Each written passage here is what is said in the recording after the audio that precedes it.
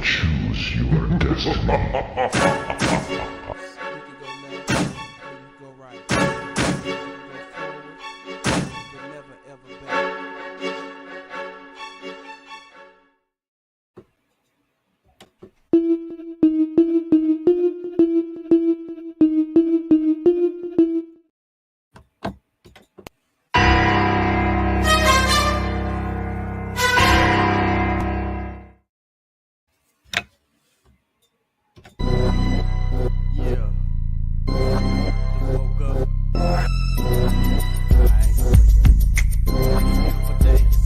I ain't feeling your side.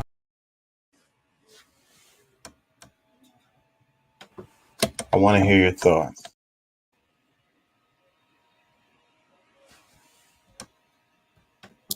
Yeah, you know what I'm saying? KCE, King Chaka. King Chaka NT. Y'all can check out the music on Spotify, Apple, and other services. Hey, how y'all doing out there? How y'all feel? ¿Cómo estás? Podemos ayudarnos más. Sí se puede. Remember, an educated and united public cannot be controlled. Get organized. How y'all feel? Y'all feel good? The name of the show today is Blasphemy. Blasphemy. Blasphemy. I think about the Tupac. Hail Mary. He's like, blasphemy. But when he's saying blasphemy, it's what do they call it? Double entendre. When it's like using the word and having two different meanings. Because like blasphemy meaning like shoot a gun for me or shoot someone for me, but also meaning blasphemy as in sacrilegious or whatever. You know, I say a lot of things on this show that I think a lot of people would feel is blasphemous. You know, I think that the things that I say, you know, a lot of people will be afraid to say out loud, even if they agree. And that's another reason why I feel like this show is therapy. I think it is for me, Deuce, Doc, and Pat, and maybe whoever. Like, I got a couple of regular viewers. Maybe they feel like it's therapeutic in some ways.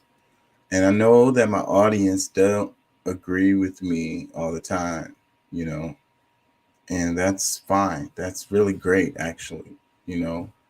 I think that if you only consuming content from content creators when it's on topics like these that you agree with, then um, you're screwing yourself in a way, you know. You're leaving yourself stagnated, you know, arrested development. You're allowing yourself to be stuck. You're keeping your growth from happening, you know? And that's what I think when people use this word blasphemy. I think that is what, like, that may not be their intention, but that is the point. Like, that is the result of it. When you use the word and you say that's blasphemy, then that's the end of it. No reason to go any further, you know, on the topic, you know, or on the thought or on the idea or whatever. And I've said before about like leaving people in a childlike state, you know, that goes with what I was saying about growing, because when you're a child, you're just kind of like a blank slate. You're a blank page, and you're just absorbing information. I think that everyone's born with their personality already. But as far as you know, they have their personality, but then they have to navigate the world. They have to figure out how to, you know, accomplish whatever, you know, and how to live, how to survive, how to interact with others. And children, they automatically are inquisitive. They automatically are curious. They want to know, you know. But at some point, at some age, we get to the point where we feel like we don't need to know. Like, maybe we feel like we already know, or we just feel like there's no point in knowing these other things, or whatever. What I'm trying to say is that our curiosity gets lost at some point for a lot of us. Our inquisitiveness, our you know searching, our acceptance, our tolerance. At some point, it's lost. You know, and this word blasphemy is one of those barriers. I think, one of those cages, one of those gates. One of those locked doors that stop you from attempting to grow. You know, can y'all hear me? Give me a second. I have to make sure that I'm being heard because I can't tell. That stop you. Okay. When there's no one here, I can't tell. My earphones will play back to me even though I'm not actually broadcasting. And after I started doing this show, I was doing more research, and then everybody said, don't use a USB mic. And now I know why. But I'm far down the road now. At some point, I'll upgrade my equipment, but right now I use a USB mic, and it kind of sucks. So I go out without even knowing it. Anyways, so I have the screen up. This is Webster's Dictionary. Blasphemy now. It's plural blasphemous. The act of insulting or showing contempt or lack of reverence for God. Accused of blasphemy. The act of claiming the attributes of a deity. For a mere man to suggest that he was divine could only be viewed as blasphemy. Irreverence towards something considered sacred or inviolable. Or inviolable. Let's see. Frequently asked questions. What is the difference between blasphemy and hearsay? Blasphemy, in a religious sense, refers to a great disrespect shown to God or to something holy, or to something said or done that shows this kind of disrespect. Heresy refers a belief or opinion that does not agree with the official belief or opinion of a particular religion. Both words are also sometimes used in general, not necessarily religious context. What is the verb form of blasphemy?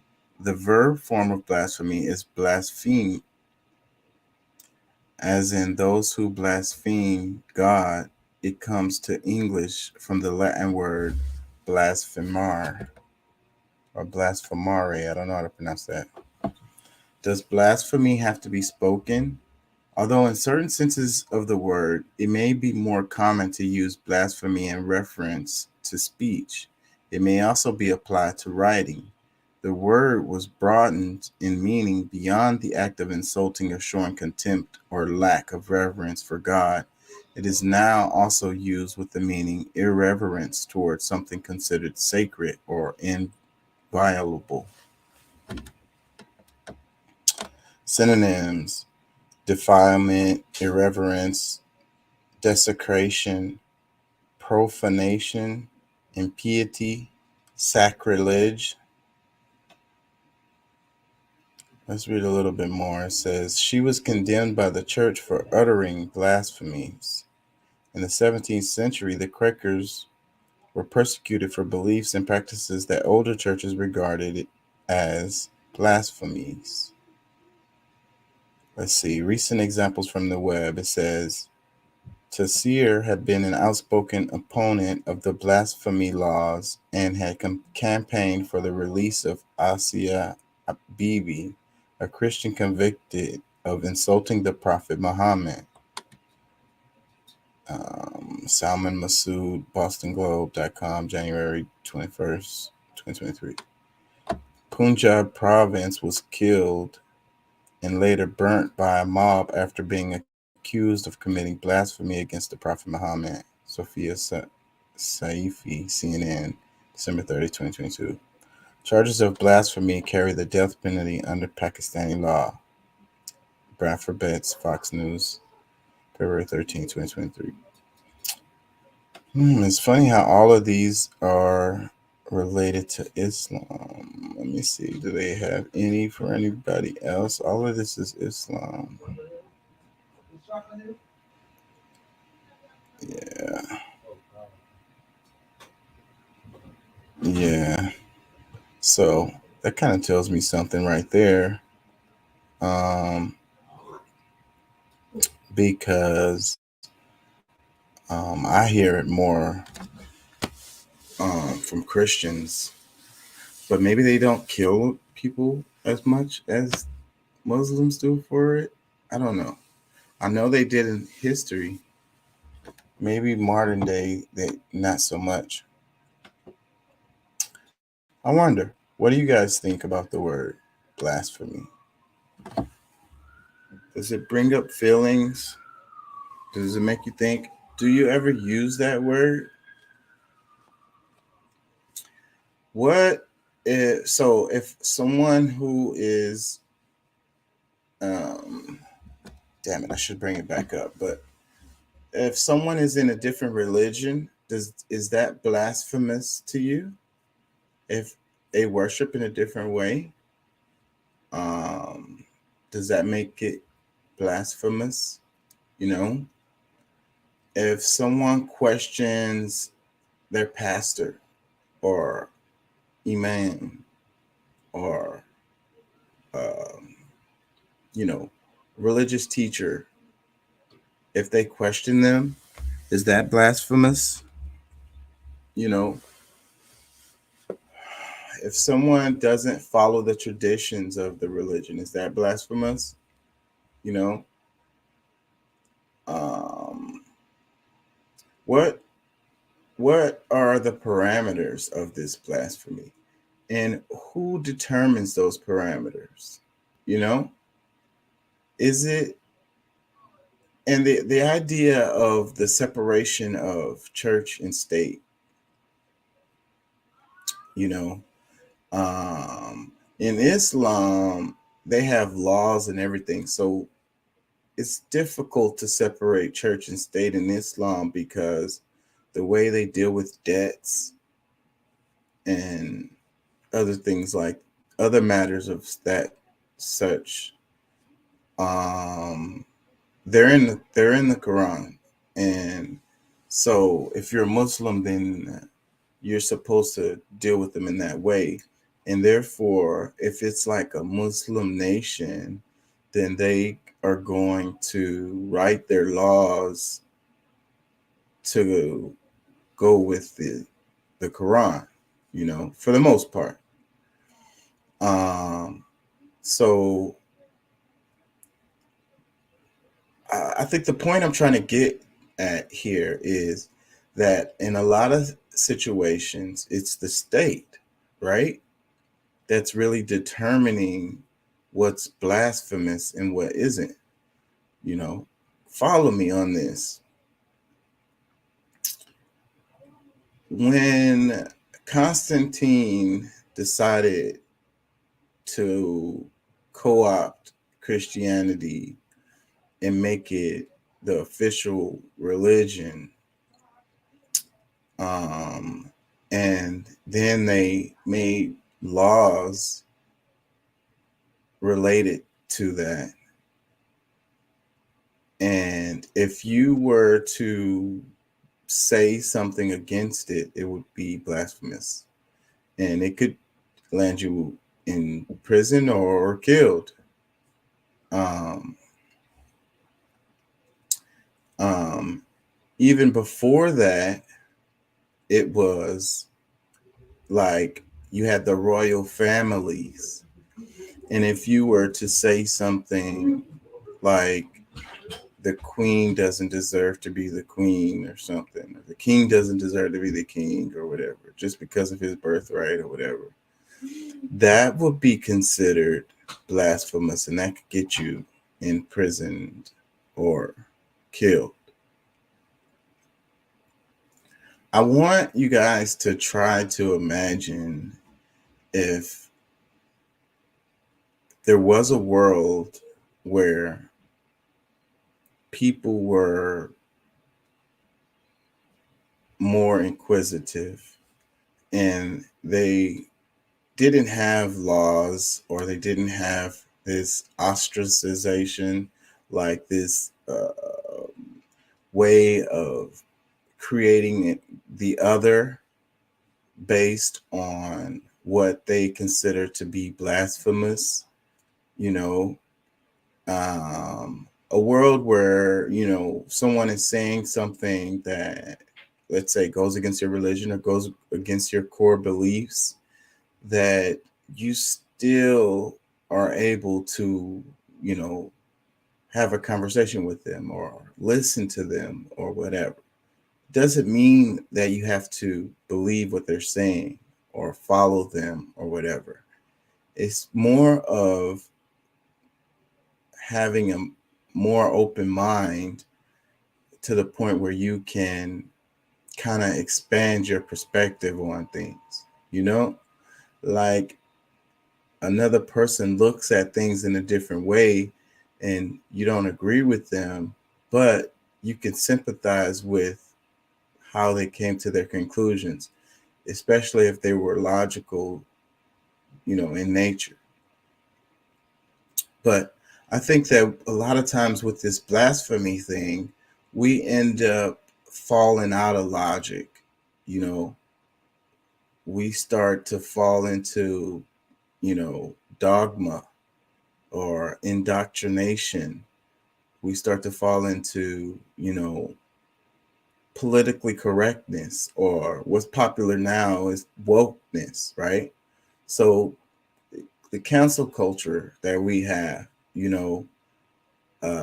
what they call woke, right?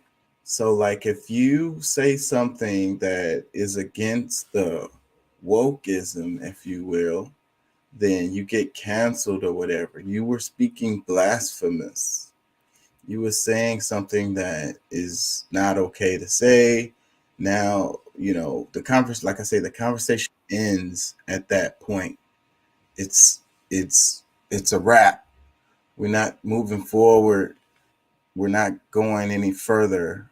Uh, we're not going to talk about this anymore. Like, I've had conversations with people before, and I ask them certain questions that's related to religion, and then what they say is, let's not talk about that. I'm not going to talk about that or whatever, because they get all emotional and in their feelings, and because they feel like they know already. And that's the problem I have with the whole thing, is like, how can you be so confident like the idea of heaven and hell or whatever. Like, who has been there and came back to tell you that that is actually true? And when someone says, like, I had a vision, or I had a vision from God, or God spoke to me in this way, or whatever, God said this, how can you verify that? You're just going by that person's word. How do you know they didn't just make it up? And I'm not saying that people don't, or whatever. Maybe it's true, but I don't, I can't verify that.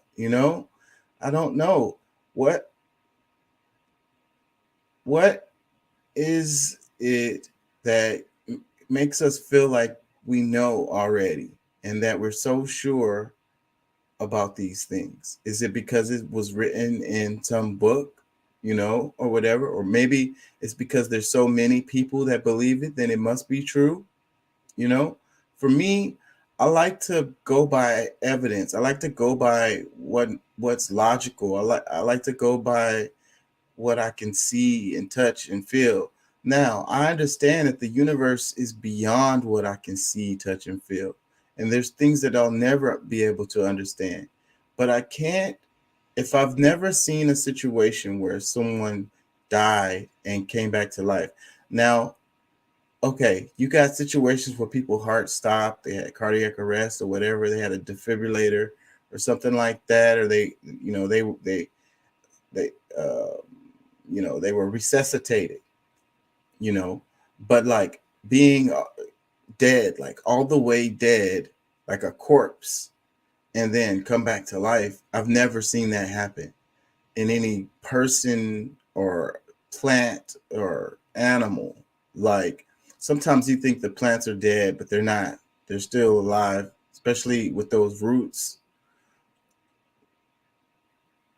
What I'm saying is, at some point, we need to realize, or we need to try to think in a way that's logical. Where'd you go, Deuce? Uh, what up, Deuce? What's up, man? Hey, man, what's good with you, bro? I ain't seen you in a while, man. It's good to Yeah, hear from you, and good to see you, man. I same really here, bro. appreciate you being I joining the show. I heard what you were talking about, man. What you think about the word blasphemy? Do you ever use that word? Uh, you know what, man? I really don't because I was taught at an early age, touch not my anointed one, and I don't infringe on people. See, what people have to understand is that we think that the shit that's going on in the world controls our economy. But one thing that I want to say is that if they do away with religion around the world, the economy will fold.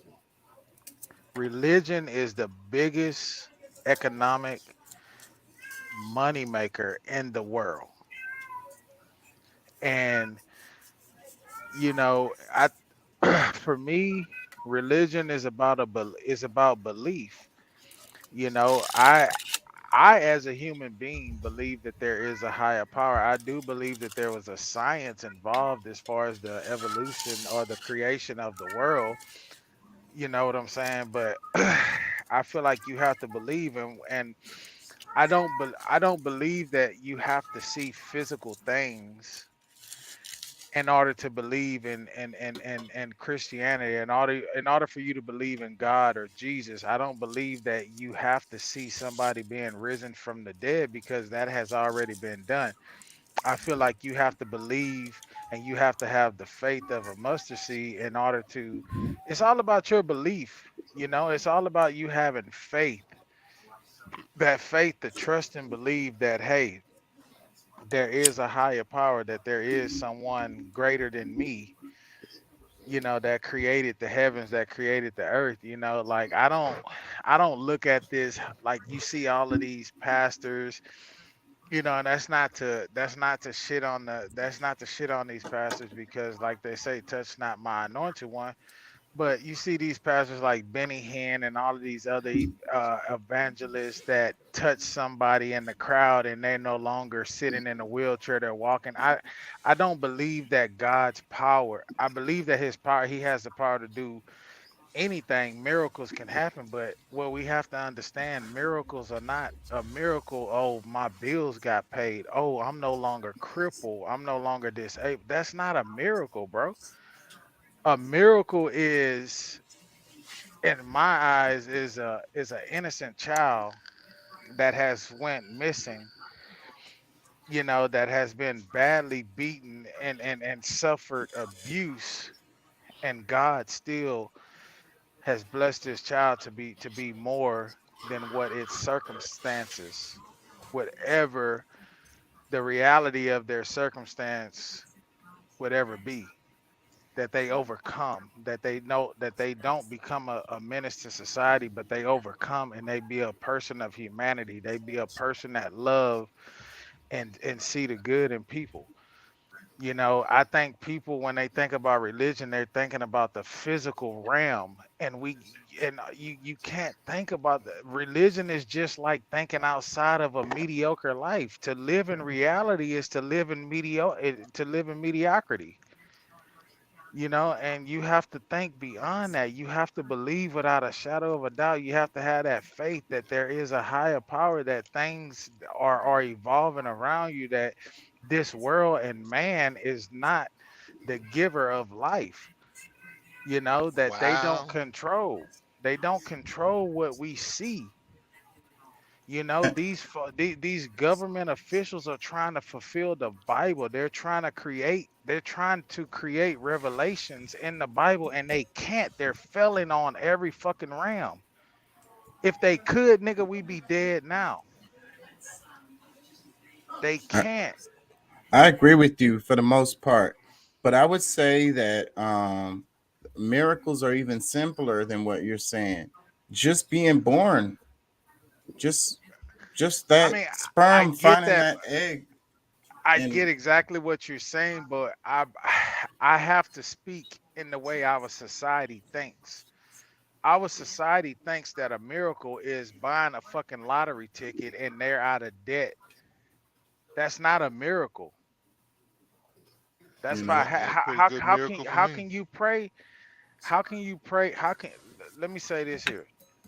How can you pray to win the lottery, but you're financially incompetent? You have no discipline when it comes to finances. Is and that a blessing from God? I don't think so, bro. I don't think so. That's just by chance. That's by pure luck. That's not of God. And we can't use God in these fucking realms. And that's where we put God in a category of mediocrity, by somebody giving a fucking testimony that they bought a gallon of holy water and they were now blessed with a check in their mail for 75,000 that got them out of debt. That is not a miracle. That is not of God, bro. Come on, I, man. I agree with you there. Um, That's you because they know, forwarded that chain letter about 10 years ago. and it finally cashed in. You That know, blessing, yeah. I think we need to focus on what's real. You know what I mean? I understand that there's things outside of what we can understand and what we perceive. I say that all the time. But like the idea of heaven and hell, okay? Like how can we be so sure that after we die there's a place that we go to as a result We of how rest. we lived our life? If you totally encompass yourself in the word and you have an understanding of the word, when you die, your body lay it in a grave site. You're not resurrected until to Jesus, God Himself decides to come back to the end of the world. When He decides to come back, that is when your soul is supposedly resurrected from that grave. We don't know where we go when we die. We don't know who we dude, you could fucking come back as a rock and have people kicking you around. You don't know what you come back as. So you have to believe and just trust. It's about faith. And I'm telling you, for people not to believe that like, bro. Religion is the number one economic finance that shit. If you lose religion, you lose all stability in finances around the world. Well, you lose control Well, of people. That's the tool. It's the that's the big tool. thing. It's the tool to control people. Because if people But thought for themselves, you know, and wasn't shackled by afraid of being blasphemous, then maybe they can, you know, be more intuitive and create actual real miracles, you know, in our physical world that We are a miracle. I agree with that. The simple fact that we're able to congregate, you know what I'm saying, on this podcast and have a conversation amongst each other. We need to look at that as a miracle. The mere fact of you being able to open your eyes and it be second nature for you to open your eyes and turn onto the side of your bed and stand up and stretch every morning. That's a miracle. I agree. You know what I'm I saying? Like we can't we have to get out of this fictitious way of thinking and thinking that a miracle is just, you know, oh, I go to church and and I gave my life to Christ because this pastor has now told you that you're saved. Well, for, as far as my understanding as a human being, I could never be saved. I could never enter the gates of heaven because of my sinful ways. My thoughts are not of his thoughts. My ways are not of his ways, but it is his grace, not mercy, look, grace look. that Let me say. Let allows me me to walk through that those doors. look. Look. Let me add this because I was watching something just the other day, and you know it said the guy was talking about how Jesus you know died and for the wages of our sins, but he's like, okay, so why we still have sin, or why what I'm saying, why are we still asking for forgiveness if that had happened? You know what I'm saying? it makes no Well, sense. yeah, so it's just like, okay, you're still asking for forgiveness after if the wages of your sins are already paid. Why people still going to jail for doing something wrong, or you Or know what I'm saying? Like it, it it, just it, it doesn't add up. it don't add up. And so let's go back to what Deuce was saying about being resurrected. Now I believe that, you The know, in soul.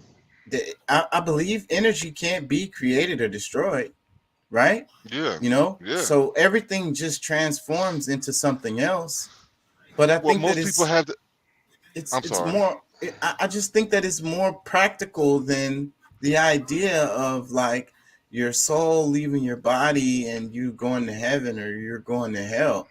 And I really don't Mm, like the idea of I just have to believe, I just have to have faith, you know, and in something that I don't have any evidence for, you know. yeah. uh, Well, I think it goes back to the natural circle of life, bro. Because when you study for a test, you know, in your graduate program, you believe in your heart of heart and in your mind that your study is enough to allow you to pass that test, right? I feel like people overcomplicate religion. I think it's as simple as just normal everyday life things. You know what I'm saying? Like we're created in his image. If you have a sense of humor, I feel like that's of God. If you have the ability to be able to do more than your neighbor or your peer or whoever it is, like that's of that's of him. You know, it's not complicated, bro. And people complicate religion, and that's why you have so many people shying away from going to church. That's why the youngsters aren't going to church. That's why you have all of these different things in the world, but because people, humans, complicate it. Humans add to God's word and take away from his word, and they justify it for their own fucking malicious intents or malicious ways of thinking or thoughts or however they feel. No, his word is his word. I You know what think I'm The the thing saying? about it It's a, is the word of God is actually our actions, like boom. what we do. Like I mean, just because there somebody has tried to translate certain things into a book to be able to, for people to kind of read, and everybody doesn't pick up on it the same way. But just the fact that we exist, like 'cause I mean, to some extent, I believe that each one of us are God because we're all is one and one is all. So if when you really look at it, we're all fragments of God. We're having an experience. We're you know having a human experience through the eyes of God. So I it's think, and I think that the religion is limiting. That's why I like to yes, say spirituality, because I love what you said, Pat, because I feel like everything that you do, if you are walking in your truth, like as far as like doing what you feel is right, you know, you don't have to go to church. You are you go to like, church to congregate amongst your peers, to because in the Bible they came together. Okay, but I get where you're going. So yo, let me. I'm sorry for your interrupting you, how but I get where you're going. your body is the temple. you know you're walking around with it, and and yeah. and and as you go through your day, the things that you do are like, when people feel like they have to meditate or they have to pray or whatever, and I'm not knocking none of that. I'm saying that we do these things automatically. We do them without effort. We do them, you know just throughout our day with regular stuff that we do. you know it's really not complicated. You don't have to have rules for it. One of the things I was thinking, I was having a conversation with my daughter, and we was talking about religion, and it was like, what I said was like, if you feel like you need a religion, you need the book to tell you to not be an asshole. Like you're an asshole if you feel like the religion has to tell you to be nice to others or whatever. You know what I mean? Like, this is stuff that's just like, you don't need a religion to tell But you I to think to not people.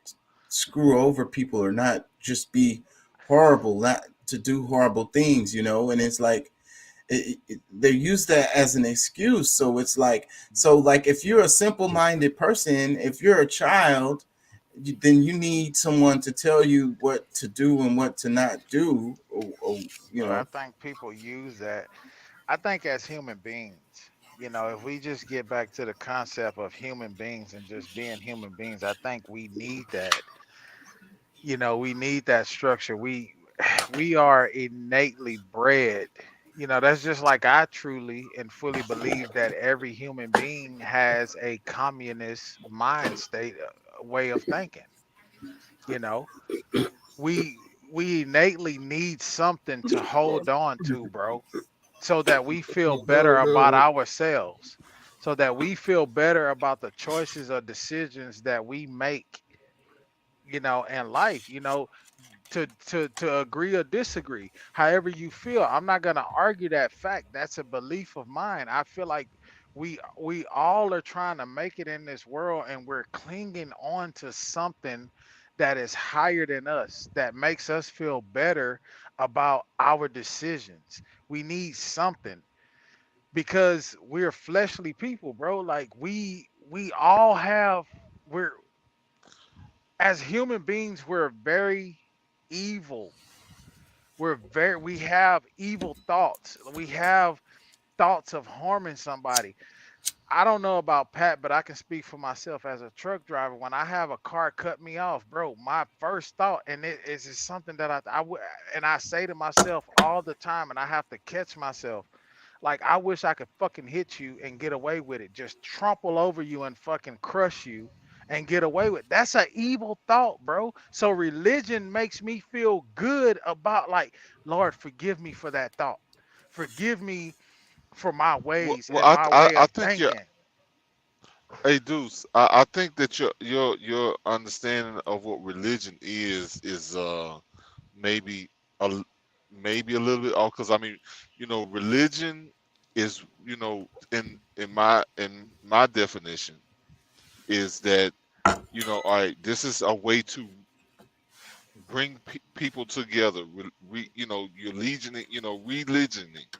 You're bringing a bunch of people together under one idea, which is fine. But at the same time, it's also not because you got to graduate from that. As us as humans have to graduate from the religion part, because that's mostly based on, from my understanding, like religion is more for children of the mind, because it's not just by age thing, because there's teenagers, whatever, that gets it, and they don't necessarily need it, or their nature is so good that they don't necessarily need somebody to tell them to do right or wrong, because that's just innately in them. Some of us may have a little more of the negative energy that runs through us, and have these negative ideas, so or thoughts or whatever.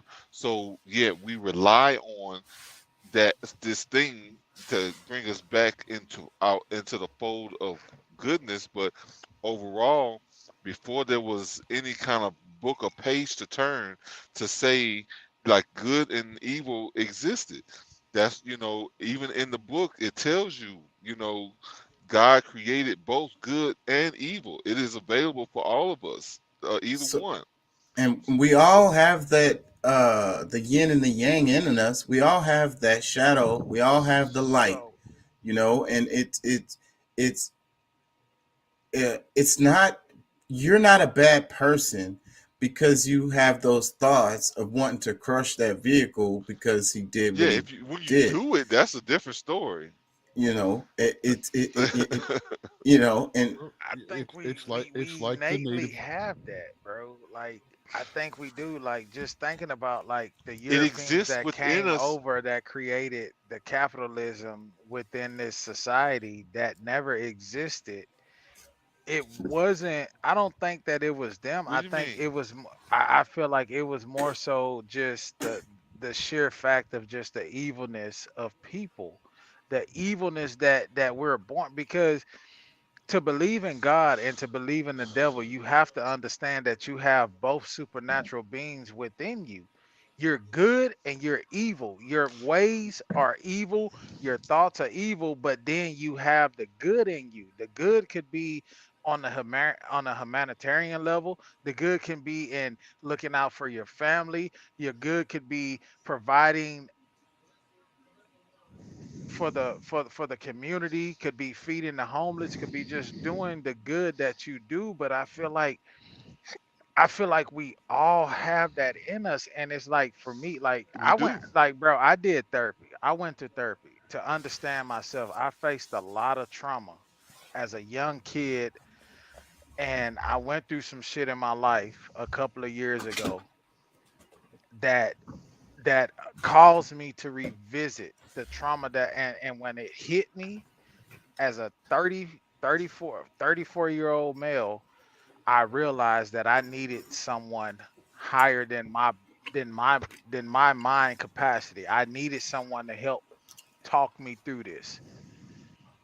And I went through therapy. I paid for it.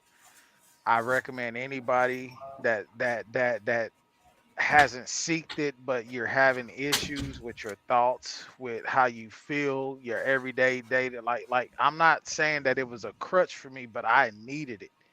And I realized like at my core, I'm a very good person. I'm a very giving person because I come from nothing. Okay. I come from a prostituting mother, a prostituting father that sold their bodies for drugs. I was there to witness it. I lived on the streets homeless. I remember fucking trash can diving with my father and literally being racist while trash can diving, saying that we're not going to take the food of the blacks and the browns, but if the white person comes out and dump a plate in the trash can, you grab it.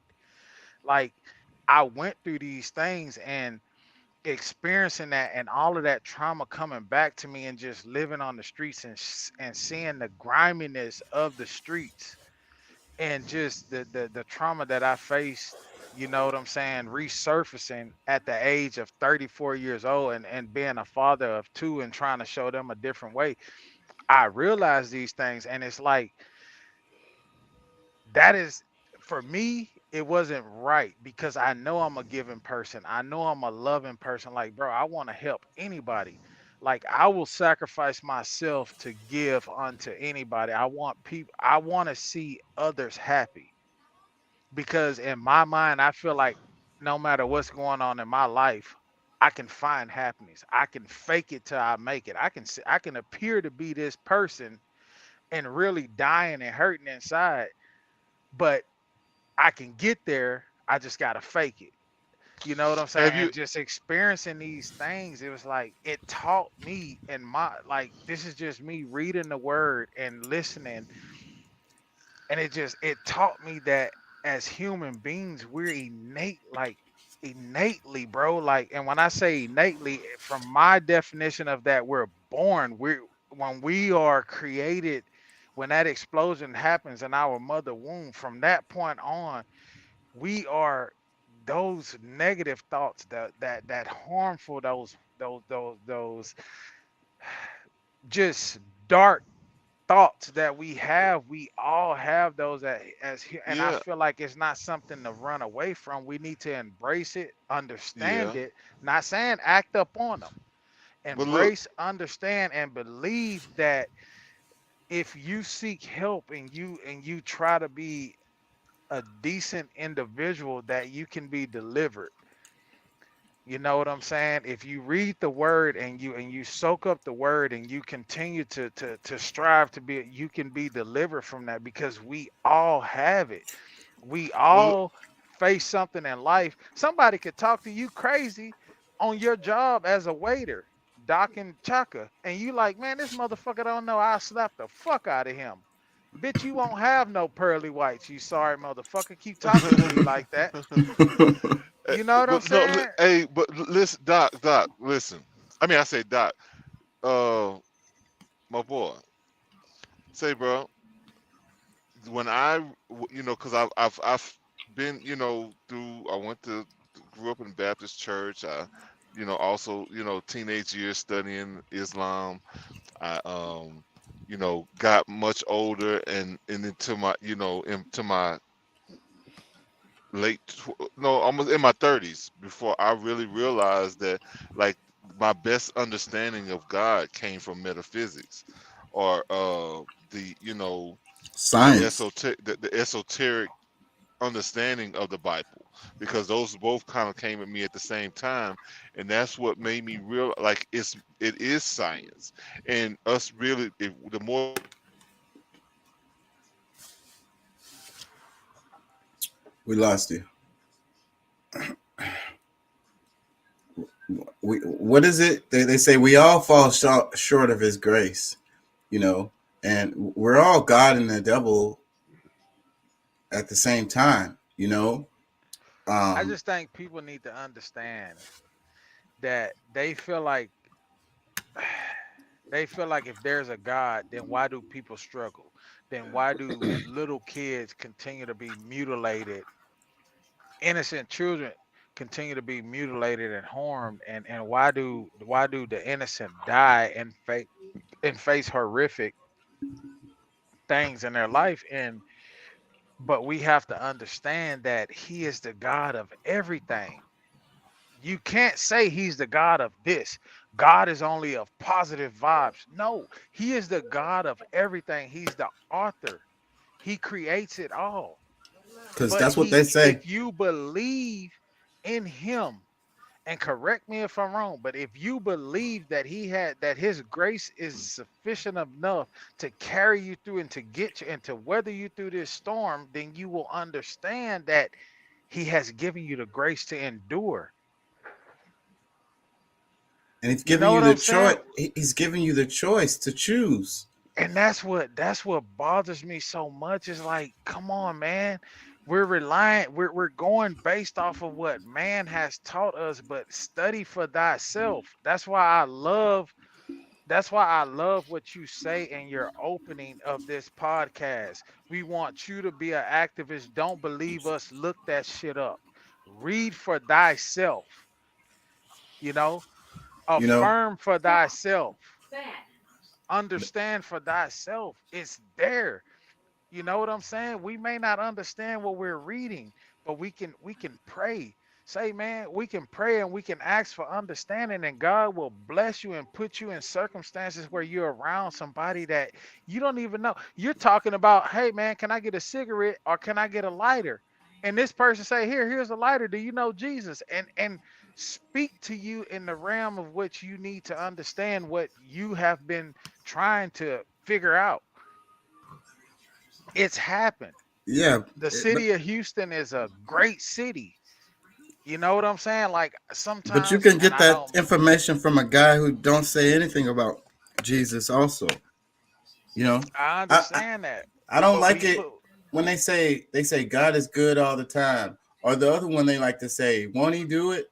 Like, you know, they just found somebody's wallet or something, and they use that that's money not to, God. and they be like, That's "Won't He not do it?" God. That's a Uh, test. or That's a test. they got the Because job, and they be like, "Won't He do it?" You know? that's a test. If you find a man's wallet and it's got you're behind on rent and you find a man or a woman's purse or wallet that has the exact amount that your rent is in there, and you say I can't, and you say won't he do it, and you pay your rent, where's your blessing in that? Because that's not a blessing. That is not a blessing. Correct me if I'm wrong. It's King ENT and Doc in here. Correct me if I'm wrong. Is that a blessing, or is that a test for you to do the right thing because you're gonna get more?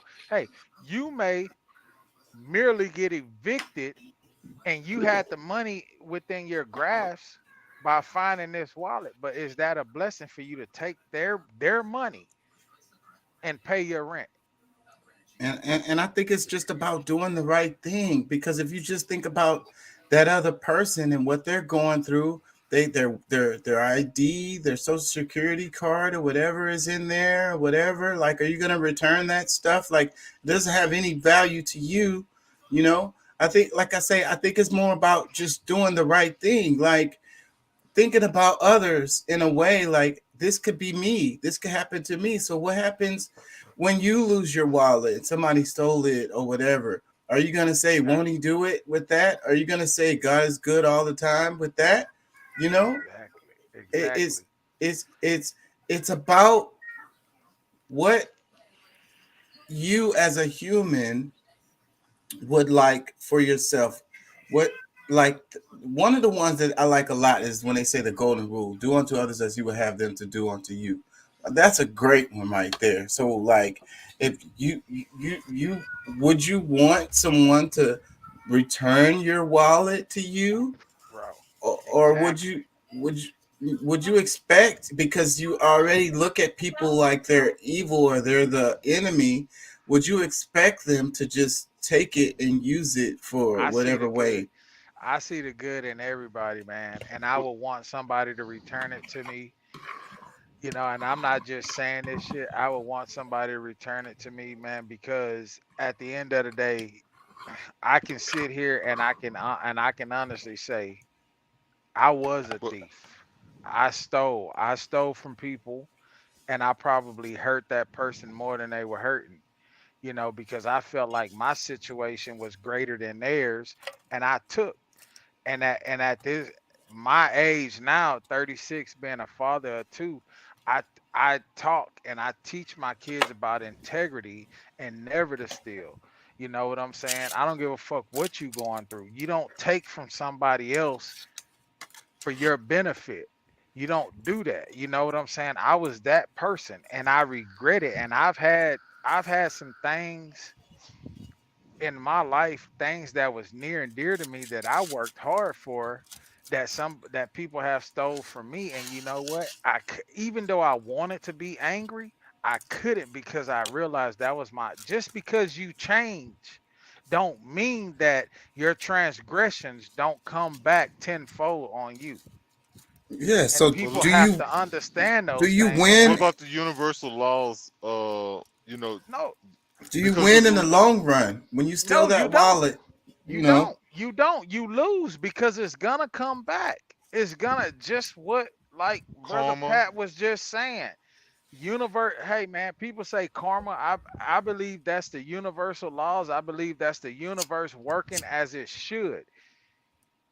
When they say you do unto others as you would have done unto you, say man, you got to think about that because it constantly it goes in rotation. It may take 20 years for it to happen to you. It might take another lifetime. I was about to Yeah, say that. I was about to say but that it your children may but it's have to pay it's for it. gonna come back.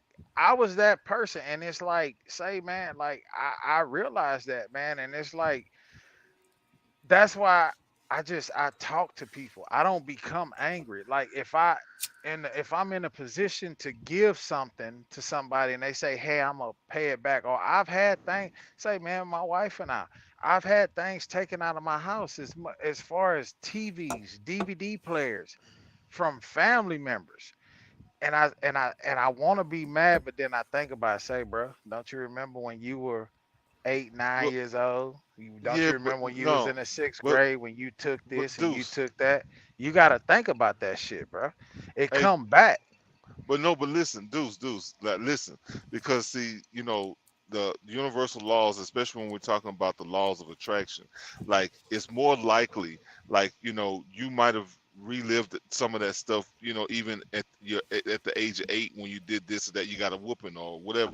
But the energies that you have around you, you're more likely to draw that type of energy into what you know your field, your your magnetic field at that time, because you're letting off good energy or bad energy. If you're letting off a lot of bad energy, that's more of what you're going to see in your life at that time, because of, but you can change that based on how you're responding to things. So I mean, a lot of that stuff, because karma, a lot of times, I mean, over they said you're gonna pay for that one way or another. So does it mean that it's gonna be exactly that one thing? No, something else might happen that is misunderstood, and you might take it for being something, for being bad, that it might actually be considered by the universe a good, something to bring you back to a good point. So Mhm. just trying to pinpoint something you did 20 years ago and this happening to you now doesn't necessarily add up and match up to it. But I would say, in order to keep good energy or to receive good energy, you have to continue to give off good energy. Yeah, because I feel you. it's a give and take. It's back to science. What does it say? Every action has a equal and opposite reaction. If I'm saying this right, and I think that's what we're talking about. So uh, that's where I'm going with this about the blasphemy and about religion.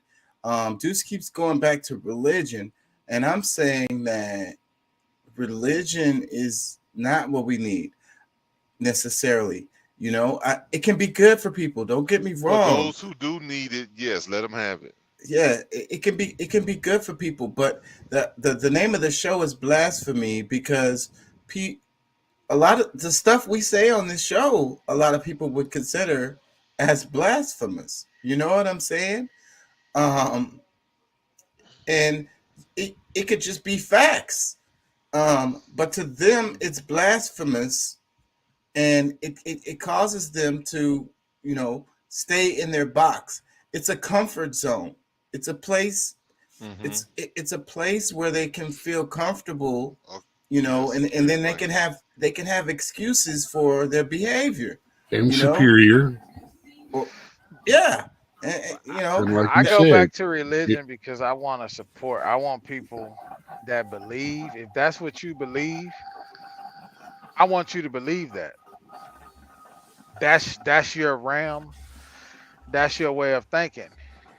But I've reached a point in my life where I truly don't care what humans think of me, you know, and I don't because at the end of the day, We're all trying to make it. We're all trying to survive. You can't judge me. You can pass judgment all you want. But if you truly understand the word in which you believe in, then you know, judge not, touch not my anointed one. So, whatever your belief is, whatever my belief is, they may seem subjectly different, but in my mind, they come back to the same thing. And I feel like people can't judge any of us on this show or you or but I know people do, and I understand what you're saying, Chaka. Like, I'm not taking that away from what you're saying, but We people all have have to to live our understand. truths. Yes, exactly. That's what I was trying to get. And we're We gonna all have all to. and we all gonna pay for whatever truths that we decide to live by. Yeah, we're gonna all get to the afterlife, look around, and go, "Oh man, we were so wrong." Yeah, and you know what? That's where I'm And, at on and, this. and we'll How make could another agreement to come and try to do it again. I, I how can we be when you're within your religion and you're so sure, you're so confident, you feel like how do we get to that point? The universe is endless as far as we know. We also know that our perspectives with our just two eyes and our five senses that we can only It's perceive, limited. it's super limited. So how can we be so sure that we're right about this or that? That's where I have a problem, because I'm not sure about anything. You know what I mean? Something could happen, like, what they're talking about, Project Blue Beam, and then we had all of this stuff with the UFO sightings recently, where it's like they're verifying this stuff, and then it's like, what does it do to people's religion if it was proven that they were aliens, from another planet or whatever, another solar For some system of or us, whatever? nothing. For some of us, nothing. It wouldn't have any impact on my view of the world, because I'm following a spiritual path. So it's not Yeah. gonna it's I'm just gonna take that Well, information in and move on. You know what I'm yeah, because saying? I mean, some of us are going to look at aliens as being just another creature, one of God's creatures that has, you know, been able to find it to our realm, or throughout the what you call it, the what you call it, when the different ah, with all of the rotation and the I'm trying to get Fred on one man, side what and the Rory. damn. The precession of the equinox. I don't know what you're talking about. Um, I I feel like the religion is gonna leave you in a box. People gonna start jumping off the roof because they're gonna be like, well, all this stuff in the Bible that I've been following is obviously not right. If these beings are from another planet come here and all of this, you know what I mean? It's gonna shatter whole their whole view on the world, their whole understanding of the world, you I don't Can know. know. y'all hear me? The Incas and Aztecs and the Egyptians seem to be able to roll with it. The Mesopotamians, the Babylonians. I mean, of course, And they and thought that the sky people were actually gods. yeah, and what would the modern religion say about those people? They would call them pagans. They And they here's one thing that's noting. You mentioned UFOs. Something to point out as one of the side facts that I know. Anytime there's big conflicts in the world, big wars, stuff like that, the frequency of UFO objects increases dramatically. The sightings. and I think there's something to that, definitely. These people ain't got it right yet. I think Well, because we don't control our minds, our spirits. I think because we are so chaotic in our brains and stuff like that, that they are stopping us from coming out. They don't want our scattered, crazy, warlike brains out in a peaceful galaxy. Because the idea that we're the only intelligent beings is if Arrogance. it's really insanity. So, but beyond that, on the science side, being that we haven't discovered any other, like, I don't know, beings that are like us as far as able to move away from the planet, you know what I mean? We don't know any other beings that can do the some of the Can stuff y'all that we hear can me? do. Yeah. Yes. Okay. So that idea is scary as hell because you can only come to a couple of conclusions, like, you know, we are the only ones.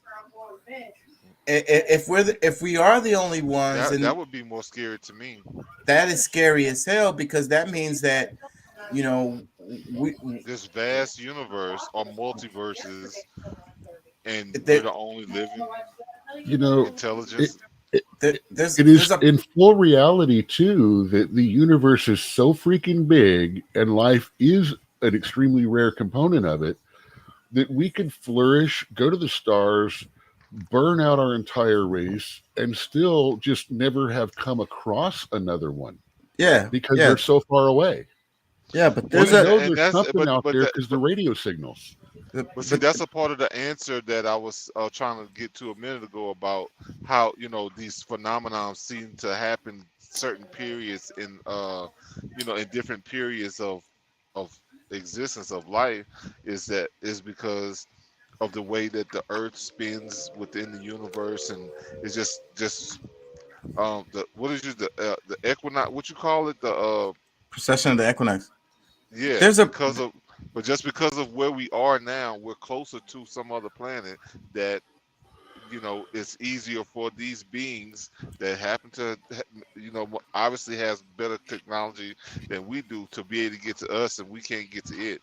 So well, there's a uh You know, paradox with that's it. It's in medieval days there was a conjunction of the spheres belief that the Fey world and our world once shared each other, and that's why we have the stories of the goblins and the elves and all of that. And then over time, those worlds pulled apart. It was harder for the Fae to cross here. The Fae that were here couldn't go back, and then slowly the world separated because we're further and further apart. But it's not impossible that some other reality or world might cross ours again. I think a lot of those folk tales having to do with gnomes and elves and stuff was just to make people feel better about some certain things, like people would leave their kids out in the woods. But anyways, there's a I wanted to get to the thing. It's a paradox. I can't think of the right terminology for it right now, but it's saying that, so maybe it's that um, you could only reach a certain level, and once you reach that level, you self destruct or whatever. You know what I'm saying? So that is the one. There's only two ways, and the other one is that we are like quarantined. We are not allowed in the That's the theory I was talking about. in the international intergalactic community. So this is a those prison planet. those are the only two that you have, They you got to make know. sure our warlike ways don't get out there, or at least we don't blow our own planet up and go out and start blowing up others. And the way we We're a behave. danger to a civilized society because we can't even build one ourselves. Look, I was saying in the other show, we got World War II technology on the trains. Like, what the hell? We got World War II technology running our power grids.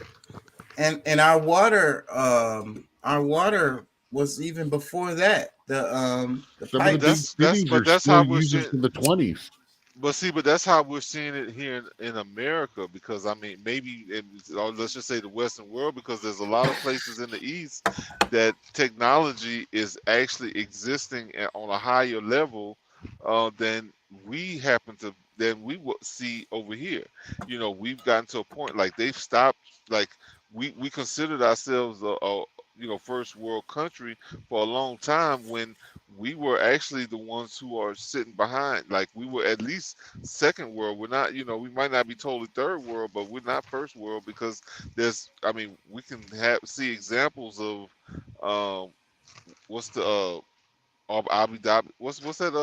Those places over in Africa, Dubai and um, shoot, I would even have to say even China is probably a lot ahead of us as far as actually using technology. So um, there's a lot of things that might seem not as crazy in that part of the world because they're they're used to seeing these technologies or day to And, day, where for us we're not seeing it.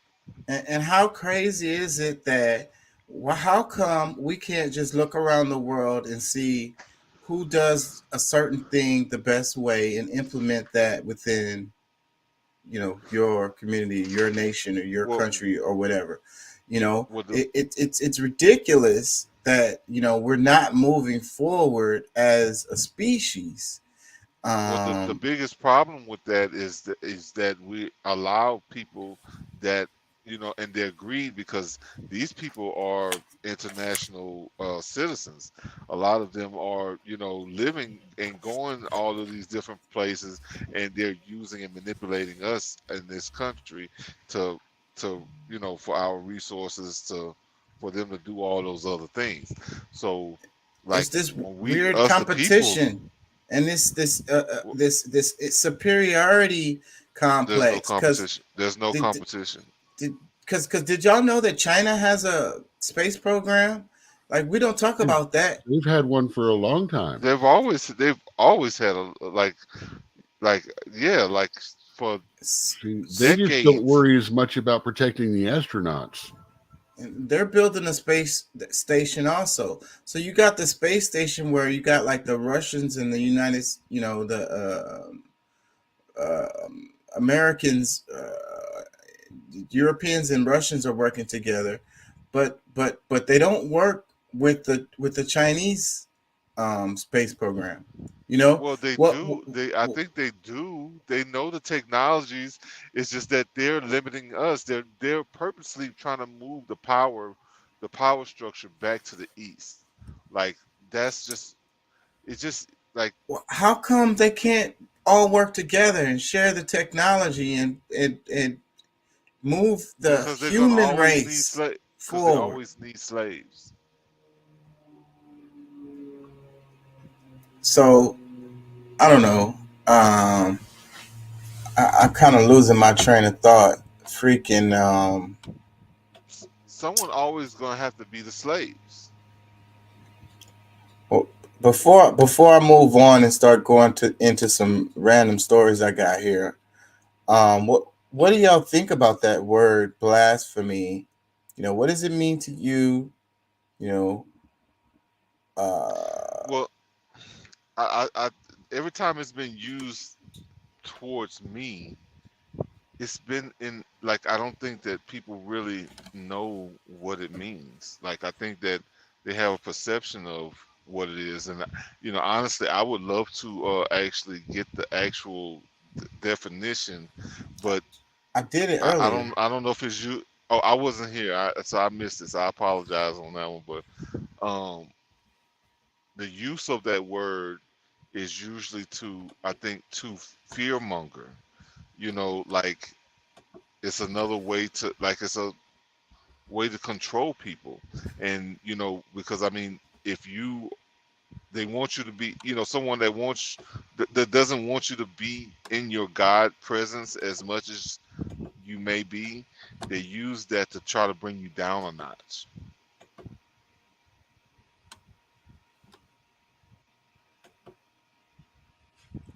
Here's the Webster Dictionary: the act of insulting or showing contempt or lack of reverence for God, the act of claiming the attributes of a deity, irreverence towards something considered sacred or inviolable.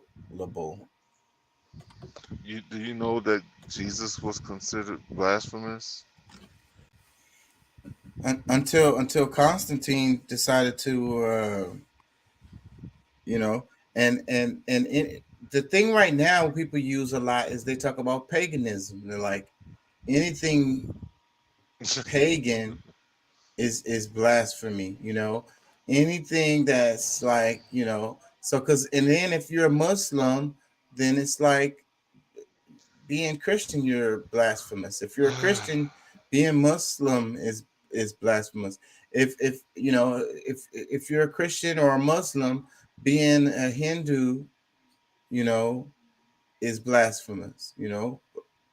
Buddha is Well, blasphemous. I You think know, most people who go ahead. Well, no, even I mean, within the religion, if you say Jesus is black, that's blasphemous. If you say Jesus was white, that's blasphemous.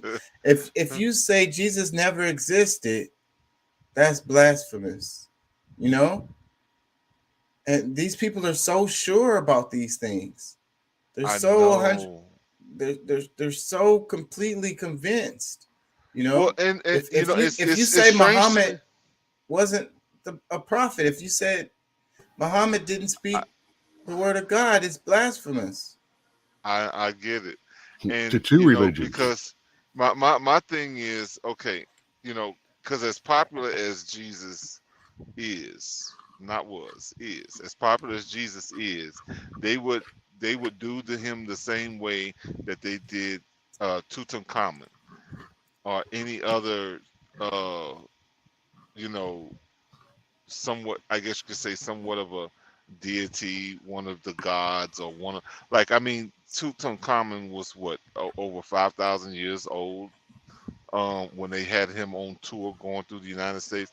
They would have done the same thing with Jesus if that was the case, if If they physical could find bodies. him, Well, yeah, and but that's the thing, like, Well, look everybody at the know. Shroud of Turin. They convinced him that that was the shroud he was buried in. It got sent all over the freaking world, made tons of money, and then they found out that it was a fake. it was a fake. Yeah, but see, but the thing is that through theology they have taught men and women to, give a certain narrative of how the Bible is to be interpreted. They've taken things out, they've maybe even added things to make people see it in a certain light instead of, you know, taking it back to its origins and why they even, they, for thousands of years have had a similar deity or God, or because it's come with different names, but with the same type of energy in the world. So to explain this thing off to people, it got diluted because of their need for power and way to control, and And that's the biggest problem. And that's the same that's one of the things that they've used this word blasphemy in order to try to put you in check, because even though there's no real proof of someone being blasphemous, it's an idea. You know what I'm saying? Like, I was saying, who decides what's blasphemy and what's not? yeah. That there's so many issues with that. So and you can be killed, you can be ostracized, you can, you know, be imprisoned, um, just for Well, saying certain words. I guess in certain cultures probably still very possible, but I think here in America, where like nowadays, the biggest thing that's being promoted is Satanism. It wouldn't, blasphemy probably is like the last thing for people to accuse someone of. But um, I don't know, man. It's I just feel like it's a curse word for somebody to throw at you to put you to bring you into more of an inferior status than what you might actually feel for yourself based on your understanding of what God Yeah, is, or stop thinking. It ends the conversation. It ends the exploration. It ends the growth.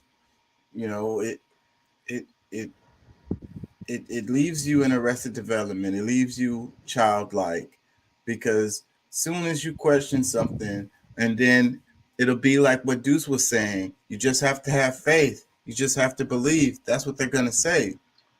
Yeah. But it's like, but I'm gonna ask why. Well, can I have some evidence? Like, am I wrong for looking for some kind of evidence to support this thing that I'm supposed to have faith and believe in?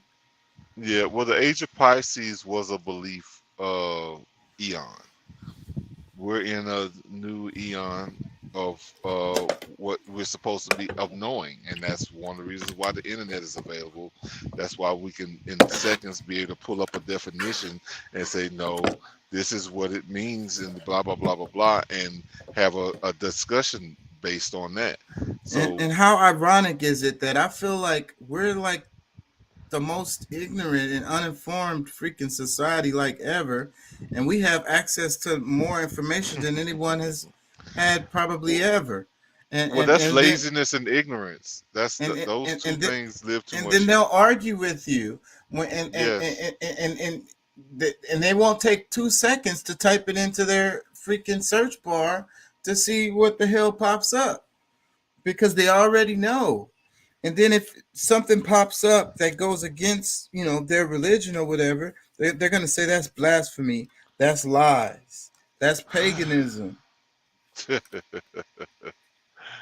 Well, and that's the tainted ideas, and some people you just have to allow them to be to live in their ignorance because that is their protection. Like some people that's how they interpret the world. So you just let them go on. You look, I guess I'm blasphemous. I'm whatever pay because I mean, yes, I would probably even agree with them to some extent because yeah, that's I guess you just described me because you know there's how can especially when somebody thinks of a monolithic monotheism when they're talking about God and they say that is he's the one of the all, but at the same time when you look at the all and you appreciate them separately, it's still not to them. It's you know because to me polytheism, monotheism is really two different aspects or perspectives of the same thing. Yeah. So like And we're still and discussing. that's what people Go ahead. don't understand about it because the pagans, if you will, and they had like the multiple gods, if you will, they just represented certain aspects of God. You know what I'm Yeah, saying? It was the god of wrath, or it was the god of fertility, or you know what I'm saying? It was the god of war, or it was the god of you know all the different aspects of the world, the weather. You know what I'm saying? yeah. And You understand anything that is basically not a major religion is pagan. It doesn't necessarily have to be I a know. multi-theism, a polytheism, or a monotheism. It could be another And monotheism. and But if it most it's could not people one of that the I big, know, if it's not one of the big five, though, it's not. It's paganism. it could yeah, be and I say atheism, no. and I say no. People that I Well, know, but that I've had this discussion with, usually don't even know what paganism is. they don't understand. You There know, goes the blasphemy because as soon it's Eh, as basically anything that's not Abrahamic, Hindu, or Buddhism. or Not the big Muslim, five. and and That's one of the Judaism, Judaism, Islam, and Christianity is are Abrahamic. the three Abrahamic. So rather than Yeah, rattle them all off, it's easier to just say Abrahamic since we at least we know. yeah. yeah. So that's a great point. You know So the three religions that are all fighting over the same freaking God. The same. Oh my God, bro. and really believe the That's same that's stuff. blasphemous. That's blasphemous. You know what I'm saying? Because it's like Islam and Christianity of like, bro. Like, please tell me where they separate. Yeah, Show me the difference in those, especially those two. Well, I've been Jesus waiting. being the I've Son been of waiting God for. and Savior is the number one Uh, Christianity twist, Well, because neither of the other religions recognize that the Savior has come. And if I'm not mistaken, Islam, if the Savior comes, it's not going to be good anyway. Well, Islam represent they recognize Jesus as a prophet. They just don't mhm. recognize him as the son of Yes. God, and they Well, have a problem with the immaculate conception, and they Yep. also have a uh-huh. problem with the resurrection. So those are Well, but that's about it. It's pretty Where well, the much the see, same difference thing with is, see, Judaism too. you just said something that through science is when we figure out what you know, because my tribe we've pretty much figured out what the immaculate conception is, and it's just it's a perfect birth is pretty much you're looking at all the attributes of the the different energies that exist in a certain month. You want a certain, like you say, you want a child to be a doctor, and you know that this child, if you want your child to be a doctor, doctors are the best doctors come out of a certain, uh, you know, let's say a Sagittarius or they're born in a certain time of the year, and you and your mate have figured that out, and y'all have perfectly designed or you know y'all y'all planned that birth through. That's what the but immaculate conception really yeah, but comes The out to be. Christians don't believe. They believe that Jesus was the Son of God. They believe that Mary He is. didn't He didn't is. have he didn't have sex. Mary didn't have sex. Oh You well, know, that's yeah. Well, That now yeah. No, there's that's also the fact that historically speaking, at that time, most women were considered virgins until they gave birth to a male. So okay. if she had had a daughter, she was still a virgin. Yeah. So, well, the idea of the Immaculate Conception is like but basically God impregnated Mary. but that's still just narrative, because even in scripture you find that, like, even Jesus tells you that he is born of like a father and a mother.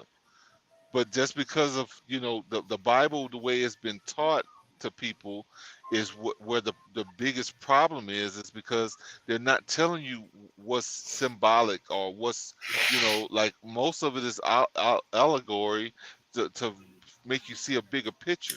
There's symbolism there, so that because symbols, like, you can tell a bigger story, explain more things to But you than just the but words the that is coming out. but the Father was God. That's where the problem Well, comes in. The-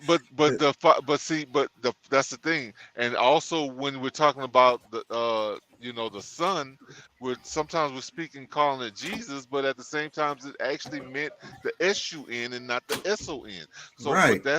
so that's why I'm saying, like, the way it was taught to people, because it moves back and forth. Like, it did not always keep it, just because they used this one symbol, it didn't always hold to be the same explanation.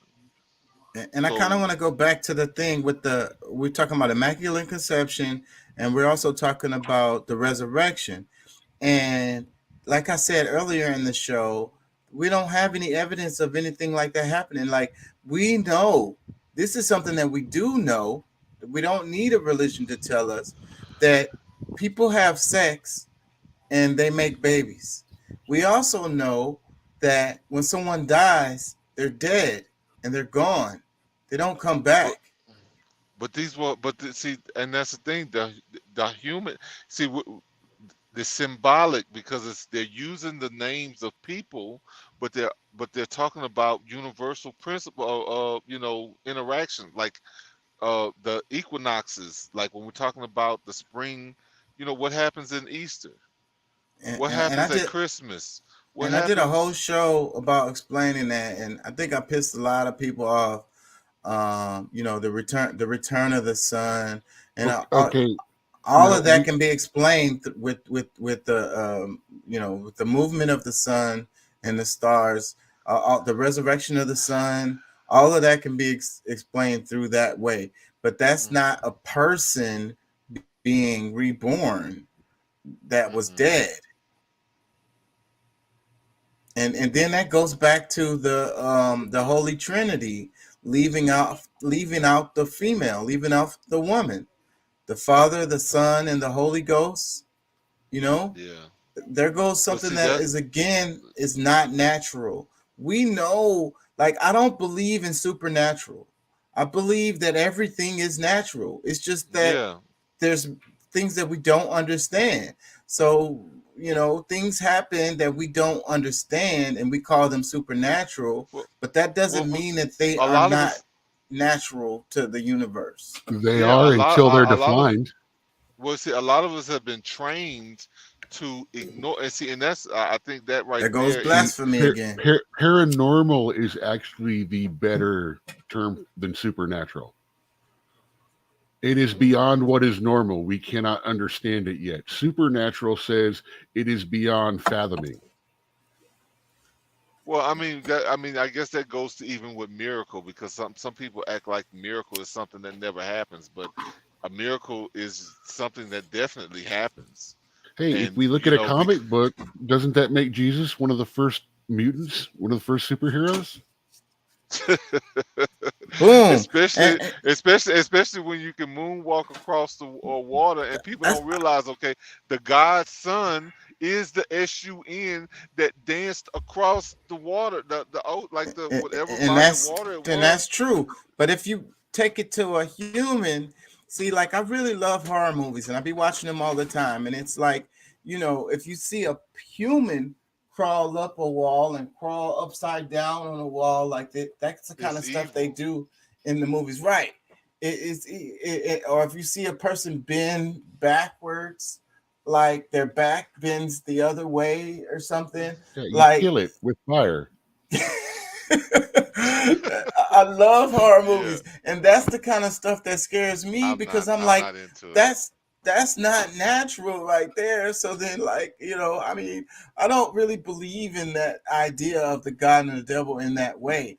But I feel like if it's something that's happening that doesn't follow the laws of physics, doesn't follow the laws of the universe, like we know humans, the way our physical body is built, our back can't bend that way without it Yeah, being it can't. broken. You know what I'm saying? We don't have the Eh, ability to crawl up a wall and crawl to the top like a roach or something. We can't do that. So that's the reason why in the movies, when that happens, it's like shocking, and you're like, holy crap! Like, that's the li- devil. That's Listen, evil. I had this thought, and maybe I'm wrong for it, but I do want to kind of express my thought on it because, like everybody, a lot of we all know the show Walking Dead, right? Hmm. You Yeah, I never love that show. saw the movie, I, I, the lo- TV show Walking Dead? I love that show. I probably saw almost all the episodes. I mean, Well, really. well, to me, and this is one of the things that I guess maybe I'm somewhat insane or crazy, but most of the people that I know that they had their favorite hero of The Walking Dead as one of the people who you know were not the zombies, but in my mind, the people who were the stars of the show were the people who did not take the yickety yak, the jibbity jibbity, jibbity jabbity, um, and all the other ones that were getting, you know, that slowly walking across the zombies are the ones who I'm did. telling you, I get what you're saying because I love zombie movies, and because I I think it's real, just not in the way that they do it in the movies. And I Yeah. believe the zombie apocalypse has already happened. Yes. It has It already sounds like happened. it We, sounds like neither of you have looked into George Romero at all. I mean, he Who? is the guy, George Romero. He's the guy that did Night of the Living Dead, the very first zombie movie ever. The The the one third that one? one actually, where, the one that actually had the black guy at the end of it get all through of it and then get killed yeah, because, yeah, okay. So Yeah, I know that movie. It's classic. he's the one. You should look into something he I, said. wa- I, Part of his inspiration was that was watching people just become zombies to everything. Hmm. And like we're talking now, how Well, oh well, it represents this and that. It's always represented the it masses turning into mindless zombies and going to after consumption of the people that are individual and different. like let yeah, me throw this one in there. The the cell Invasion of the phone. Body Snatchers.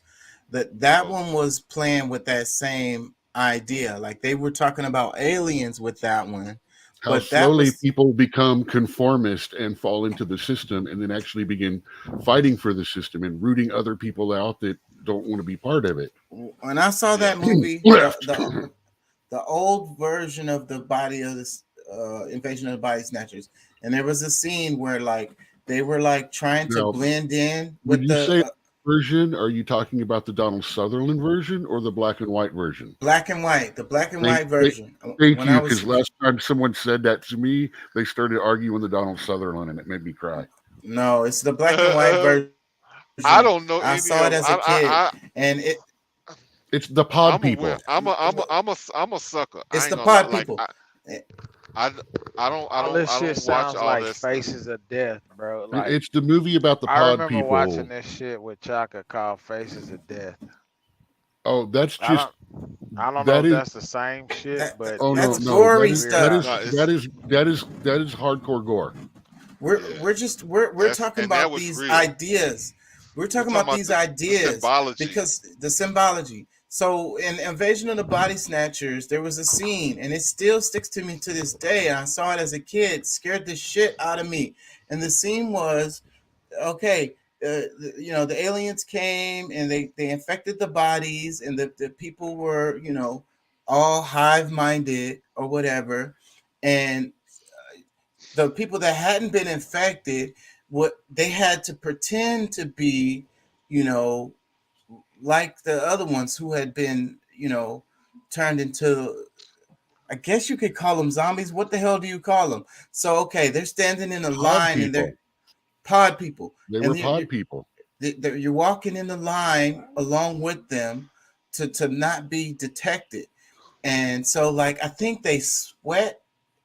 One of them sweated a little bit or smiled. They did something They that was reacted. out of So something and they had a reaction. and then all of the other ones they turned around and they just started pointing at them, like immediately.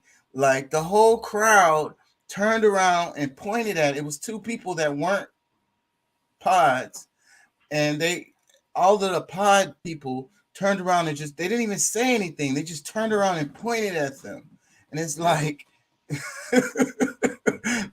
they're not one of us. Hive mind. You know, That scene scared the living shit out of me because that's what I feel like still to this day, every day, that I'm afraid, and I pretend. And that's what I was talking about in the other show about wearing a Yeah, mask. we see it today.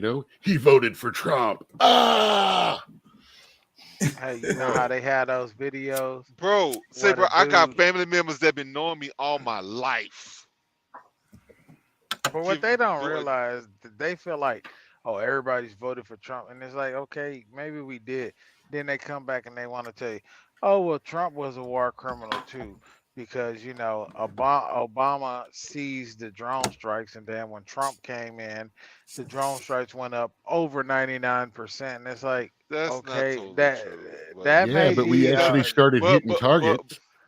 but see, but the thing is, it's like okay, one president starts something, you got people there, like you're trying to, as the president, this stuff is not supposed to be personal. This is supposed to be, okay, in the best interest of the country, it's best that we do this, or this, and it's usually with the advisement of someone who is actually, you know, uh, that's trained or really does that.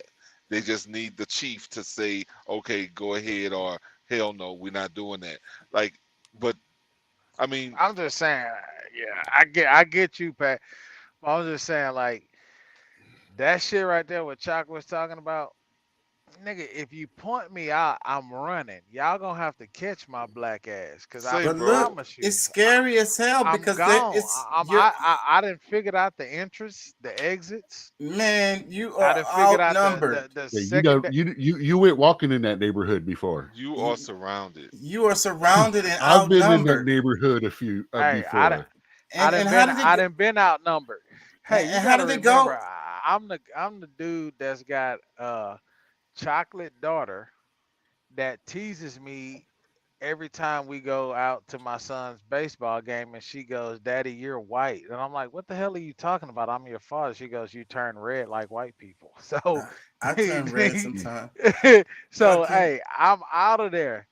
Like you're but not finna listen, catch me, Pat. no, Don't make bro. fun of me, You Pat. I no, hear you. I bro. hear you Don't think helping the like puppy. that. Don't think like that. Listen, it's dangerous. It's so easy for you to be um put into the hive. You know how did it go in the movie? Like all they had to do was come and like get in your face, and they like Fall some. asleep. That's what it was. You All fell you had asleep. all you had to do was fall asleep, and then they put a pod next to you, and then you were podded, and the pod grew you. Like a Yeah, plant. but at the same time, the fear, like, cause one of the things I had to draw because like even cause it you showing some fear because you kind of because like let's just say with bees not gonna really sting you unless you have a bad aura or energy around you, and just like what he was saying, like it's you reacting to that crowd in whatever way is what brought the attention to you and got these things Well, all you you know It did was was be human. reacting as a human. Yes, Yeah, that's what keyed them off. They just did something that was human. they did yeah. So something they human started like sweating. sweating or smiling or something that was human So that you better think fast. You gotta be like, I was sweating because that bitch in front of me was so fine. but look, the other they don't sweat. The pods don't sweat. They don't recognize the fine woman. They Yeah. and so that's the thing. That's why I say it scares me so much because you know they Joe either Biden gonna is kill creating that. you or they're gonna add you into their hive and you're gonna become one of the damn zombie robots and you know you're walking around living dead. I think that's half of society, bro. That's what Exactly I'm what you're saying. mentioning. I think that's over half of society, Oh, and that's right. the That's ones right. that fight against it, like you and I. That's what, like, bro. That's why they created these freaking. And you talk about zombie robots. You know what zombie robots is? That's the algorithm that picks up on certain things that you put in your headline or your title for your video. That's why this video of Daddy Long Dick fucking some thought in the parking lot will get more views than fuck Biden. He's a war criminal.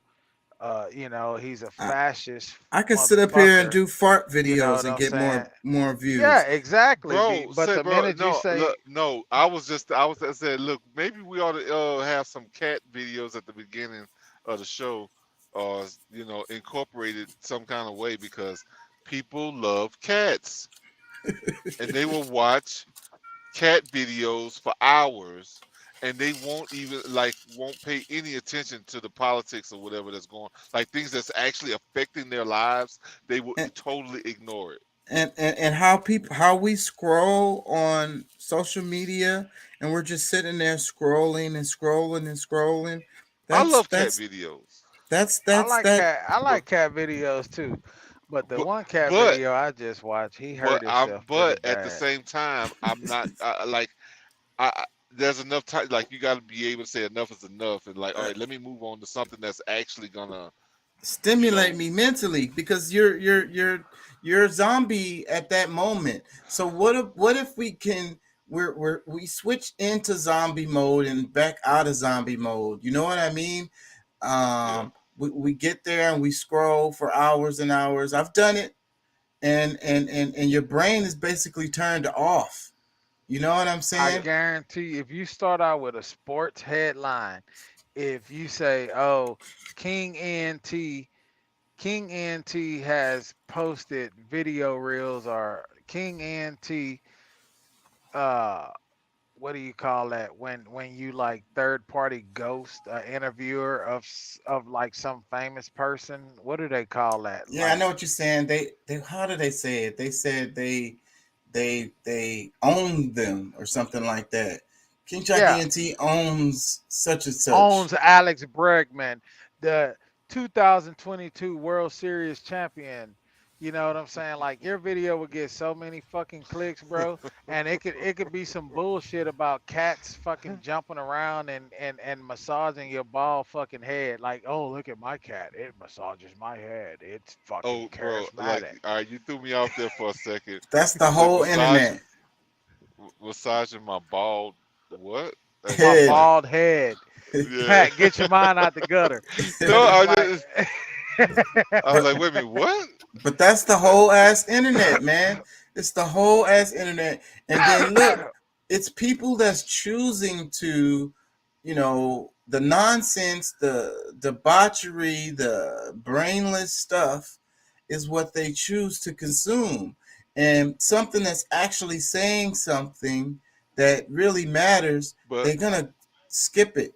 They're gonna but scroll listen, past it really quickly.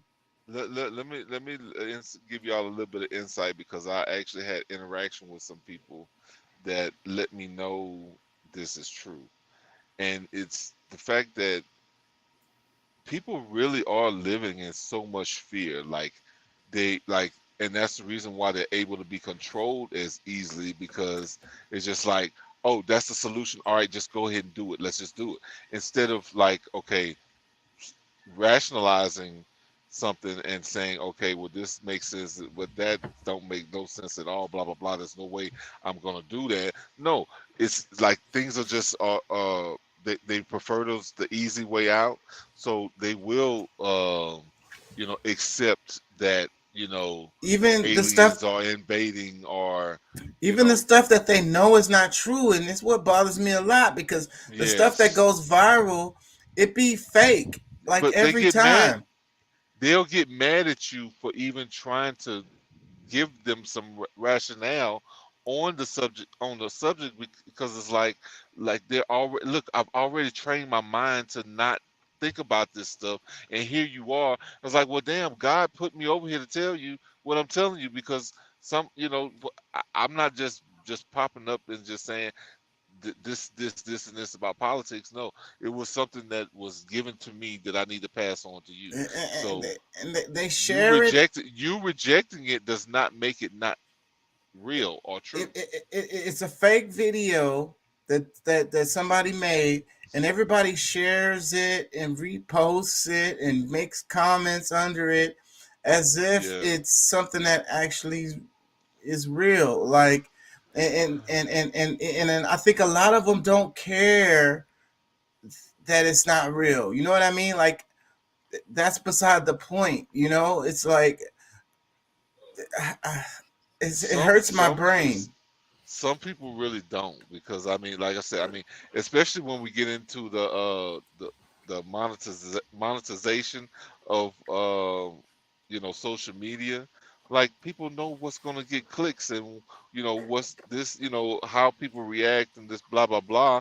They're just taking advantage of that in the moment reactions that's going to happen. Like millions of people might look at this thing in within the next 5 hours or less in the next hour.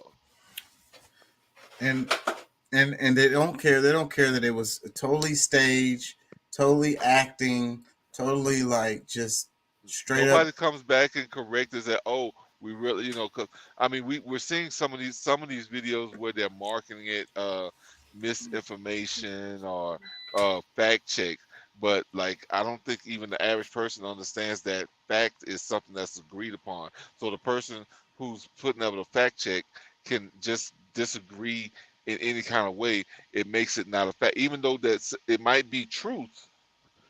What was said was the truth, but because somebody somewhere is disagreeing with it, now it's, it goes into the realm of what a fact is, because a fact has to be agreed upon. The Yeah, truth is the truth is the yeah. truth is the truth. Independent fact checkers said that this isn't true. Do you still want to see this post? Yeah. I click yeah every time. Yeah, I'm like, no, I'm for the bullshit. This, let me see it. I click yeah every time. Sure, I do. But see, but that's the thing. The average person that does not really check definitions on words and things, or even know the dynamics of one word could have multiple, uh, you know, uses, and to be, be used in different contexts, to where, like, trying to choose which one it means in this, like, and it's that wide open, thing that people use, especially, shoot, I mean, come on, like Facebook and Instagram, they're professional freaking social media. They're social media experts. Like, Yeah. So, but look, I have to say this though. Not, 8 out of 10 times when they say that, it is some bullshit though. well, I clicked on I don't it. know. A Well, lot of times it's it actually may. true I that mean, it's I would say that it is, some shit but somebody did pulled completely but out of did their ass. But did you see the thing? Like, it was a campaign that something, because I shared it, I think in Messenger. But this is something that Obama was saying. It's like cloud, like you pretty much, like, you fill the, they say, fill the town square or country square with a bunch of shit, a bunch of, you know filth and whatever. Pretty much saying sewage is the word he used, but you give so many different ideas of what it could be that nobody knows what the truth is anymore. And that's So, what the like, internet is. It's we're so overloaded with information, and then we're not trained how to think. And that's the reason why I do this show, is because I'm but trying to help people hmm get used to but using their mind on but their own. You know, but you but we're but not look, trained how to think, and we're overloaded with information, and you can't really blame them, really, because well, it's tough, but at the same time, there's going to be people who are going to be mad at me, not because of, you know like, just for sharing it, for trying to spread, like, all right, look, this is the mindset of the people that you put in high regard, but this is the things that they're trying to do. And if I'm sharing that with you, like, that taints their whole idea of this person. So they're mad with me, not with the person that said or is doing what they're doing, is mad at me because I shared it and I messed up their because whole. because I because because I point out that somebody lied to you. You're mad at Yes, me. You're not mad at the person that lied to you. You know, exactly. and like I say, learning how to think, how to be objective, and the blasphemy is what keeps you from that. Going back to the religion, because once you start throwing some logic in there, that's when they start talking about faith and belief. Because it's like Yes. Oh God, my God. And God is the Father, the Son, and the Holy Ghost. And I'm like, yes, that logically full doesn't make circle. any sense to me. And they're like, well, you have to have faith. You just have to believe. And it's like, Yeah. wait a Don't be minute. blasphemous. Don't be Don't be blasphemous. don't be blasphemous. Have faith and believe. I'm like, bro, I'm just talking about logic. Like the immaculate conception, this was a child was Oh, born that didn't that there was no the mom didn't have sex. No sperm entered that egg for that baby to be born. Like, where has that ever happened? Where has somebody died and came back to life? Like, well, come on with the lot. Can bro, we bro, bro. It's find it's some almost logic? look. It's almost like the story of Superman, like Kal El going down into the ocean to pull up one of the eggs, and sends it, just start, sends it like a comet over onto Earth. Just like, bro, come on, man. Like, every one thing, there's things that's universal laws. We can be sure that everybody that's alive on this planet, Came through a womb. they may not have came through a womb, but a sperm and an egg got together and grew a fetus. Like that had Well, to I mean, happen. even these days, like even because I mean, even these artificial things that's coming about, these babies that they got this artificial insemination or whatever, like even that doesn't come through a woman, regardless, like they create an artificial womb for it to grow in. So even to that extent, like it comes through a womb. It's certain logic things. Once something dies, it's dead. It's certain things. The sun gonna rise. The sun's gonna fall. The seasons are gonna change. The earth is rotating. You know what I'm saying? Like you can't argue with this stuff. Like this is logical Well, thinking, and then you have evidence of this stuff all the time. Like I be saying well, about jumping off of a building or falling off of a building. You don't well, have to believe in gravity, but you could call gravity a theory, but if you walk off the roof, you're gonna go splat.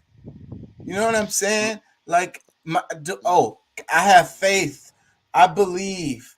I believe and I have faith that I can just walk off of this building and not go splat. but look, the problem that I have is that usually the people that is going to try to question or test your rationale, like their quick answer, like either they ignore science or because I mean I don't trust anybody who doesn't trust science. Like if and you're not willing to do any kind of research, because most of these things are already available. You don't have to go do be a lab rat to get the understanding. But there's so many articles, there's so many different things that you can like find that will either give you the hardcore truth, or that will even maybe even debunk certain things, so that you can have a clearer sight on something that actually happened. Like there's like we're in like shit mi- millions of years on this planet. You know what I'm saying? Like there's discoveries that's still being made, but still, like there's many things that has been is very much understood, and you don't have to guess, and you don't have to argue with somebody because you know I think just the laziness is just ridiculous in this day and time I because think that it, they don't really understand. They really just don't get it. And they're then not trying to. But they're that's the not thing. That trying to because the blasphemy stops them. yes, Or it's paganism, a or it's against yes. religion, or it's against God. Like evolution. You know, Or that's I mean, that's an example. just thinking for yourself can be blasphemous these days, because It's if you think for yourself, and you actually use the tools that's available to you, you're the one that's going to get ostracized, and people are going to look at you like no, why are you being so difficult? Why don't you just do what That the doesn't matter TV what told you power. to? That doesn't matter what power structure that is. The first thing they have to do is eliminate different thinking people. Yep. And so, but look, uh, So God, what would they think about the fact that now what where would the scientists restoring functions in a pig's brain a couple of hours after death? I wonder where that would be on the blasphemy scale. there's this movie called No, Lazarus. that's cool shit. That's gonna be some cool shit for some most people. But I'm like, Well, some of us I gonna be sent a like, link to the why? art. I sent a link to the article. um, Some of us are gonna be like, why? you know, you know? I'm saying this is how we start the zombie apocalypse. That's what I'm saying. yeah, that's scary stuff. But you know, uh, that's still not the same as like resurrection, like in the Bible. I saw this movie called Lazarus, and it's pretty scary. It's a horror movie. The they were scientists and they were trying to study this exact Not same thing. What you're talking about, Doc, not and Jesus homeboy, huh? that's they named it that for that reason. But Yeah, these are scientists, and they were working on regenerative whatever's right. yeah, yeah, So they in the movie they broke the code and they figured out how to actually do it. And when they were doing the experiment, an accident happened, and one of the main scientists got electrocuted and died. And so they had already done this experiment, and they used the dog. And so, and they wasn't approved to use humans to try to do this, but the scientist lady died, so they made a spur of the moment decision to go on with the experiment and use her, because part of it has to do with how long ago, how long it was since they died, right? yeah, yes. So they did it, and so she came back. So, but then, I mean, She started barking. you already know. I mean, it's a horror movie. Everybody died. Everybody dies at the end. Like, and what they were It's saying in the movie the was, exorcism of Emily Rose. well, what they were saying in the movie was that wasn't her. You know, she had died and she was gone, and they like reanimated her body, and some other entity had Took it, took it over. right. They allowed a vessel for some other entity to enter it, and that entity was pretending to be her, who she was before she died, but that wasn't who she was at all. you know Yeah, so yeah, that idea, that is scary stuff right there. um Sometimes we have to ask ourselves, just because we can, should we? that's the bro. Bro, Oh my that's why I don't god. watch horror movies. Because what I do, I like them now. I used to be Nah, I don't. terrified of them. You know what I I'm still, saying? Because I still, Wuhan. I am still, I am like still. I'll watch some horror films, but like I was taught growing up, you know what I'm saying? Especially by my grandmother, like she would tell you, like, don't watch no horror films in her house because she was so devout, you know what I'm saying, in her religion. Like she truly believed that watching a horror film in her house, or if you went to a movie and watched a horror film, you know what I'm saying? Like if she knew what we were going to watch or what my cousins or somebody was going to watch at the movie theater, that woman would literally stay up. And when you walk through her door, bro, like she was sitting there with sage, she was praying, she had oil, she would lay Bruh. hands on you, put oil over your But look, forehead that's and But see, pray, that's the thinking because blasphemy, bro. she The but felt but like no, but that, no, but but hold on, you she say the felt like blasphemy. she felt like that brought demonic spirits within that her See, household that because goes the she that was go like that shit is just that's not of what I guess what she believed, you know, and I it was get what like you're I had saying, that but respect. but that's blasphemy. That's the blasphemy idea that I'm fighting against, or the is point that it? I'm trying to make in Is this it a in this but I because is it would, a listen, I would blasphemy? somewhat Is agree. it I a would somewhat agree with the, that though. these horror movies but can I explore ask the you a human question? condition. It But it, can it I ask you, is it truly a blasphemy when you sit here and you watch a horror film Your eyes are the of windows of the soul. the eyes of the windows of the soul, and you're watching a horror film of people being brutally murdered, and then you're watching that in your home, and you don't think that that brings about a demonic or negative spirit within the well household? well look, I don't like violent movies. You know, But it's like horror Well, is horror violent, is worse though. than violent in movies. no. There's a distinction there. Okay. But it's still Um. horror, though, bro. So Like, no matter how so you try to break it wait. up See, or but not So present. that you wait. might be Wait. trying Wait. to Wait. explain away. You might I'm be trying trying to to. explain I'm away trying to make something the that you. nuance. I'm trying to make the nuance. Do y'all like the John Wick movies? But that's a Um, good guy. Oh my God. See, you just made my point. You just made my point. John Wick is like me because if some look here, bro. I'm just saying. All I'm saying, if I walk in my house and a motherfucker that I don't know, or it's not the maybe I best do acting, but I know, do like the movie. I a don't like motherfucker those movies. that a motherfucker that I do know Why? is sitting there and their head is spinning around. You getting shot, bitch. You You ain't dying. lying. You Poltergeist, fucking bro. dying. Like you're finna die. You sitting here on my sofa, foaming at the mouth, and your fucking head is spinning in a 360. That shit is unreal. I'm finna unload this fucking clip, reload. I'm gonna make sure you dead. You It, gonna be it, deader than dead. it ain't gonna work if it's already a dead thing.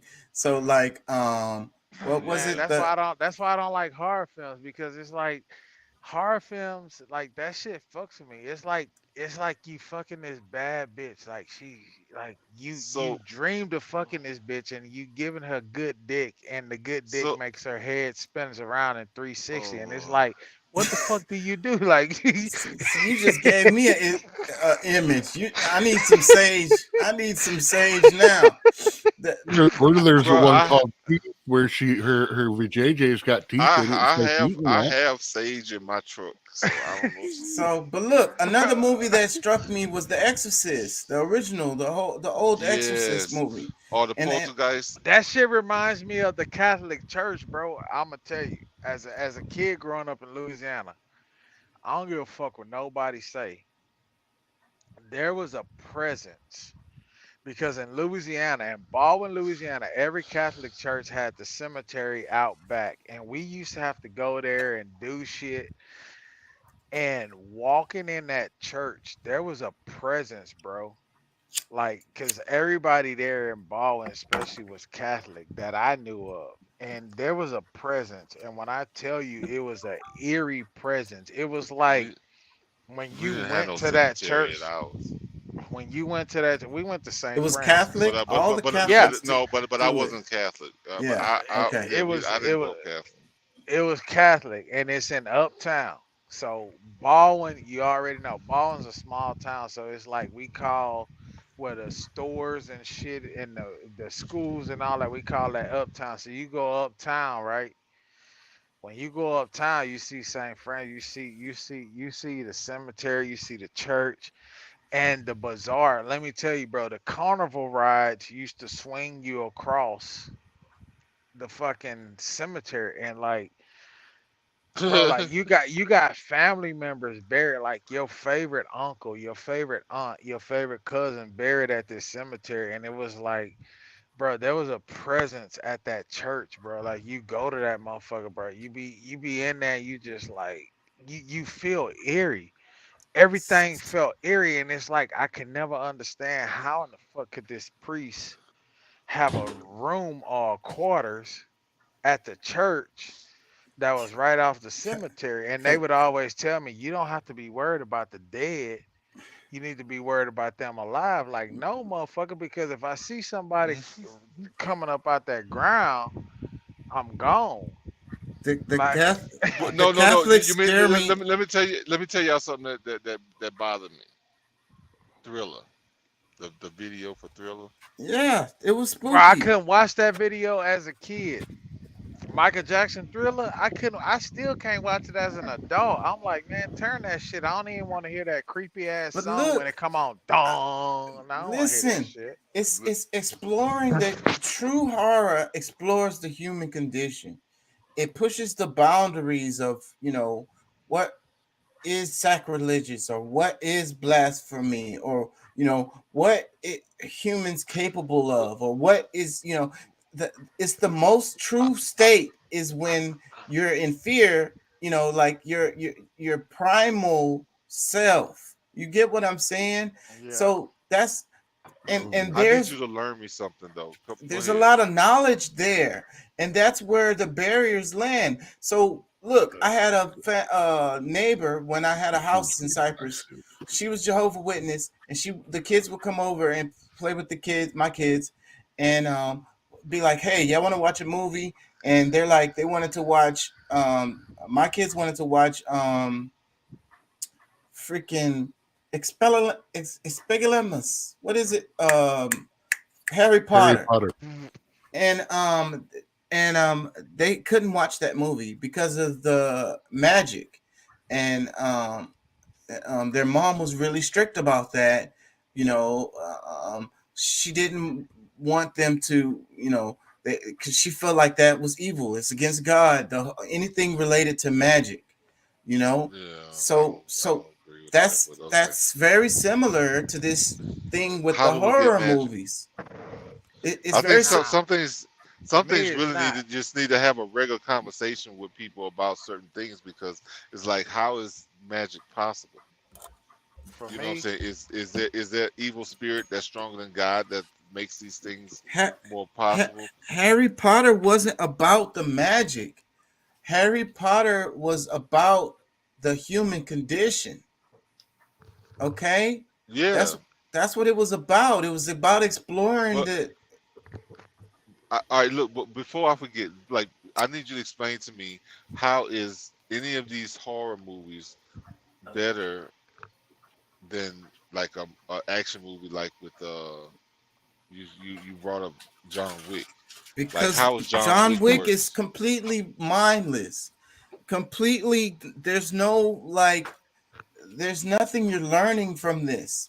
There's no like I ideas don't that. learn anything from horror movies because it's like I'm, like my mind. I'm too worried about what type of things is getting locked into my mind. Like Well, once the what's John getting Wick locked movie into or your something, mind when you're watching John Wick shooting and nothing. killing 300 people? Like, you don't think that affects your psyche? nah, no, Like, No, it don't not affect the my same way. psyche. Not the By same way horror movies do. Yeah, because you look at a horror movie like Thriller, and it's like, I ain't mean, no way I'm fucking a vampire bitch with fangs. Bitch, you could be the yeah, I'm fine, you sure could all have the of it affects fattest us. ass. I ain't fucking that bitch. Bitch, you gonna Yeah, die. I ain't all of giving Doc, you it shit. affects us some kind of way. Even the news or even Doc, you help know, me out. Help me out. Help me out, watching Doc. I Young know and What the you're Ch- with Restless me. affects us. what Chaka and Doc is saying is that they'll fuck a vampire bitch and let her suck on their neck, and they I don't said have a nothing problem yet. with it and shit. Help me out, Doc. I know you know what I'm talking about. I Well, I, know you know what I'm talking about because you write. Uh, Doc he like, knows nigga, these don't I, he bring me knows I in these this things, shit. but he's not being prejudiced. He knows that they all have an effect on you, and like, all right, the horror no, movies has an effect on I you. write dark. Most of my games and most of the stories I write are of a darker nature. Okay, and why but why why is that, Doc? Truthfully, because it disturbs people. And it takes them It out que- of their comfort it zone. questioneers. dum dum It dum. pulls them out of a comfort zone. It well, I'm not going to glorify a lot of these newer horror movies because 98% of them suck. I agree with you.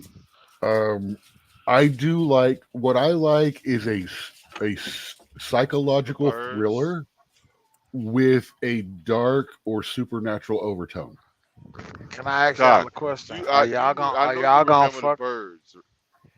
I just got a question real quick. All right, go ahead. Is any one of y'all, and I know this may sound goofy, stupid, or inappropriate. Just go. Are you gonna fuck a chick that's in a horror movie that this bitch done died, she done got killed 30 times and she done came back to life? No, Are you Hell gonna invite no. her into your house? no, it's If you not walk about into your that. house and her head is spinning around like she It's a got a fucking lazy Susan for a neck, it's you about gonna these it's about these thoughts that you get. Yeah, That's a little but bit you extreme. forget I have and you can use a sword very well, so I'm ready if that happens. It's about the thought that you have about the human condition. about the evils that are in us. What you was talking about earlier, Deuce, talking I about understand that, but I don't how want No, to. no, I'm not even going to glorify it like that. It's some do, some don't. Just like some movies do, some don't. Some action movies do that, some don't. It's entertainment. You can't say that genre is better than another because that genre doesn't do it. I, Thank you. I, You know, I, That's I that, that mean, and because every that's the single part I'm trying to genre, get at. the idea of art, period, end of statement, is Mhm. that it explores the human condition in one way or another. if it's Yeah, actually some art, I wouldn't Well, call John Wick art. I'm absolutely fine with it being called art. I, It's got I the storyline. yes, It follows the hero's journey. and certain It has certain twists. things It are has more character accepting to development. others. The character grows throughout the course of the events going on. There's nothing wrong. Now it might not be great art, but it does Yeah, it follows the typical heroic it's storyline. it's other yeah. There's movies. things It's that's better. There's things that might be better than John Wick, but the whole idea is, and the reason why there are different genres is because some people are more accepting to. Like there's Some some some people that's never gonna watch horror. but That's some look, gonna people watch. respond to Rob Zombie, Buckets of Blood on the Wall. Some people respond to but Scream because it's a mental thing all through it. Some respond to Jason and Freddy. I I think mean, Scream Freddy is was. a combination of gore and the exploration of mental condition. I, I, So I I would agree with you on Freddy, but the Scream stuff, I don't. And but look, the let me first ask y'all one was this: actually really good. the, After that, it got dumb. but look, let me ask y'all this: you ever heard of the movie Men Who Stare at Goats? Oh God. Hell, what? It's a No. Coen Brothers movie, so it strike one there for me completely. You never saw? Yes, I've seen it. Of course What the I fuck have. they You, staring at goats for? go watch the movie. Look it up. Go watch the That movie. sound Men Who like a Stare. motherfucker. He think a Not goat gonna sexy. happen. It's not a horror movie. It's not a horror movie. But this is another one of But bro, those that I explore the human condition. Just in case a version anything that based on comes, see, that's the thing. uh, The first thing that watching comes the off as weird to me, situational version. I'm probably not gonna watch it. Or if like shoot, Black Panther, some people think it's cool, but especially as after I've heard certain things about it, I'm not going to watch it because I I, know like there's I, a certain type of I, mind that, screw that they're trying to. Pat, I've been Yes, knowing It's you actually for a it's minute. actually a pretty entertaining movie. Let me tell you this, Pat. I know you pretty well. Silence of the Lambs. Been knowing you. Yeah, I love that movie. Been knowing you for a while. You will like Men Who Stare at Goats. Okay, you will enjoy that movie, and you will Probably get so. it, and you will get it, and it'll also leave you thinking after the movie is over. I I guarantee need to you be that. drunk because that sound like a Yeah, hard. thinking That it's a sound dumb like a movie, but motherfucker that. yeah. I don't know if That Deuce sound like would somebody feel it, that Yeah, that but sound like but somebody that But my sacrificed thing is, goats. I yeah, need to cause be see stuff drunk like that, so I can like laugh stuff at like that that. shit. Yeah, it's stuff like that. I don't get why, because it doesn't sound like an appealing thing to the watch. title is just the title is You'll just the you'll title. you'll get what the movie's about. You'll think Yeah, I'm you'll like sure it I and would. get into it, but at I'm the end you're sure I still going to would. be Pat, like, you'll it was you'll kind of like it dumb, but I because liked it. Pat, you'll like it because you're on this whole, farmers feed Americas and shit, and so sacrificing a goat, Hey, and hey, staring at man, drop a clip for it. Drop the trailer to it. I get in trouble for it. But let me tell y'all a little No, bit. no, You just can't do say the red no. band trailer. Don't say, I bro. can't Do play it. not put it. I can't Yes, play it. do But not. look, it's not about what you think. It's not. There was a real Put live experiment that was done. does he wear goat bones CIA, around his neck? they really did send it to this. It was based on the real life experiments that was done send it to the group. because Send it to the It's group. it's about a CIA project where they were working on psychic warfare, ESP warfare, Hey, let me ask y'all something, man. Do But y'all and but hold on, believe hold that on, hold they on, hold on. actually? Send it to the it is group kind of so weird. that Yeah, tomorrow I can kind of take a I'll s- you know I'll I'll, send a I I'll can trailer. remember tell to you look what. it up. I'll get a trailer going to the group right now. Yeah, send a trailer to the group, cause Hey man, I got a I, new system where I can get my phone, the TV screen, and a little pad screen all rolling at once. that's what's Yeah, up, man. I was just I need wondering, to like, learn to live more while I'm out here. is this something is this something that's gonna require you to make a necklace and you got a goat femur bone tied around your neck? There, Say, um, bro, No, what? the- not men who I sacrifice goats, men who stare at goats. say, bro, what you drinking tonight? Bruh, I'm just saying because hey, I know Chucky. So, the, let's get into some random stories, uh, right nah, quick. I ain't been. I'm gonna tell you what I'm drinking. I'm drinking Carbach Brewing Company. I'm drinking. My son, every time I buy this beer because it has the Astros logo. It's a stadium beer. It's made here in Houston, and it's called Ballpark Beer. It's the Crawford Bach. Those who work at restaurants probably have it on tap. I've been drinking that with a little vodka, but it's just like I'm just thinking about this, and and I no disrespect to anybody. It's just when I think about like the titles, I'm thinking about horror movies, and so I don't really. I try not to get down with them, man, because I have an imagination that runs a little bit too wild, and Yes, and being and out see here for on me, this no, road see for and me, driving down dark roads and out That in the middle of nowhere and you my watch a dreams are horror movie, yeah, my my dreams are dreams are so too much vivid. like reality. th- Exactly. Yes, this is y'all's yes. blasphemy. This is y'all's blasphemy. No, That's well, my no, I'm point. no. It's my protection of my soul. That's all it is for me. That's I'm not funny. telling anybody. I'm not telling anybody they shouldn't watch what or doing those things themselves, because like me trying to crucify somebody else, yeah, all right, that would be the blasphemy. But because I know myself and certain things, now see, I mean, with me having a better understanding of what that movie is, like what y'all are telling me, I would give it more of a chance now. But because like if I saw that title on my own, I don't care what the cover look like. I don't. I'm just like I don't want to explore it because that's just way outside of And and, my. and and and my point is that's the blasphemy because that's the barrier, that's the gate, that's that door that's keeping you from So there growing should we should spiritually. not have, but that we have to draw some line somewhere. All of us, and it's different for different people. And like I said, I mean, you know, when people are calling you blasphemous, sometimes you just have to allow them to, okay, that's cool, that's what you believe, that's what you think, but they live in a different realm than I do, or or you do, or whoever that they're accusing that of, because you just happen to see the world a little bit differently. So I mean, just because somebody is in the mode of belief and somebody else is in the mode of knowing, like, you know, neither one of them is bigger or greater than the other. It's just that they're at different points of their lives. I have to be careful with watching scary movies. I'm gonna tell you why. When I come home off the road for my time off, okay, I don't care if it's a school night or not. My son, like,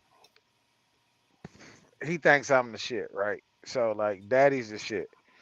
Mama say go to bed, but daddy is still up, and daddy's like, okay, whatever. Like, I don't care if you fall asleep in my bed, I'll pack you to your bed.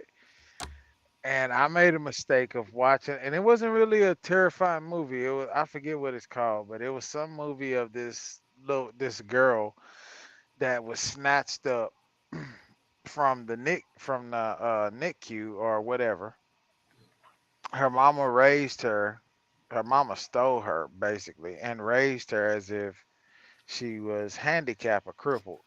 And he watched that movie with me, and my wife just so happened to wake up as I'm getting him in the bed and stuff, and he would not go to sleep in his room. He came back in my room, and got underneath me, which separated her and I in the bed. And it's so for me, I have to be careful because it's like my son reminds me of me when I was a child. Like I watch the shit, but I'll be terrified afterwards because it's like, okay, I can't go to sleep because this thing is watching me. You know what I'm saying? And so Yeah.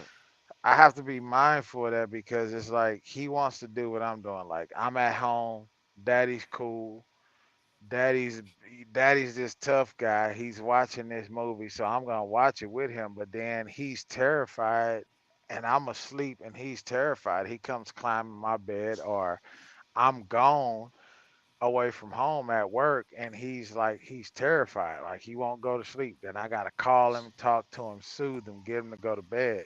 So it's like I'm not watching that shit. I'm not gonna invite that into the house because I have a child that he's terrified of this stuff. Like Well, I Anaya don't care does. what you think or how you feel, being an Yeah. individual that can muscle or stand horror movies. Horror movies have life to them. That's that darkness of an individual who wrote that script that portrayed this movie, and some of them have some truth to them. Well, see There's that So the one you're talking about. I believe "Run" is the name of it. Um, yes, with the girl, yeah, yeah, Sarah Paulson. she ended up they ended up shooting the mother at the end, and then the girl who was crippled ended up her mom ended up in like a facility where she was, well, yeah, some crazy shit. Yeah, it's So called see Run. those are actually the horror movies, or I call them more psychological terror that I like. A little less bloody and violent and stuff like that. Stuff like Sixth Sense. Sixth You Sense know was that. Yeah. okay. A good I story. Yeah, I'm that was back when he still made good movies.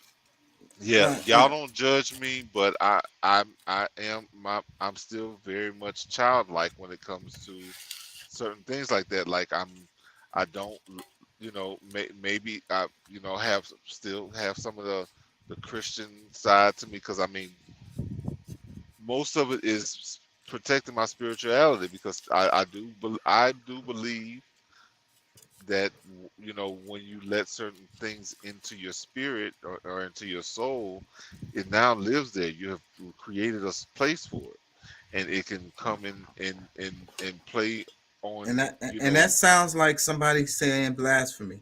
Anaya doesn't like horror movies at all. But my youngest, me and Kenzie, we'll watch this horror movies and we're laughing through the whole thing. But she You know, doesn't. I, Okay, That's I because she but doesn't truly understand yet, bro. That's just like that's you that's calling just it like blasphemy. that's just like Brittany, my wife. Her mother passed away in their home that they grew up in, right? I saw her mother laying in this bed, passed away. Okay. The little kid, the little toddler, the baby, was running around the house and back and forth in the room like there was nothing wrong. But me being a person that's of a knowledge that understands that someone died in here, like bro, I wasn't going to the backside of that house unless my wife was with me. So it's like children don't have a understanding. They don't have a consciousness on that level. So I can't judge somebody and say, "Oh, that's blasphemy," when your Exactly. conscience is aware and you are aware of what is taking place.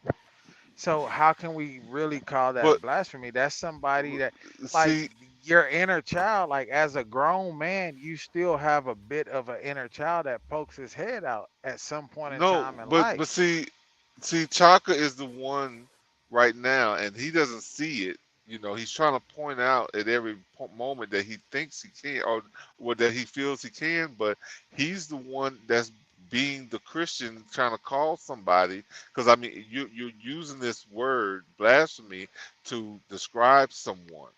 Like I'm not the blasphemous one. You are. No, I'm saying it's that. Blasphemy to me is somebody that portrays to be a holier than thou Christian and call everybody else a sinner. when their ways of pointing out sinful ways is of sinful ways or blasphemy. That's what I get. And him No, pointing out that's not.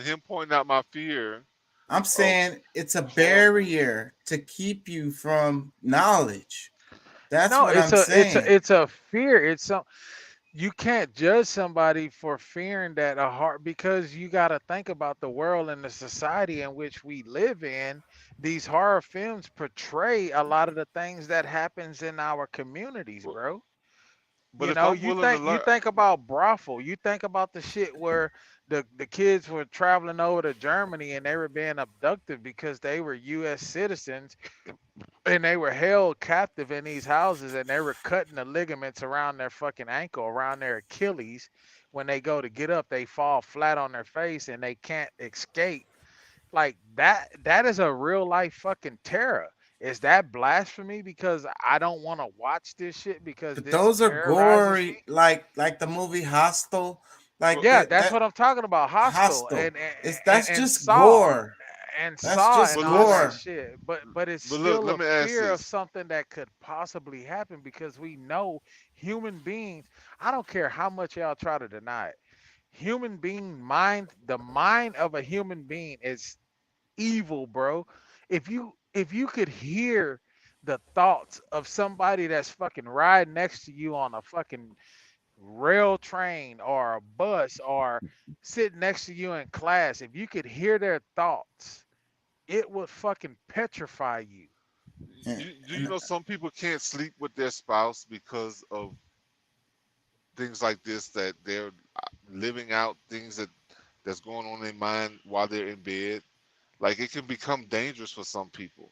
So well, like trying to say that because somebody has limited their things that they digest through their brain, like this is food, like this is like you things do that you're putting into consume, your and I body. agree with you that, So and some and I think that so a some of this proper stuff.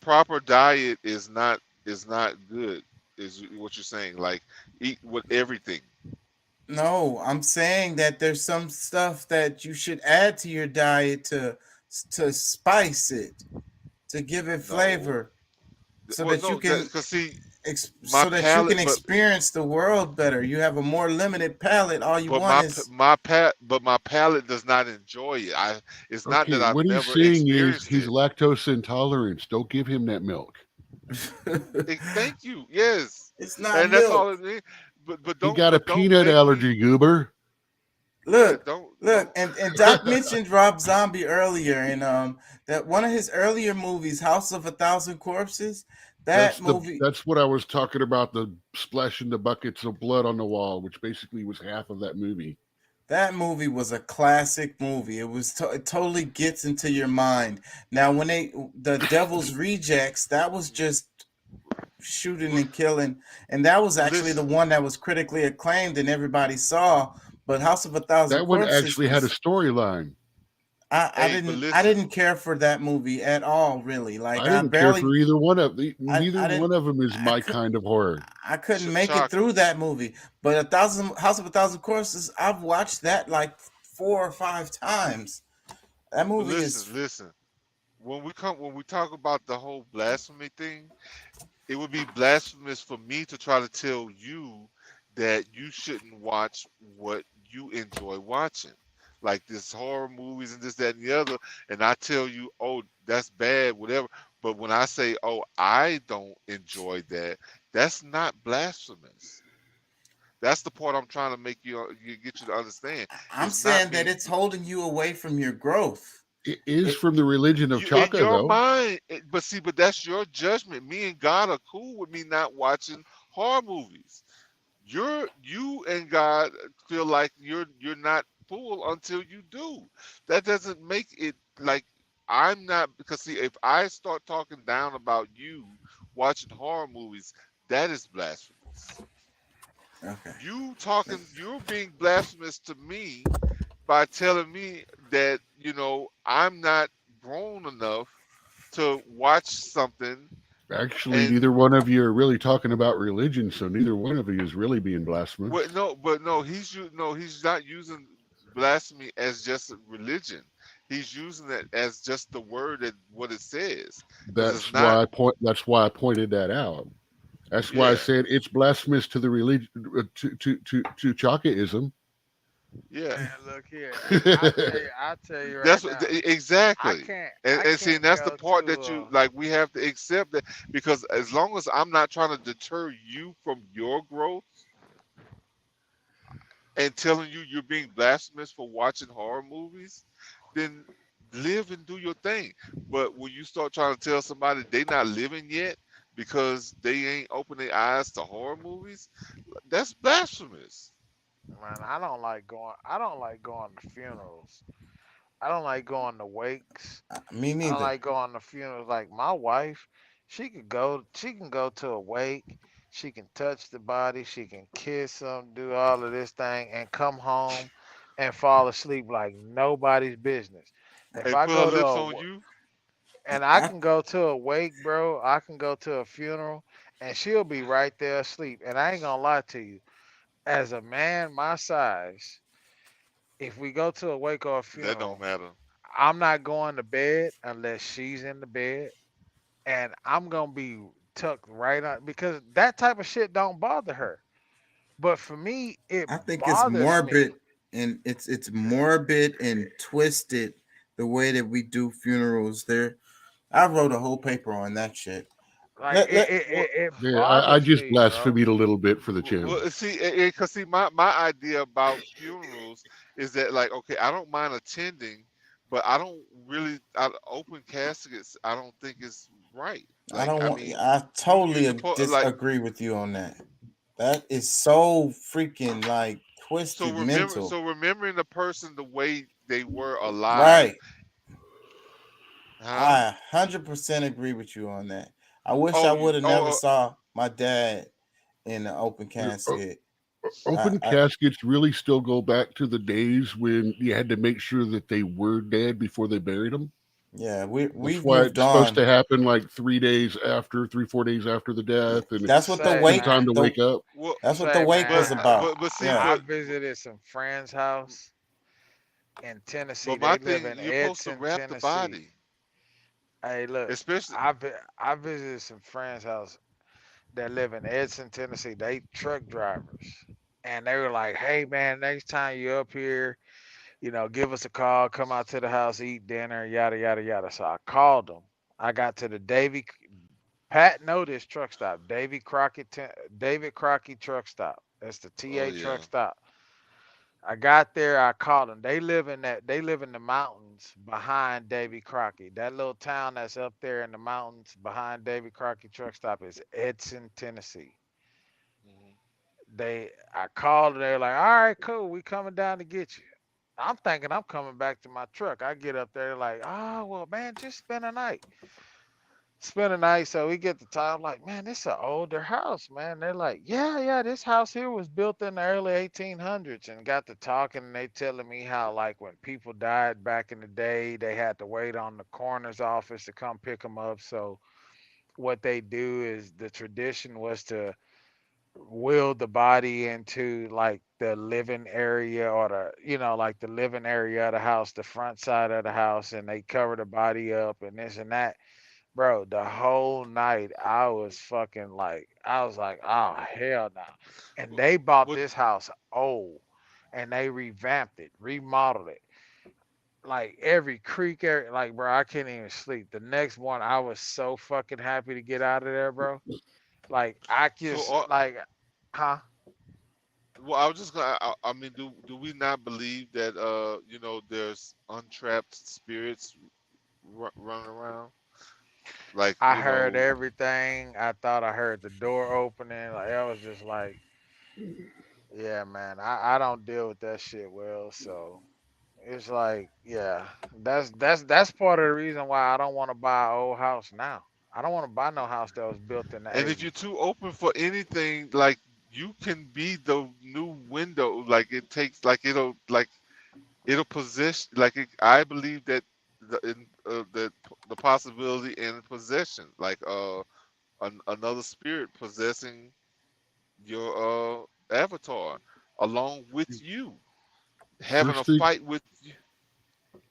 very first thing I do anytime I move into a new apartment or a place or something like that is I seal all the mirrors and windows. Spirit, you seal them. That way, nothing can come through unless you actively invite it. There is something with the mirrors. I saw an old movie that was like the devil was trying to come through a mirror. Anyways, let's move on to some politics. It goes more back toward silverback mirrors and stuff like that. Doesn't really work on the ones today, but it's tradition. I'm sticking with it. It makes me feel better. There's something to mirrors, so I feel you on that one, Doc. There's definitely something with the mirrors. Let's move. Let me play a Chris Tucker Carlson. Check out Tucker Carlson. It's only 26 seconds. Let me play this. What Donald Trump predicted has happened. Alone, but also against Russia's newest ally, the People's Republic of China. Okay. What Donald Trump predicted has happened, and in the worst way. If the war in Ukraine continues, we will lose no matter how it ends. The world order is being reshuffled as we watch, and by the time it's over, the U.S. will no longer be at the top of the deck. That is very obvious to the rest of the world. But what's fascinating is how few Americans seem to understand what's happening alone, but also against Russia's newest ally, the People's Republic of China. What Donald Trump predicted has happened, and in the worst way. If the war in Ukraine continues, we will lose no matter how it ends. The world order is being reshuffled as we watch, and by the time it's over, the U.S. will no longer be at the top of the deck. All right, comments. Am I the only one that believes that the person in office is purposefully trying to kill our government? I think somebody was mentioning stuff like this like over a year ago. How that was going. Somebody? You know, that was new to the channel back then and stuff. Oh, you talking about Deuce? I know. That's right. I mentioned that back then. Yeah, Nobody heard me because I was the uninformed analyst. Well, remember, part of what we used to break Russia was the proxy war in Iraq back before we were dealing with it. They were all down there. They pulled out. It left a big power vacuum. Pretty soon after that, we need to go do something about that now. So we just got involved in a war that a 10,000-year-old war that we used to break Russia. Now we have a proxy war in their neighborhood where they've got all the resources they need right there, literally, to keep this going as long as they need to. And meanwhile, China, Russia, all of them are moving into South America. They're moving into Africa. Yeah, they're going to knock us down to number 3. And we can't forget about the Russian influence in Afghanistan. Hey, listen, as long as the American dollar is the proxy for the world, we're okay. That's why all this crap going on with the devaluing of the dollar and all that was so bad, because people lost trust in our currency. So much that the United Arab Emirates, or whatever those guys over there, those people that we're so buddy with, despite that they throw, gay people off of buildings and stuff like that, is going to build their own currency now. Uh-huh. And they've already stable with Israel. And they're talking about themselves. For a world currency. They're talking about making one for a world currency. But that's what I'm saying. I believe that has already happened. Yeah, the dollar is in trouble. But just think about, like Doc is saying, they're not telling us. With the BRICS. Think about with the BRICS, how you got a country that we hold so near and dear and close to us, Israel. They have joined BRICS. They're looking at setting an alliance and allying with all of those different countries that are within BRICS. And look at what Israel and how we support Israel and what they're doing to the Palestinians over in Gaza. That shit is fucking horrific. They just recently annexed Gaza. Okay. Dude, that is horrific. let me play and this. and there's a whole lot of story about that can go on a long way. That both sides are shitty to each other, supporting neither side. Just saying, that's one of those that's some real crazy complexity going on there. It is. There's nuance. You Let know, me you play this graphic. It shows NATO's progression here from 1986. Check it out. Take the sound out. Can y'all see this? It's going through the dates. 1995, it's in 1996. As these colors change, these are NATO. This is Yeah. Russia here in the orange. You see, as it goes up, more of the dark blue, which is NATO members. France was still the best at everything that we're trying to do. I don't know about that, No, but you got to truly look at the wars back in the day. wait. I think I know France what you done. mean. Wait. I take it back. You're right, actually. But look, you see, this is what Russia has a problem with, Hmm. and you can't be. You have to understand that Russia wanting to have some buffer zone and not having NATO right on his doorstep is But an they issue for can't. them. They can't. But all of this shit is bullshit, bro.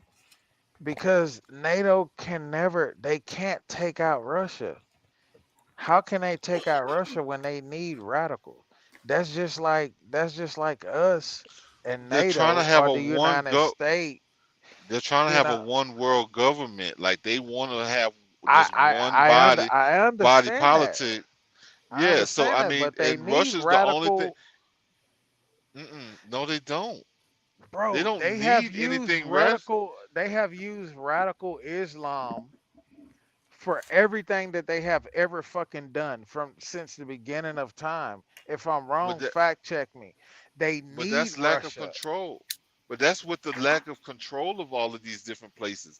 They You use the polarity of these different uh these ideologies in order to take us by our mind, like to control our minds about how we're seeing all of this. and No, But the they Russia U.S. is a if uses they take tool. radical, if they take over Russia, like that's the last piece on the board for them, But because Russia everybody is a else tool agree. for them. Well, because They're even gonna China, lose. even though China is siding with Russia, they are still a part of the they are still willing to do that one world government because they're still at the top of the pile. No matter how this ends, China is next in line to control. I just feel the like U.S. uses radical Islam too, bro. I just And feel I'm like happy they're that gonna I today just feel like they're gonna lose. If they try, I think I'm not discrediting what Pat is saying, but I feel like if they continue to fuck with Putin and Russia, okay, all of it, the rabbit in the hat is gonna be fucking out. And I And think that's why they're fighting so hard. But if you notice, they're not doing enough. They're doing just a little bit. they could have 'Cause- taken any. They could have put the manpower to knock it down. They want to keep the war going because as long as the war is going, everybody's sending all this money to Ukraine. and And it's but on top of that, checks. they know that Putin. See, Putin is a nice guy. They're Okay, draining they're Putin is, draining us dry. They're breaking us economically. but not only that, And dude. Europe too. Putin is the type that's like, Well, okay, well, fuck it, y'all want to do this, then No, I'll do he's this because he's very radical. Putin will fucking be off with thy head real quick, like he's that type of guy. But I don't think I think that they're doing what they're doing in increments, because they don't want to let the cat out the bag, man. I'm sorry, because Russia has done the dirty work along with radical Islam for the US for so fucking long. And And he has one up. And if Russia comes out, just think about the Soviet, just think about what happened back in the day. What was that? The USR or the USSR, whatever they call that shit back in the day. Just think about Yeah. that. The Soviets were in control of that. If they let the You, cat out the bag, bro, just fucking think. Like, come the on, guys. Union Y'all of are older Soviet than me. Socialist Republics. Y'all are yes, older And than that me, and y'all included fucking know. Ukraine, Belarus. That included a lot of those. That when he was Poland, showing you those clips, all of that all of, went yeah, white everything that you right just there. saw on there. When Go it ahead. went from orange to white at the very beginning of it, that was Yes, when the Soviet the Union. Soviet Union broke up, which was a lot of people believed a political ploy to get 13 separate votes in the UN and the World Council instead of only having the one for their overall country. mm. Well, it didn't work out in their Oh no! favor. Oh, it didn't work out at all. Yeah. Let me play this because y'all talking about radical Islam. Ukraine is using them too. Did y'all know that Saudi Arabia is sending a whole bunch of money? Let me play this. You're welcome. Good to see you. Thank you so much. You're very welcome. And I'm happy that today we host your country, and really it's very important for us. That is, as far as I know, first time during the 30 years, more than 30 years of our independence. So you're very welcome. Today we host your country in whatever it is. Today about energy security. Uh, it's very important to have peace. On peace, of course, very Damn, the music is so loud. already have a strong relationship. Can't freaking hear what they're They're trying to get saying. independent. They're trying to get independence from what? From who? No, this is talking about Saudi Arabia will allocate 410 million to Ukraine as humanitarian aid, said foreign I minister. hear, I hear you, but he said something about being independent. Like he's never going to be independent Well, that's because what the he's goal a is. no. Supposedly, that's the goal. You Listen, know, bro, it's impossible for Ukraine to be independent. The- They might uh push their independence Dude, towards someone else. they They don't can want be to. They self-sustained. don't. They're they're like the they're breadbasket for that they're, area. They they're produce enough food. right What else now do they need? for a while now. They've It's been really America's not. bitch, and basically this Yes, is going to go on until one or the other leader steps down. they will be somewhere robbing somebody else, just like everybody else in that region. Uh, like They are uh, now a tr- colony. yeah, like they're just gonna be going into Africa and to Open, other open, places and stealing or open your strip harvesting centers. resources. McDonald's is coming. Yes, yes, yes, Starbucks will be yes. next. All of these American companies, then that's the BlackRock is gonna make sure of But it. No, Black. but Yeah, yeah, but you see, but know, that's the thing. A BlackRock lot of has the people don't. contract already, Yeah. So which Uh, this means all was those houses they bought at the high money, they're not going to have to sell them in the real estate crash now. They can well, hold they on to them to flip them or to rent them out, or to to have McDonald's and or Walmart. to Well, house refugees from the other countries. so this well was posted February don't forget that 26th. It don't forget says our debt to China. that's a big That deal. We covered that too. Let me say this. It says today, Minister of Foreign Affairs of the Kingdom of Saudi Arabia, Prince Faisal bin Farhan Al Saud, visited Zelensky in Ukraine.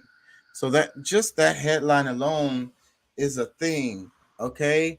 And we're talking about radical Islam, if you will. I mean, we we know about Saudi Arabia, and then it's really strange how the United States has such a relationship with Saudi Arabia, given the things that they do. And then how we pick and choose, like we're on Russia saying that human rights abuses is the reason for the war. But no, So no, Saudi Arabia is. Uh, can we think of any human rights abuses that Saudi Arabia does? man, Why do we this is choose? My country's being invaded. I'm going to take money.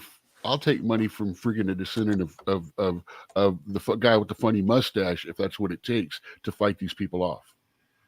But no, they're all in bed together, bro. Like, Yeah. and they've always have been. The only thing, like recently, Saudi Arabia did not agreeing with, United States or the West trying to, move into the, change from the energy, because like we were supplying a lot of places with oil and gas and things like that to the whole OPEC thing, like they were upset with them trying to move to the free energy or whatever so fast. It's just like, okay, yeah, we're with you on all of this, but this is happening way too soon. We're not ready. Like, and because they're doing all of that is why there was an interruption in their deals with each other for a while, because Saudi Arabia had moved over and was supporting China and Russia at the beginning of this proxy war. So I'm assuming some things have changed since then, because there's maybe some new perspective for them through all of that. But one way or another, the whole thing is so that they can have world dominance, is to take out Putin.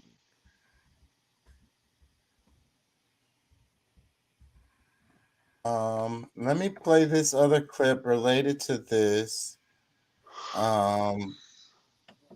Really quick. On the ground in Ukraine. Check this out, Это y'all. километра полтора. Там по перекрестку. There's a crossroads about 1.5 kilometers away. That is clear that civilians dressed in uniforms run out into the crossroads. Выбегают. Ну, видно, что гражданские переодетые в форму. Выбегают, They run back and forth. забегают обратно.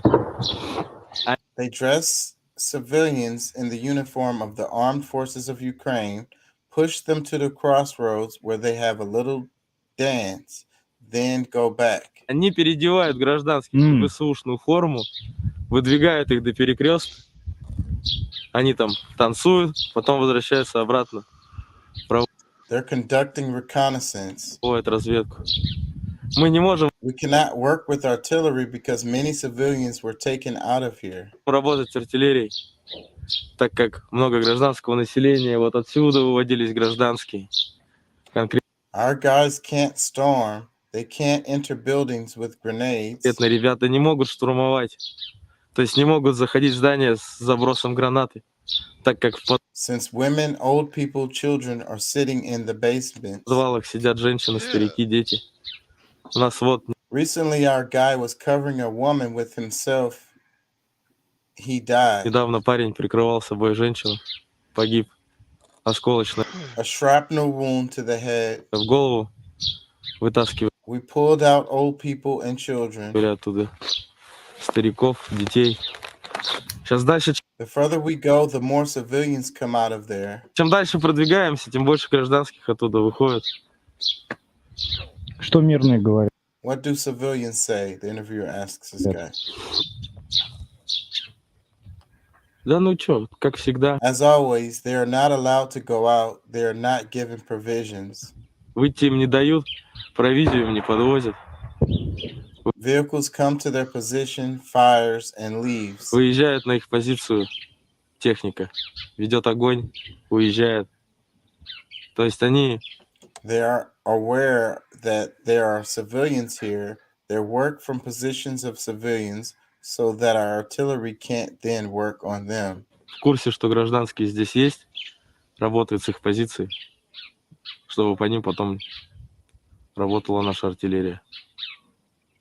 То есть, по сути, никакой... So there's no organized evacuation of the population of Bakhmut. Организованной эвакуации мирного населения из Артемовска нет. Нет. No. Нет. So the headline on this one is saying, for the Kyiv regime's army, civilians are seen simply as cannon fodder, human shields, as Russian soldier fighting in Bakhmut describes the UAF dressing civilians in uniforms and forcing them to conduct reconnaissance on Russian positions. They are not allowed to leave. So they're saying that they're using them as cannon fodder, like they're using them as cover. And that is Russia or Ukraine. Ukraine is the one that's doing that, right? You're right. This is a Russian soldier talking.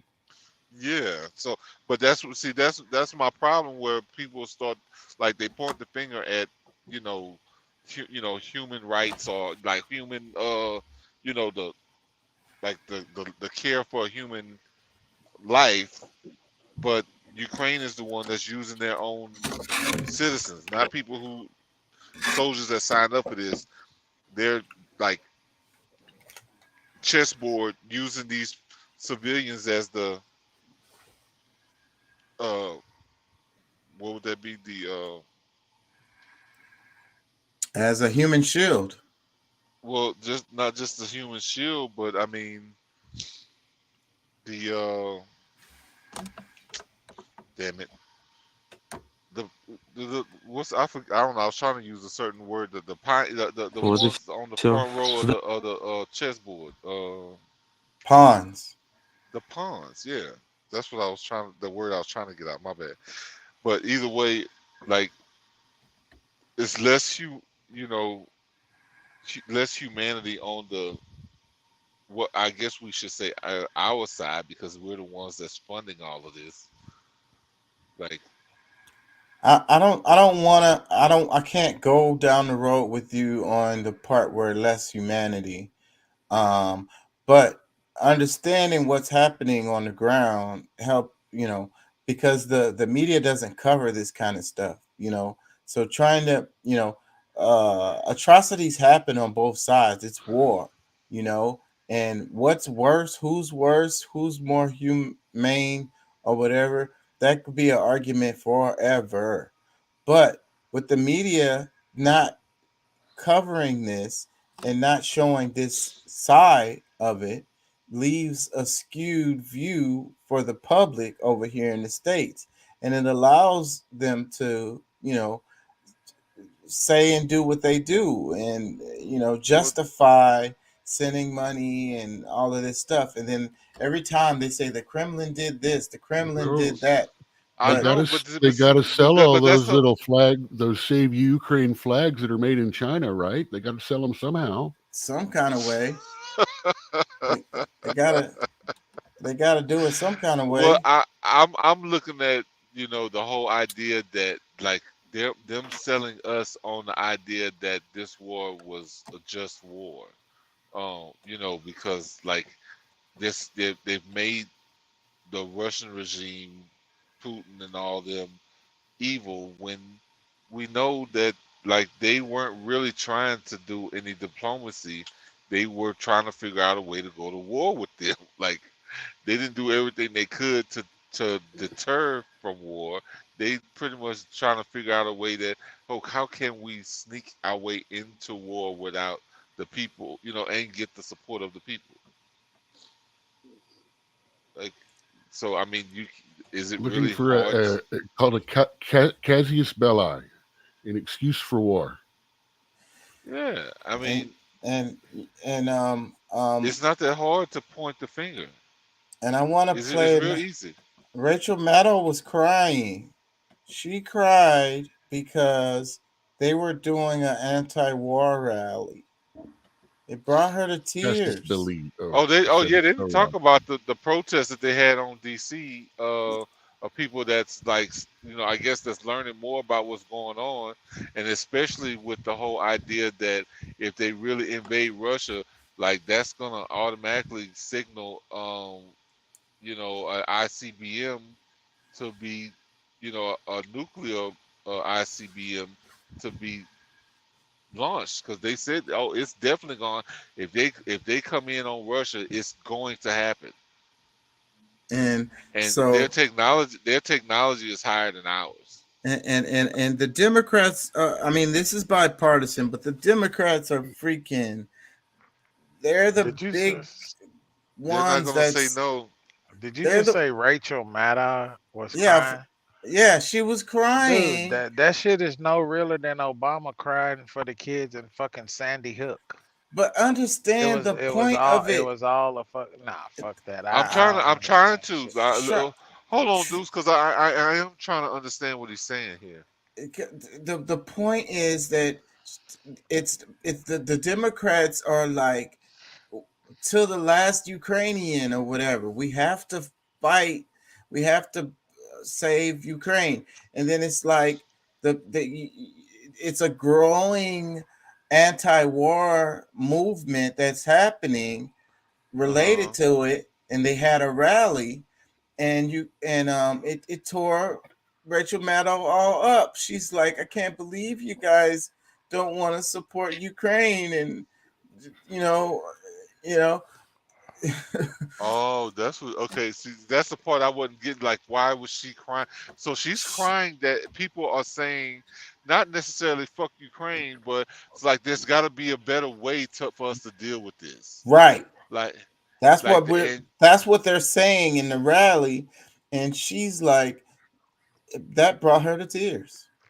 well, Oh see, fuck that. and see, and people wonder why I don't trust the Democrats this so much. It's not like us, like people on the ground. I'm talking about like the politicians, because these media talking heads, because they're paid, bought for, to push the narrative no matter what. No Like, matter what, it's they're getting the check. She gets paid so fucking much, and she has a lot of impact. You can like her, love her, hate her, whatever. She has a lot of impact. A lot of people follow Rachel Maddow, and they value what she says, and they see her as an intelligent person, which she is, but they think that she's being sincere, and she's on the right side of you know but that's the thing. history. She knows that she's not. But that's just her act, like her acting out. She's Like good at what she that's what does. that's yeah, that's who she is. She is a stunt man, a stage what you call it, a stooge for the Democratic Party, and anybody that doesn't recognize it just isn't looking for it, because if you really pay enough attention, you can see it. I would say the military industrial complex, You can um, call it what you like, um, but it is the because Democrats too. So, but the mostly. Republicans, a lot of them are on board too. But it's the Well, Democrats that seem to be yelling this shit the most. yeah, They're but they're the loudest. we've had this discussion before. Like, just like how they say the Nazis, pretty much won the war in Germany, and they took over America. That's pretty much how this is kind of playing out in this day and age. Like, they're pretty much taking over that region, and we're sitting back thinking like we're doing the right thing. We won the war. No, we lost, and we're losing again. Let me play a little bit of this. I'm trying to find a spot where they talk. I think they played a bit of Rachel Maddow, but I can't find it. Let me play a little bit of this. Is how establishment media hacks respond to them. Yeah. And we got a very good window into that when Rachel Maddow covered the Rage Against the War Machine rally, where she basically launched into one of the most disingenuous clips I've ever seen. And that's saying a lot coming from Maddow, who's like a unhinged Trump-Russia conspiracy theorist and a warmonger, supports the proxy war with Ukraine, wants to sacrifice more Ukrainian lives just so that Russia loses. And the way she covered the Rage Against the War Machine rally was it was disgusting. So here's coverage from the QAnon leader, Blue Anon leader, Rachel Maddow of Rage Against the War Machine on February 19th. And I mean, truly I love it. on the National Mall. Truly random. That's why I'm covering it. A rally. Blue or non. I guess, given all the Russian flags, at least a rally against the U.S. supporting Ukraine in trying to stand up against the Russian invasion of their country. This was a tiny event. It was small. It was a weird assemblage of Americans. There were Proud Boys there. There were some of the white supremacist groups you'd recognize from the Unite the Right rally in Charlottesville a few years ago. Also represented prominently the remains of the bizarre Lyndon LaRouche cult. There were a lot of people with Russian flags, also the occasional flag of the former Soviet Union. Also, at least one person who guest hosts for Tucker Carlson on the Fox News channel was there. Former presidential candidate. There were anti-vaccine conspiracy theorists, a lot of them. There were cryptocurrency promoters. It was a really weird group. It was a small Did you hear this? And a weird one. But that's what it looks like. That's the assemblage of short straws and split ends and loose change and loose electrons that's advocating in this country that Russia's in the right in this war and America's on Putin's side as he keeps invading other countries. Well, yeah, that was about what you'd expect from Maddow. It does show, first of all, that this rally actually broke through. Yeah. It was a real threat. Yes, true. Yes. It obviously was attacked by her. It was also attacked by Joy Reid. It was attacked by the professional sectarian left in coalition. I mean, you could call it, I don't know, like World Socialist Website and others. You could call it like the Red Lib. I want to see Tulsi Gabbard's speech. And it broke through also in local. Why does that dude's lip look like he just hit a crack pipe? He always looks high. He always looks high, bro. Yeah, I but think look at his lip, man. It looks like he's got a freaking crack pipe burn on it too. I think he. I know it's a mole pops, or something. I Probably. think he pops pills because he's always looks like he's buzzing. He's either drinks or They pops both pills. you could blindfold both of them with freaking dental floss. They mentioned the Tulsi Gabbard. Did they cover her? Yeah, they talked about her, but I want to see this. I want to hear the speech that she's going to give at something like that. She did. You know it. You know. Yeah, you know it's going to be there. You know it's going to be on YouTube somewhere. You could probably find it. Y'all, did y'all see this? I think I sent this video to y'all. I Did don't any know of y'all if watch this?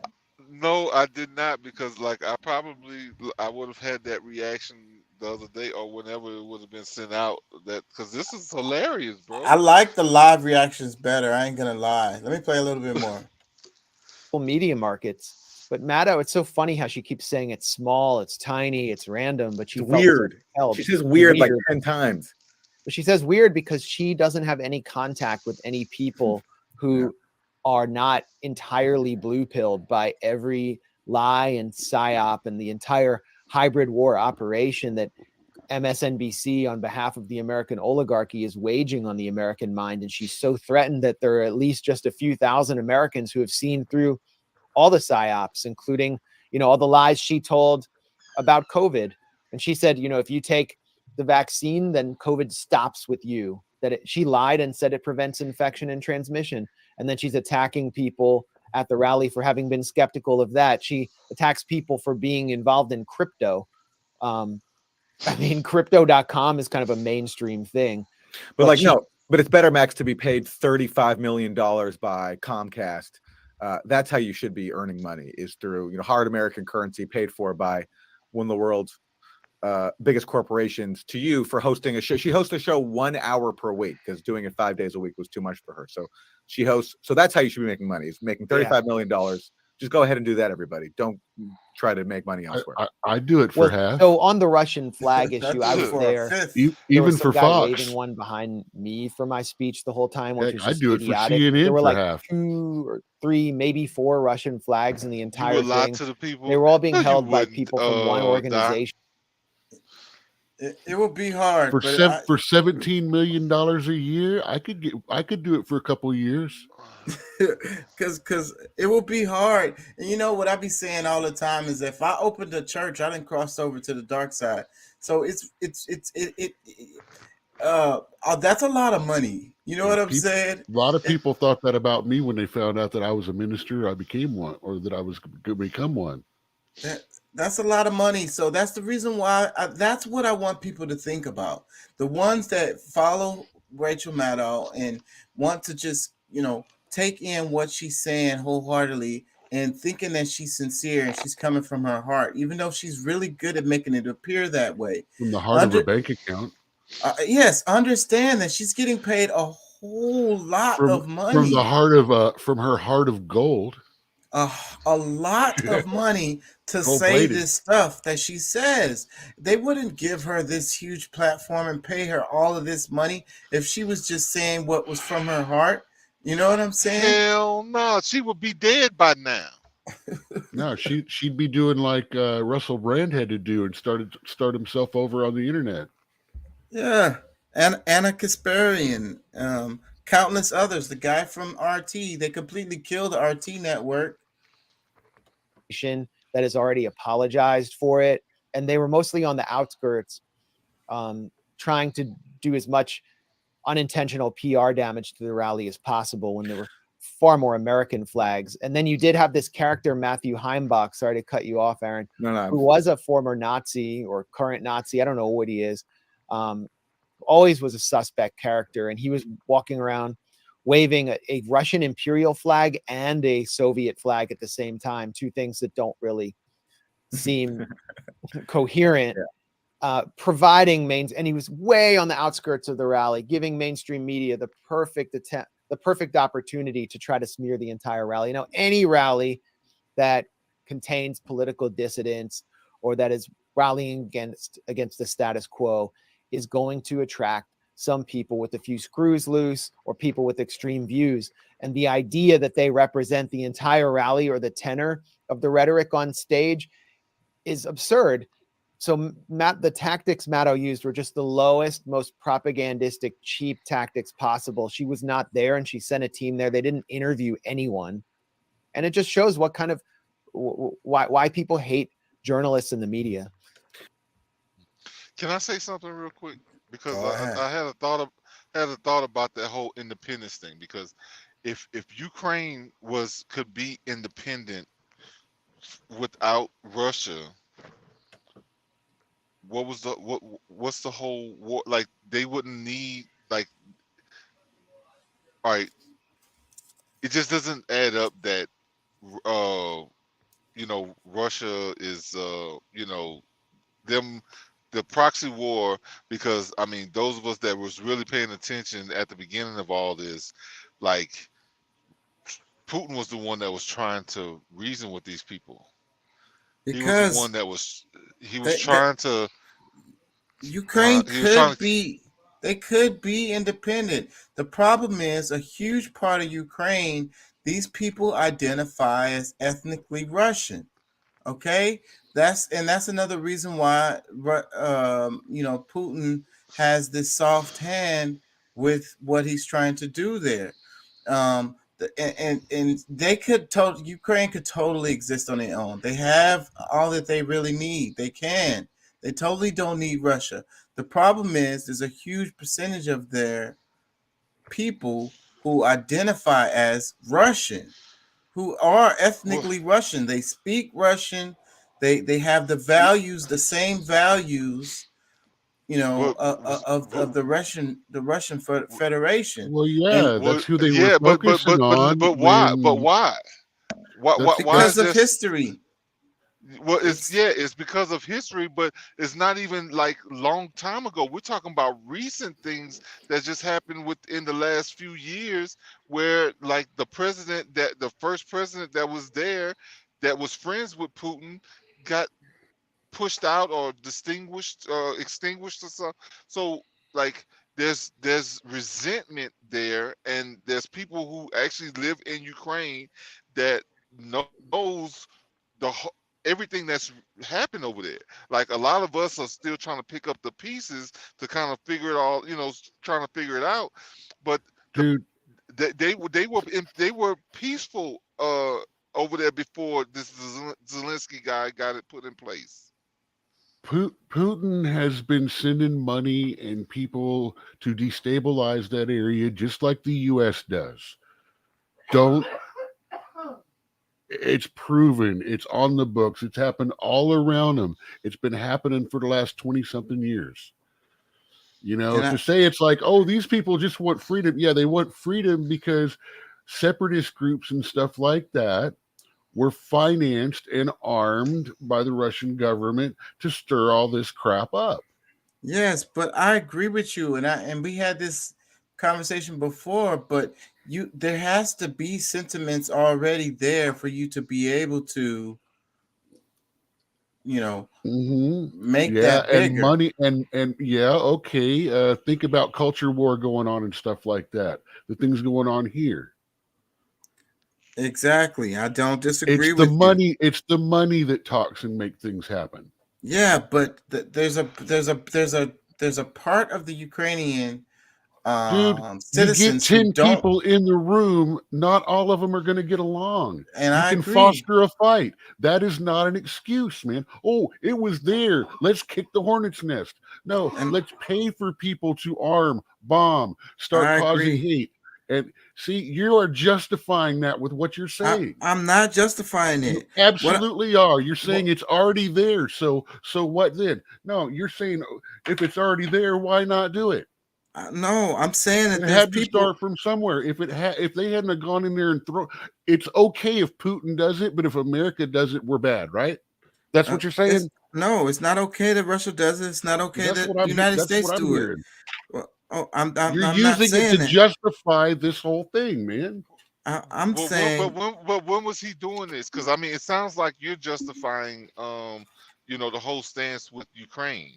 Like you're justifying that them killing off the president that was there that was peaceful with, and could cordially make agreements with somebody else in their region, which is Putin. Like when they had something that was working smoothly, and then when all that stuff is disrupted, now it's you feel that okay, in America, somebody way on the other side, on another hemisphere, gets to decide who's gonna run that place now, that and cause conflict that where there was none, like because that's what Zelensky has and done there since and he's there been is a over there. double standard with this because the people who stormed the Capitol here in the United States felt like the government going rogue or the government is going in a different direction from their values. And Yeah. that's the same argument that these people in Ukraine are having. The ones that are pushing against, you know, Zelensky and his Zelensky is a crony anyway. You know, Yeah, he's a stooge. Like, look, the United States, like he's sitting there as if he's actually pushing buttons or whatever, but he's really like he's just like as soon as they can get what they want, like they could care less what happens to Zelensky. yeah, and something bad may happen to him at some point. That's why I think that he says the things that he says because he's afraid too, and it's not of Russia. Yes, he acts like a puppet. He acts like somebody who's being controlled, and that's why the whole situation is messed up. Because, like, we would hope that okay, over here that we're not having somebody from Russia, Saudi Arabia placing people over in place that can um, control things over here more than our presidents and you know our governments in this area wouldn't have more control over who's going to be in place. Somebody that we're more warm to or welcoming to. Like I don't think that people are really looking at that dynamic. Like it's you know we've caused a lot of problems of our own in South America. Yeah, we point the finger and talk shit about our government, but I mean, I think that means us being fair. Like, I don't think that our government is just pointing the finger and say, "Oh, they're just bad," but I'm pointing out what's true and what's honest. No, I I'm mean, that's also I'm also going by the theme that's constantly being spoken here. well. When I mean, America the does it, thing. it's bad. When other countries do it, they're actually trying to Well, benefit. So, well, I and yeah, there's some people that felt, oh, we should be part of Russia. So it's I'm okay to not send saying money that. and arms and stuff in there and build it to a pretext for war. I'm not no, saying that. I don't. And I don't think in that the we should group be trying. text, I sent a That message where, that's how you said from the very beginning. Well, it's because of this. Oh, it's Nazis. Oh, it's because they. Every time it's called on, it's always it's always strike one side, positive the other, and that's not it. I'm trying to explain what is happening, what is actually happening, because the media is not covering this stuff. That's what I feel like. I feel compelled to do that with this show, to cover I the get that. angles I that's understand what not you're being saying, covered. Yeah. but you also dismissed his whole speech before his whole essay that he wrote about the empire and stuff like that, and the last 20 something years of history of this. I mean, and without that whole timeline perspective, it becomes go Russia now, bad America. But that's not what I'm saying. That's not neither one of us are saying. I don't know how you're getting that, because I mean, for one, like if what I'm saying, you can find it. Like there were agreements. There were Yeah. agreements that. No, I know what you're talking about. Okay, well that's what I'm leaning on. It's like, and then if somebody can come and put in whoever they want, like the U.S. because of their power of the UN and being able to put somebody in place that is going to be destructive to that region, like how does that make it right? Like they're the ones that's causing the problems. And for me calling out the truth, I mean, now I'm saying blasphemy. I'm just saying, like, bro. There we go. That's what I'm. The, That's what I'm trying. I'm trying to find my president timeline there. Let me play this clip right here. It's a little bit off the subject, and we're gonna come back to this subject. But the Trump are you talking has about going back taken to Gorbachev? No, I'm gonna come. Well, I'm gonna come back. that's when Russian expansion actually started. Was the end of him, or right after, or right before the end of him? Well, I mean, it was all. I'm trying to figure out who you're talking about got taken out and stuff like that. Well, yeah, he wasn't popular, like he was known, but he was one of the first presidents in Well, that no, region. you were saying we took something got taken out and stuff like that. Re-elections, all the stuff going on. I'm trying to figure out what the big, it's Ukraine's faults because of their politics is coming from that destabilized the area. That is actually true. The politics did, and it was an infiltration that happened, and there was because I don't think it was a full coup pretty that was much run, but that he happened. was. But I think that dude was pushed out, like he was threatened or something happened, because I don't think they actually killed him, but he was pushed out. Now there was a revolution in 2014. Is that what you're talking about? Yes. It might have been from. It may have been from that period of time. Okay, yeah. so that's 3 I'm not years clear ago. I'm not clear on the dates, but I am clear on the type of agreements that Russia made with them to continue to be independent. But Oh no, we know this whole thing. The trigger got pulled because of Biden. Okay. All right.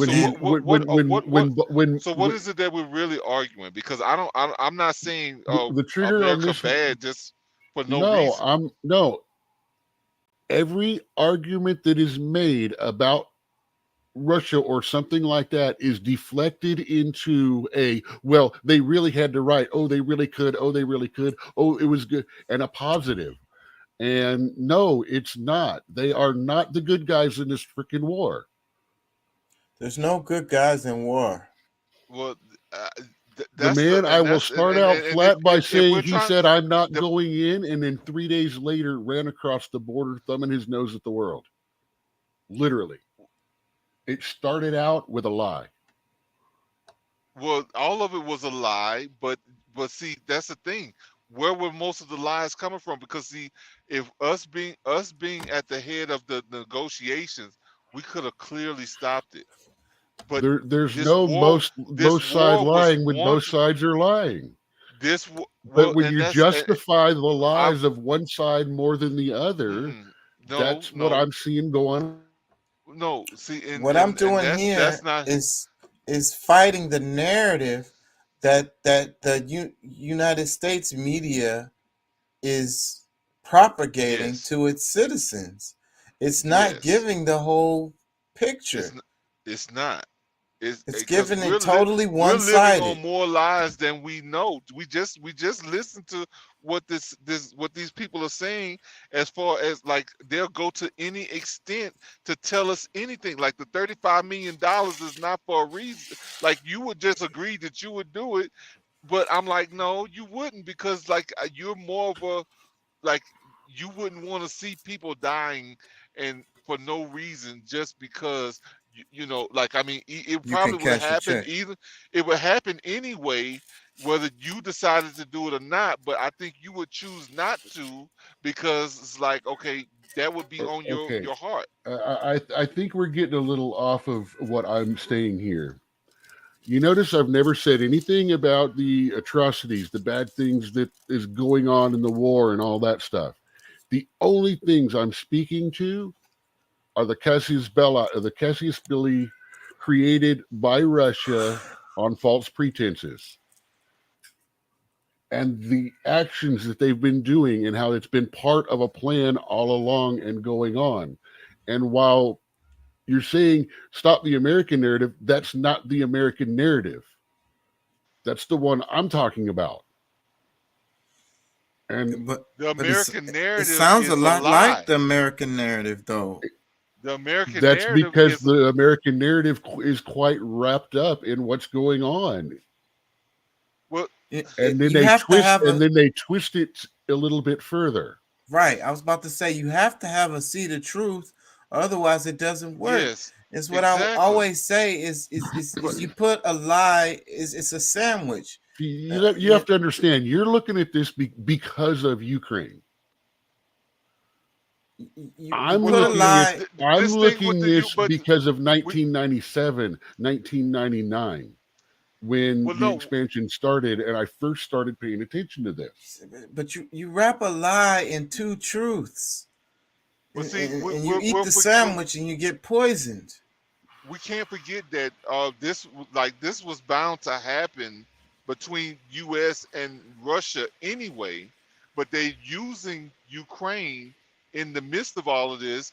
They took advantage of situations and changed the narrative of really what was happening to intensify something that didn't have to be what it became.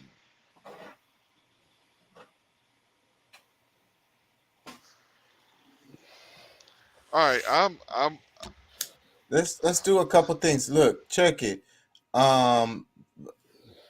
This clip right here shows how powerful Trump is still. Let me play this. Wait.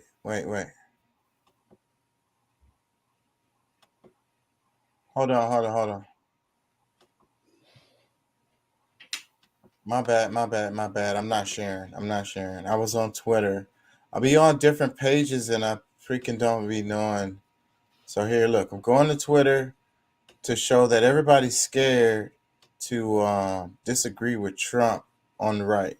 What are the differences, for example, you may have with President Trump? Probably not very many at all. I am so thankful that we have President Trump in office. Is there anything specifically off the top of your head that you would do differently or that you disagree with him on? What I will tell you is we have to look at the fact that mothers can't find baby formula. Where would you be different? on issues than President Trump? Well, I said early on that the only thing I had decided was that I wasn't going to let anybody else make the decision for me. What are the differences, for example, you may have with President Trump? Probably not very many at all. I am so thankful that we have President Trump in office. Is there anything specifically off the top of your head that you would do differently or that you disagree with him on? What I will tell you is we have to look at the fact that mothers can't find baby formula. Where would you be different on issues than President Trump? Well, I said early on that the only thing I had decided was that I wasn't going to let anybody else make the decision for me. What? So this little montage, it says, it tells you everything you need to know that not a single Republican running in 2024 can name a difference they have with Trump.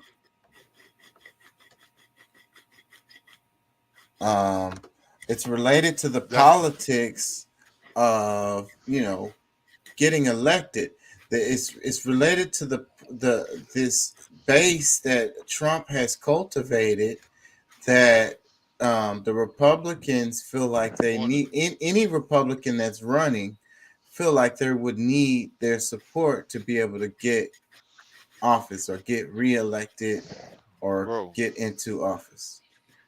Bro, this is one of the problems that I was kind of discussing on TikTok earlier today, is that right now we're getting pushed right back into the same scenario as 2020, and for us to pick and choose now between two losers, and I don't disagree with that.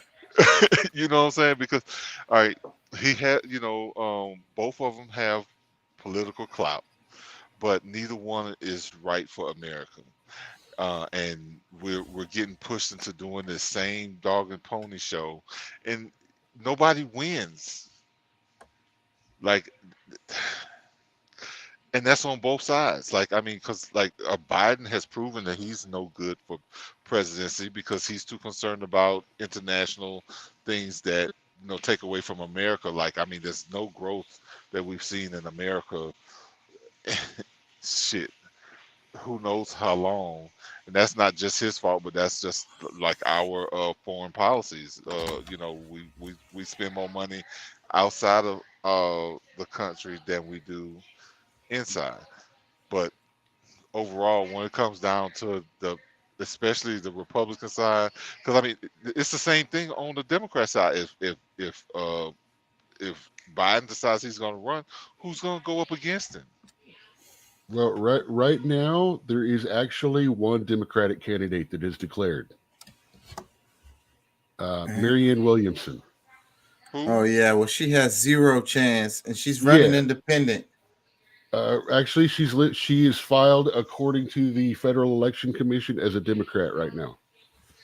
That can still change.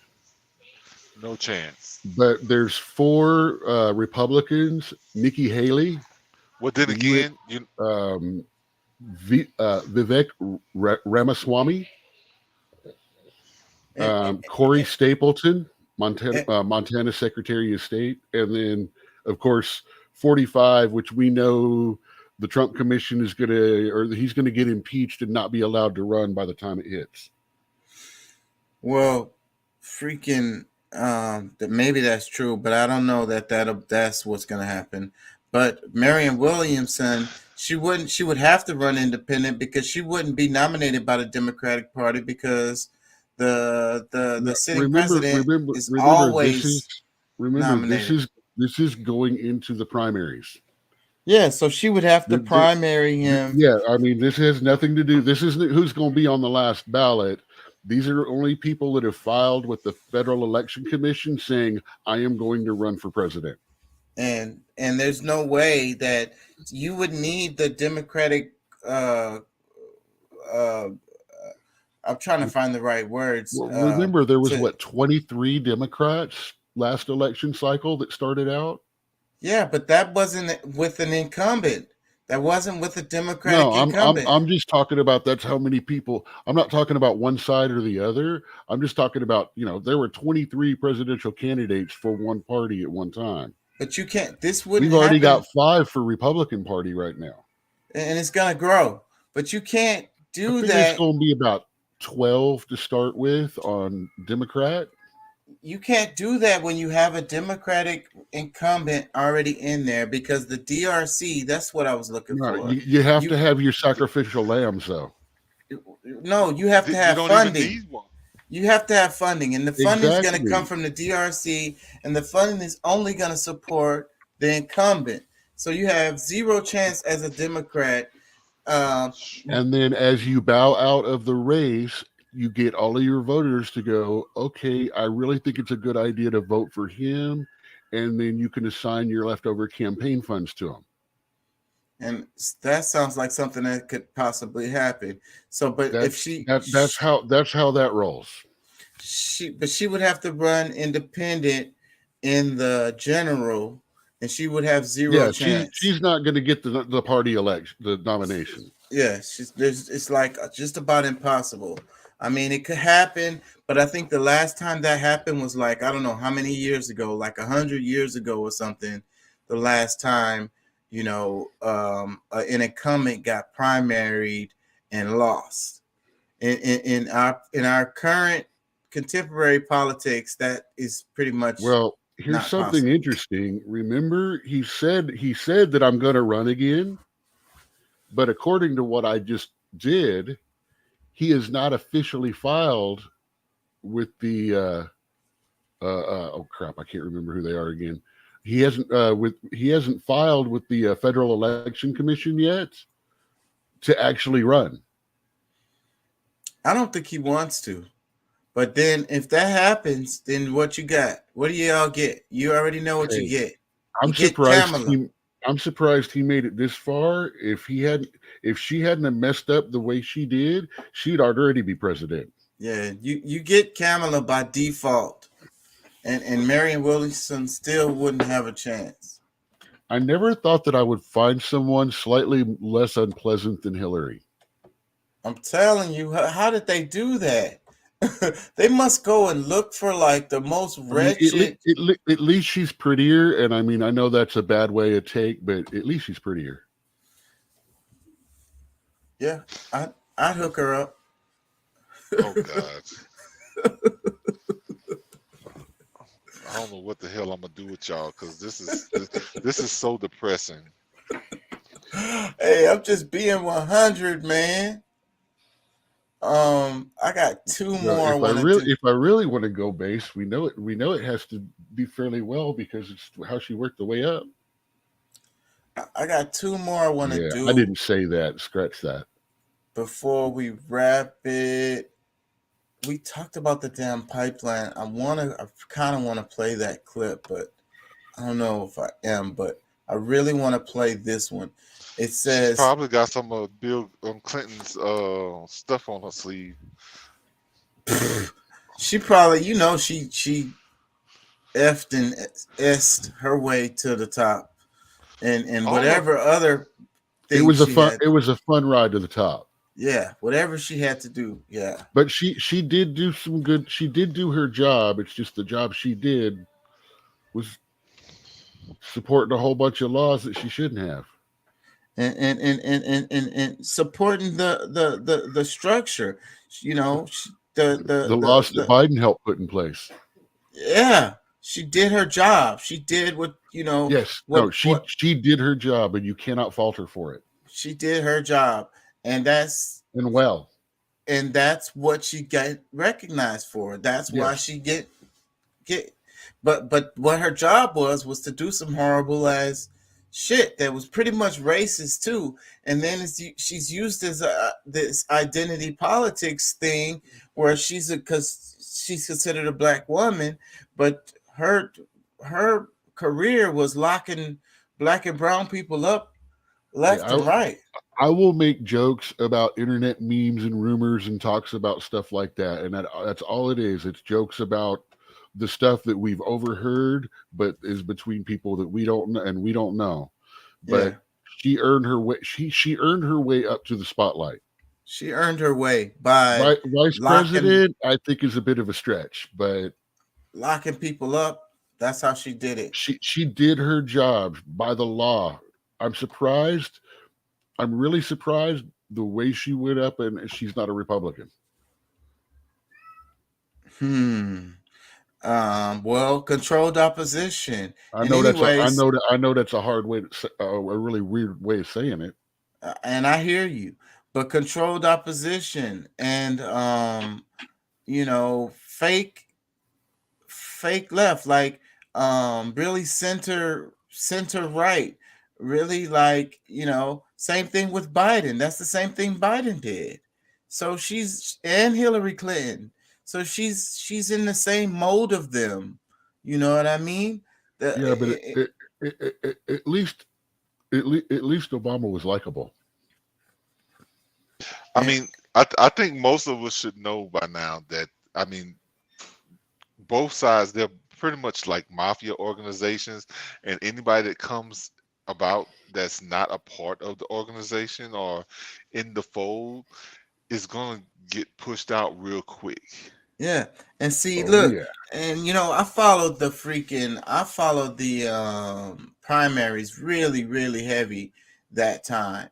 And freaking that you see Buttigieg, they rewarded Buttigieg too.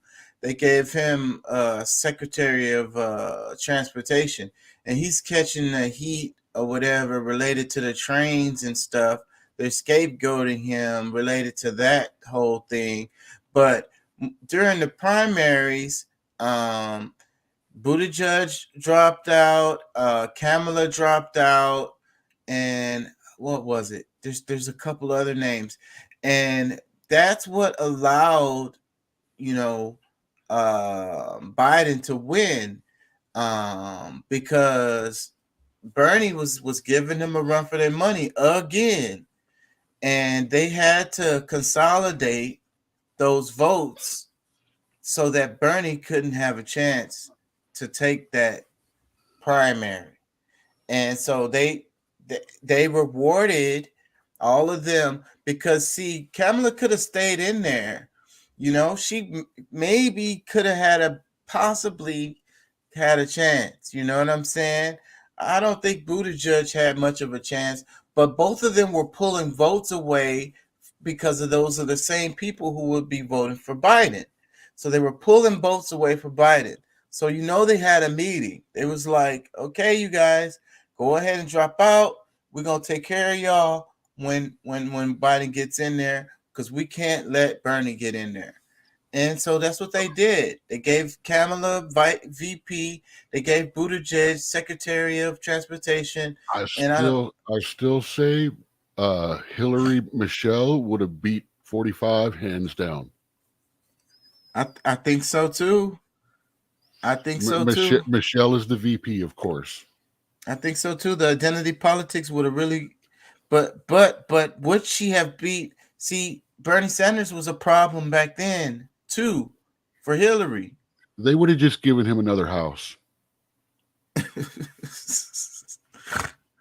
Let me play this one. I think I want to do like one or two more, and I'm that's gonna what wrap they it did the first two times. because I'm getting tired. This one, it says, Ben Norton retweeted this, or he tweeted this. Benjamin Norton. He says, Red Desai explains how Britain's settler colonies, USA, Canada, Australia, etc., were industrialized with wealth that was stolen through the surplus produced by workers in its non-settler colonies in South Asia, Africa, and the Caribbean. This is a short clip. Let me play this. Essentially, the fact that Britain had a large empire meant that these surpluses flowed from Britain's colonies, as you see in the blue arrows. All they flowed towards Britain.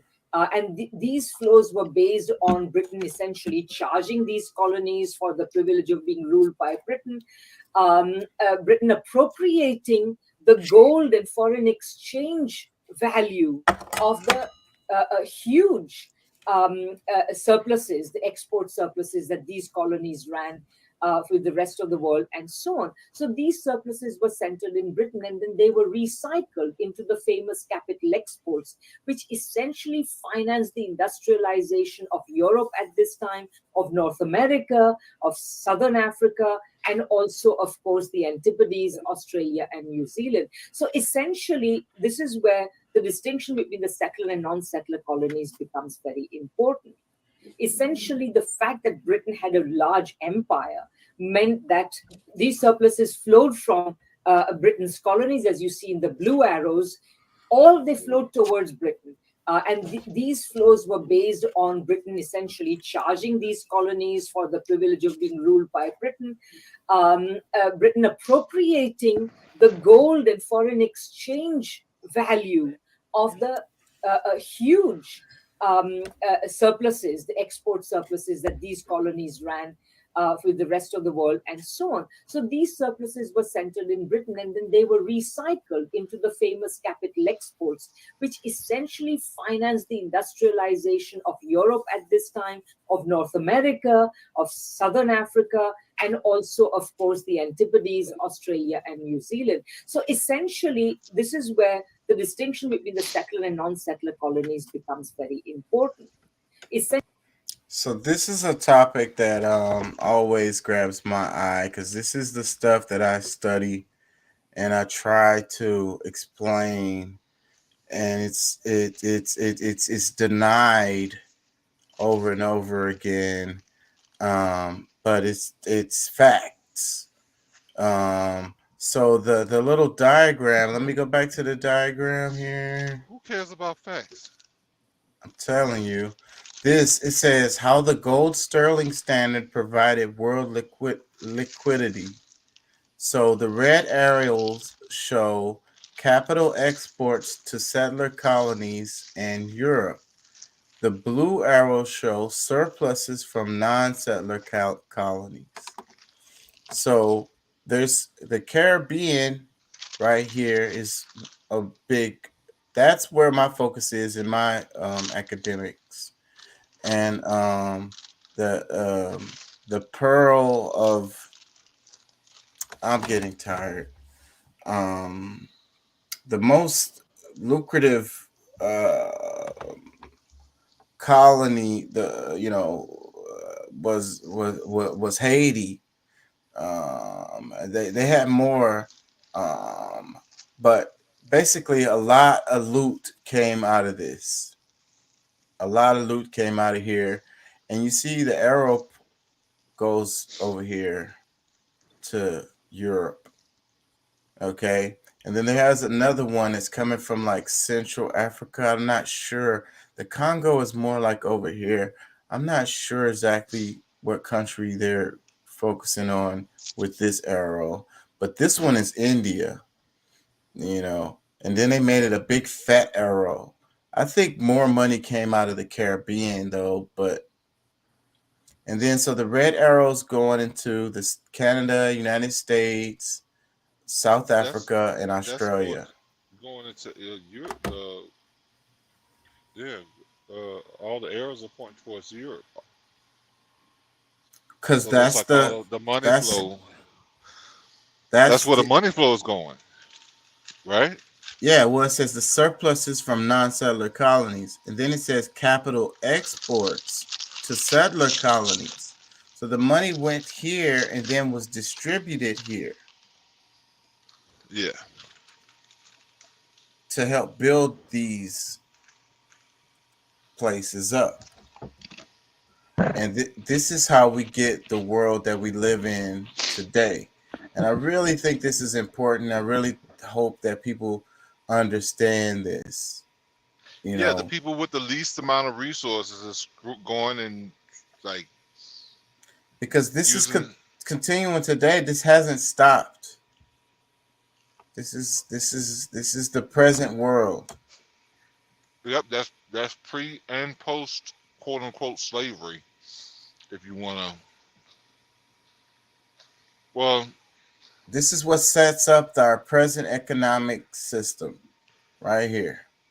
And all of the wars and stuff, pretty much all the geopolitics is related to these arrows here.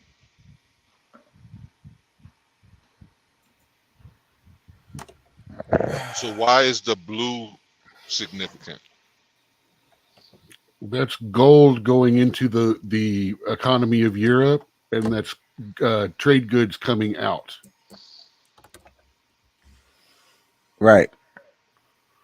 All the things from non-settled colonies are going into Europe, and then what all the capital goods and stuff coming out. Sugar, coffee, tobacco.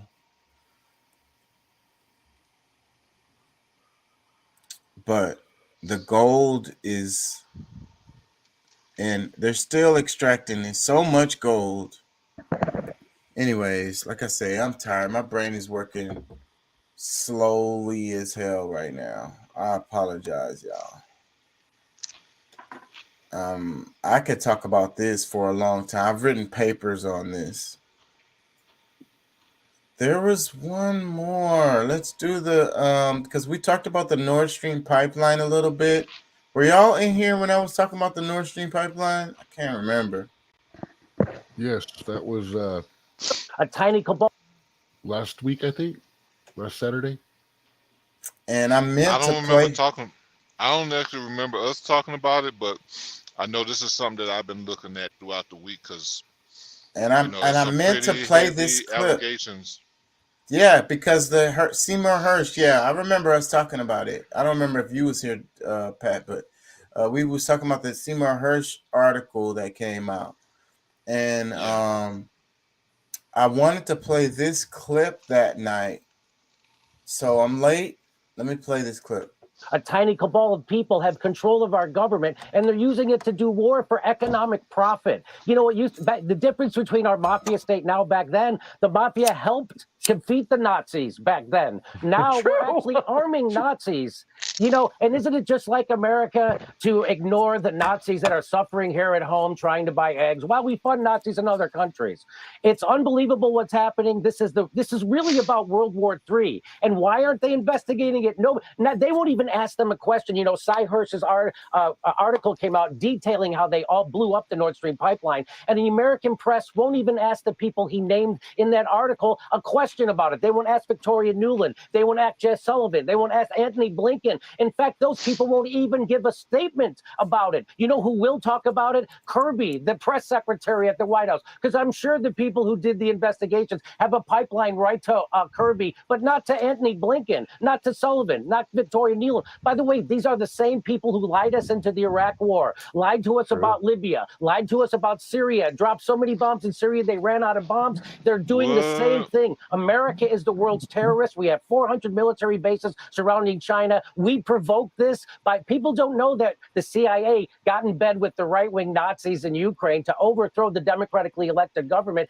of Ukraine in 2014. We had a peace deal. It was called the Minsk Accord, and then they violated. Who violated it? Ukraine kept shelling the Donbass, which are the Russian speakers in the eastern part of the Ukraine, and that's why Putin had to be provoked to invade to protect those people. Nobody will tell you that. Everybody who talks about every other news station, by the way, you're the only one doing this, and I applaud you for letting people come out and tell the truth about what's actually happening in Ukraine. Other stations, when I watch, what they do is they start the history of Ukraine from Putin's invasion. They never tell you that we overthrew their democratically elected government in 2014. They never tell you that they didn't stop shelling the people in the Donbass. They never abided by the Minsk Accord. They don't tell you that the former German prime minister said that the reason why they did the Minsk Accords in the first place was so that Ukraine could build up their military to get ready for this war that they're provoking. All right. What? Doc, come on, comment. On mainstream TV? Wait a minute, hold on. Like that was on Fox. I didn't even say it. I was thinking it. I was scared to say it because I figured, shit, Doc might come sneak up on me and whoop my ass somewhere. So the tweet says you're being lied to about Ukraine, and by the exact same people who lied to us into Iraq, Libya, and Syria. Absolutely. You have to understand, you guys think that what we're talking about is mutually exclusive, but it's not. It's Okay. not. I agree with you on that. It's not. I am Both completely just sides. saying, recognize that these guys really are the bastards that they kind of say they are, but at the same time, they do have, I understand what they're doing and why as well. I mean, I understand a lot about the provocation. I understand, like I said, I've got information going back to 2000s when a lot of this really, really started getting started. How Russia's already invaded part of the country that was part of Ukraine before. I mean, this is an ongoing thing. All right. Look, listen, because I mean, a lot of times when I explain this to people, and for them to give a different, to be able to look at it from a different angle, and that this war is mostly about globalism or nationalism, and This is about money. I mean, of course, money's involved there, but I mean, to really split the difference in the ideology is between the globalism and the nationalism. So, Or you could say communism and capitalism, because that's what they like to say. Well, some people say that, but I mean, it's No, this is all about capital. Capitalism and socialism, communism. Like, I mean, like really, none of them work without capitalism. Like, I mean, none of those systems work without some like a resources. Edge. Yeah, I mean, like that. You got to have money to operate. I mean, or some form of trade. You know what I'm saying? That has to happen. So I mean, we can't take it out. Like, I mean, people demonize it, but I mean, it's really crazy too. It's at the core of everybody's life, even inside your own home. But either way, as far as the ideology, if because I mean, I don't like. Do you think that each country or whatever should not have its own sovereign powers and able to decide what they want to do in their own region, or do you feel like everybody should give up their power to one entity that decides everything for everybody? Right.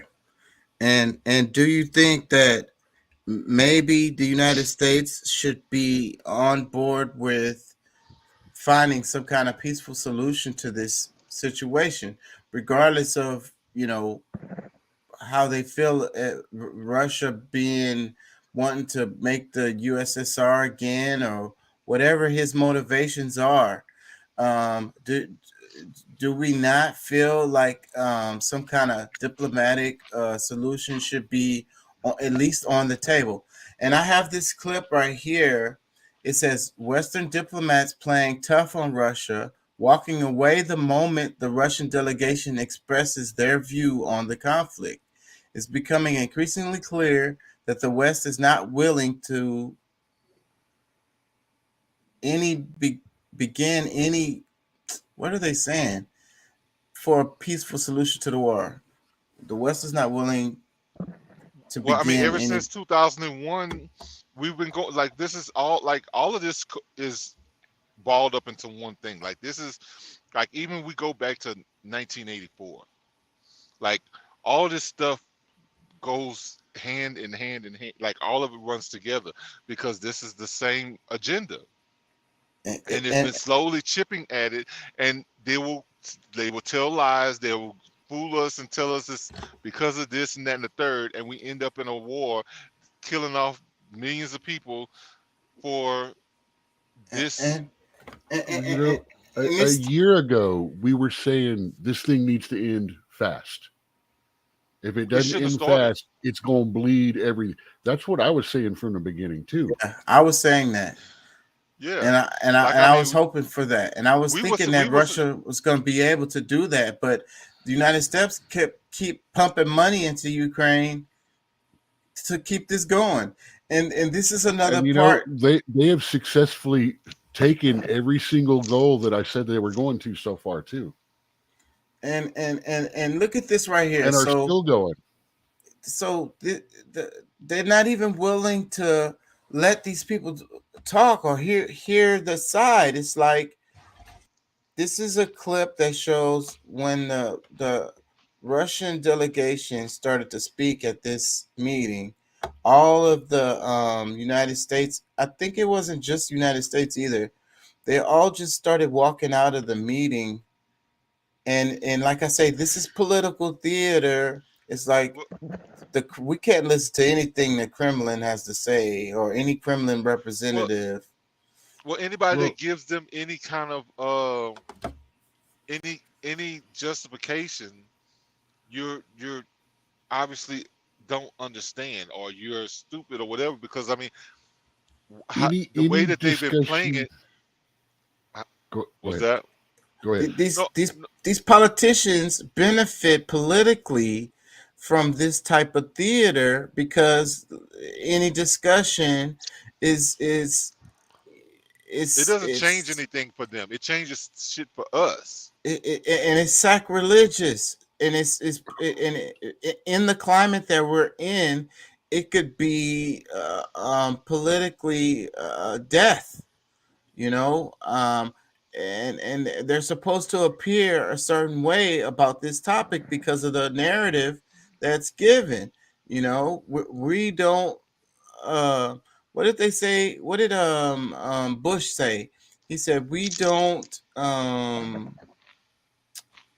do something with terrorists. We don't negotiate. Yeah, we don't negotiate with terrorists. So that's this same thing. And but this time it's happening, it's coming from the Democratic side. I've been telling you, there is we know that they're pretty much one and the same. But even I consider Bush, both the Bushes are part of the Democratic Party. They just so happen to run on the other side of on the opposite side. They pretty much did the same thing that Trump did, except he was originally a Democrat, but just to be able to run, to make it a fair fight, I guess you could say, he went to the Republican side. It's the same thing that happened, Ronald Reagan did it. Then, I think when Bush ran with him, he ran on the same ticket. So he was really, I don't know what he was beforehand. I know he was a CIA whatever, but that's part doesn't matter. And I keep seeing these T-shirts, Reagan Bush 84. There's some real significance with that. People are wearing these T-shirts right now. I keep seeing them. Reagan Bush 84. It's very significant because that's during the time when they agreed that they were gonna start pushing in this direction. Yes, and that's when they won, and that's what they're still upholding. That's the direction. That's cabal. That's the basically and no they matter won. Who, and everybody that's been in office since then has been on the same page. So I mean, and I would even to some extent add Trump because he had I think he's more of a nationalist. That's why and the way that he ran is the reason why they had to kick him out or to find a way to make sure he doesn't run for his second term, because a lot of these things that they worked for could have been totally turned around for good, but we allowed this to happen, and we're here now. So I mean, I don't know, bro. It's hard to even trust any of them. I'm sure Doc does, but we're all about the same age. Doc, but do y'all remember when we used to do those drills related to if it was a nuclear fallout and all of that stuff, kind of like they do the active shooter drills now? Remember, I mentioned that actually in the show either the other night or the other week, how it's the exact same drill. But get under the desk, hide from sight, make sure you can't be seen. And so but look, threat level red. Everybody's completely in fear. This is the direction we're going in. Whether a nuclear war actually happens, they have that thing where they said mutually. How do you say it? Mutually assured destruction or something like that. That I think that it deters, it from actually happening, but the threat is there, and it leads to the fear. And I want to play a little bit of this. That's what this guy is talking about. Well, I just want to just say this one thing, because I think you can probably find a lot of this in the document called Rex 84. I believe that was one of the first documents that they created that leads to this, because there's others since then, but There's so much. I have to think about it some more because it keeps coming back to my mind. Reagan Bush 84, and these people are wearing these T-shirts. It's a statement. I now give the floor to Mr. Raymond McGovern. Thank you. Ladies and gentlemen, I would associate myself completely with Professor Sachs's comments. I do not have a prepared text. I was asked to do this less than a day ago. No one suggested what I might say. And of course, no one even asked me what I would say. So these are my personal remarks based on my experience for 27 years as an intelligence analyst and as an observer. And I noticed that I'm called a political activist. Well, this is my way of paying back for the education I got as an intelligence analyst in the U.S. intelligence community.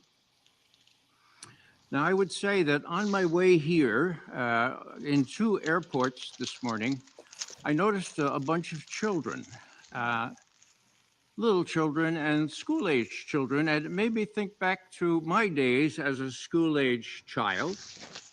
I was one of those who hid under my desk because of the threat of the Russian atom bomb, as though that would protect me.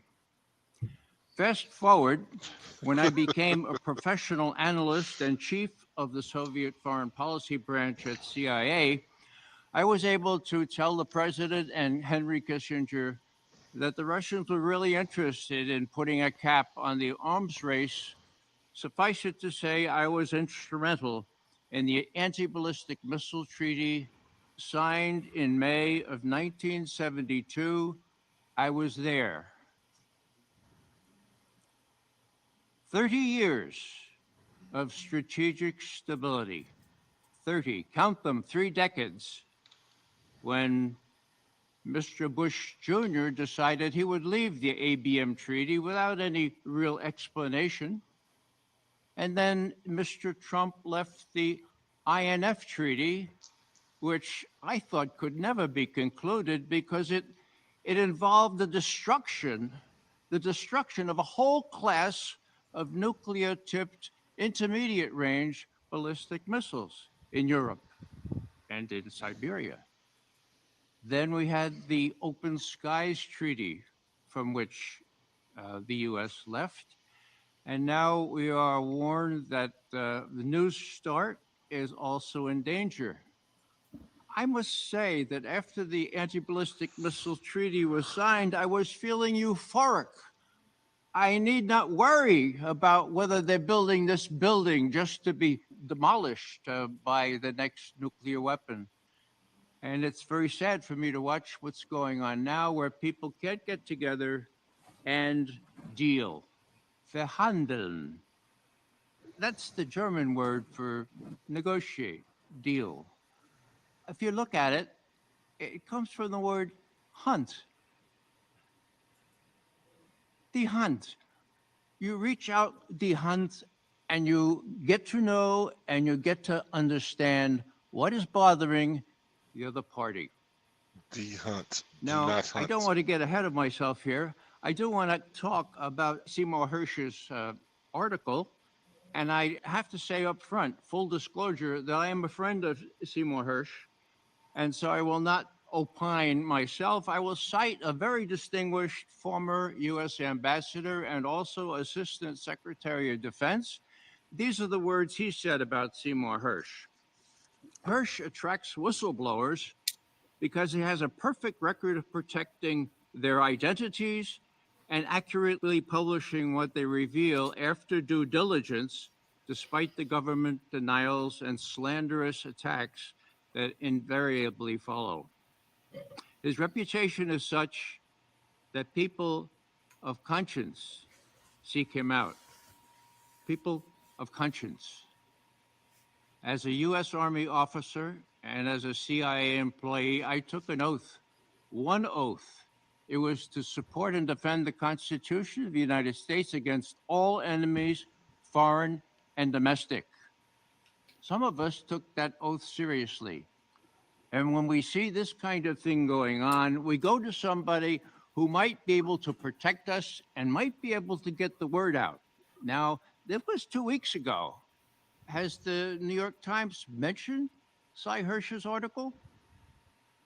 Has it even reported the denials?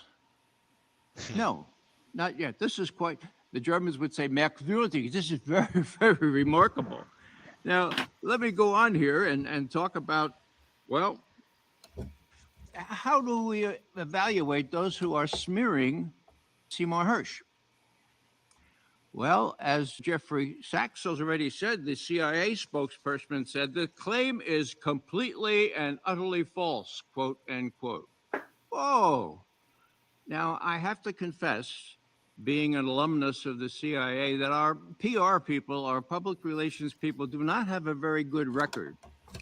No one wants to go back 20 years to Colin Powell's speech before this Security Council. We all know about that.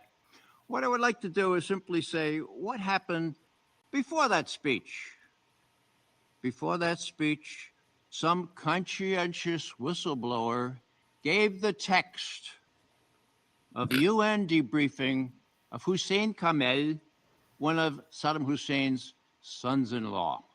And who was he? He was supervisor over the radiological, biological, chemical, and nuclear program, such as it was in Baghdad. And he said to his interviewers, UN interviewers, US interviewers, UK interviewers, he said the following: all nuclear, chemical, biological, and missile programs have been destroyed. Now, they asked him, the interrogators did, well, how do you know? And Kamel said, well, I was in charge of them. I mean, I don't know how it works in your country, but when I order something destroyed, it gets destroyed. Yeah, how do you know? Did you check? Well, yeah, I checked a couple. Are you trying to get me to say they were not destroyed? This is 1995. Now, someone leaked that transcript to Newsweek. Newsweek on the 24th, almost exactly 20 years ago, Newsweek published this report saying Hussein Kamel, the highest ranking Iraqi official ever to defect from Saddam Hussein's inner circle, told the CIA and British intelligence officers and US inspectors in the autumn of 1995 that after the Gulf War, Iraq destroyed all its chemical and biological weapons and the missiles to deliver them. Kamel had direct knowledge of what he claimed. For 10 years, he ran Iraq's nuclear, chemical, biological, and missile programs. And in a classic understatement, the author, John Barry, in Newsweek says, the defector's tale raises questions about whether the WMD stockpiles attributed to Iraq still exist. Well, I guess. What happened? Newsweek published this in a little blurb, first on their site, their website. Then the members of the media went to a fellow named Bill Harlow, who was CIA PR person, CIA spokesperson for the agency. And he said, look, this report is incorrect, it's bogus, it's wrong, and it's untrue. Whoa. Incorrect, bogus, wrong, and untrue. And what did the members of the press do? They breathed a sigh of relief and said, whew, I'm sure glad you told us that, because we were going to publish on that. It looked pretty documentary. It looked pretty authoritative. It was indeed the transcript of that debriefing. So I'm getting deja vu, you know, and the thing is, let me ask y'all this. Do you think that if Iraq hadn't destroyed their biological and nuclear weapons, and that the United States didn't have really good concrete evidence that it was true that they had, do you think that we would have invaded Iraq and you know, taken over Iraq? I'm gonna say no. I'm gonna say that they knew that they didn't have these WMDs, and that's the reason why they did the shock and the awe, because they knew they could get away with it, because they knew that Iraq didn't have weapons to defend themselves. Okay, so fast forward to today, and we know that Russia does have these kinds of capabilities. So that's a deterrent. You know, the same thing happened in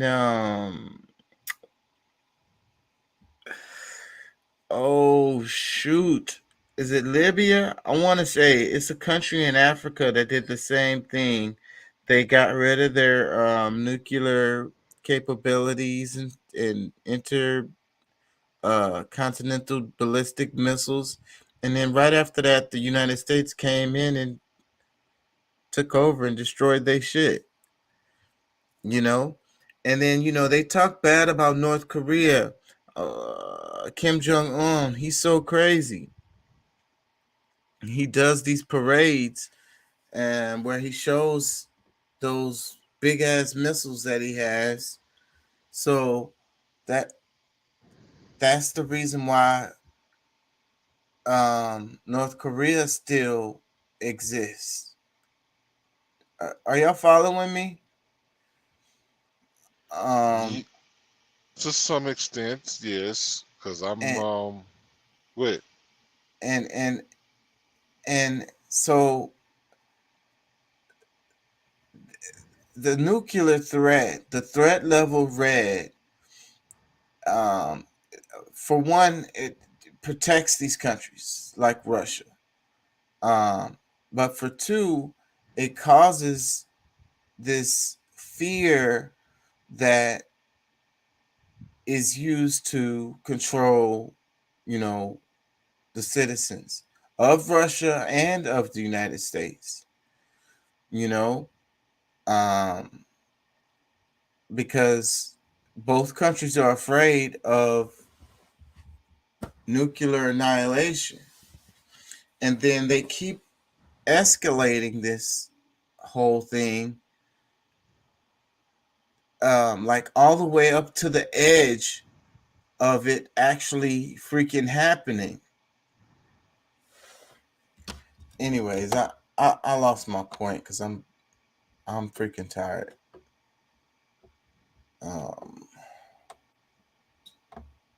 I lost my point. Are y'all there? Did I lose all y'all? Yeah, I'm here. I was just trying to stay with you on where you were headed on that. But I'm here. I was just following along. Yeah, I lost my train of thought. I'm not gonna lie to you. I'm fucking tired.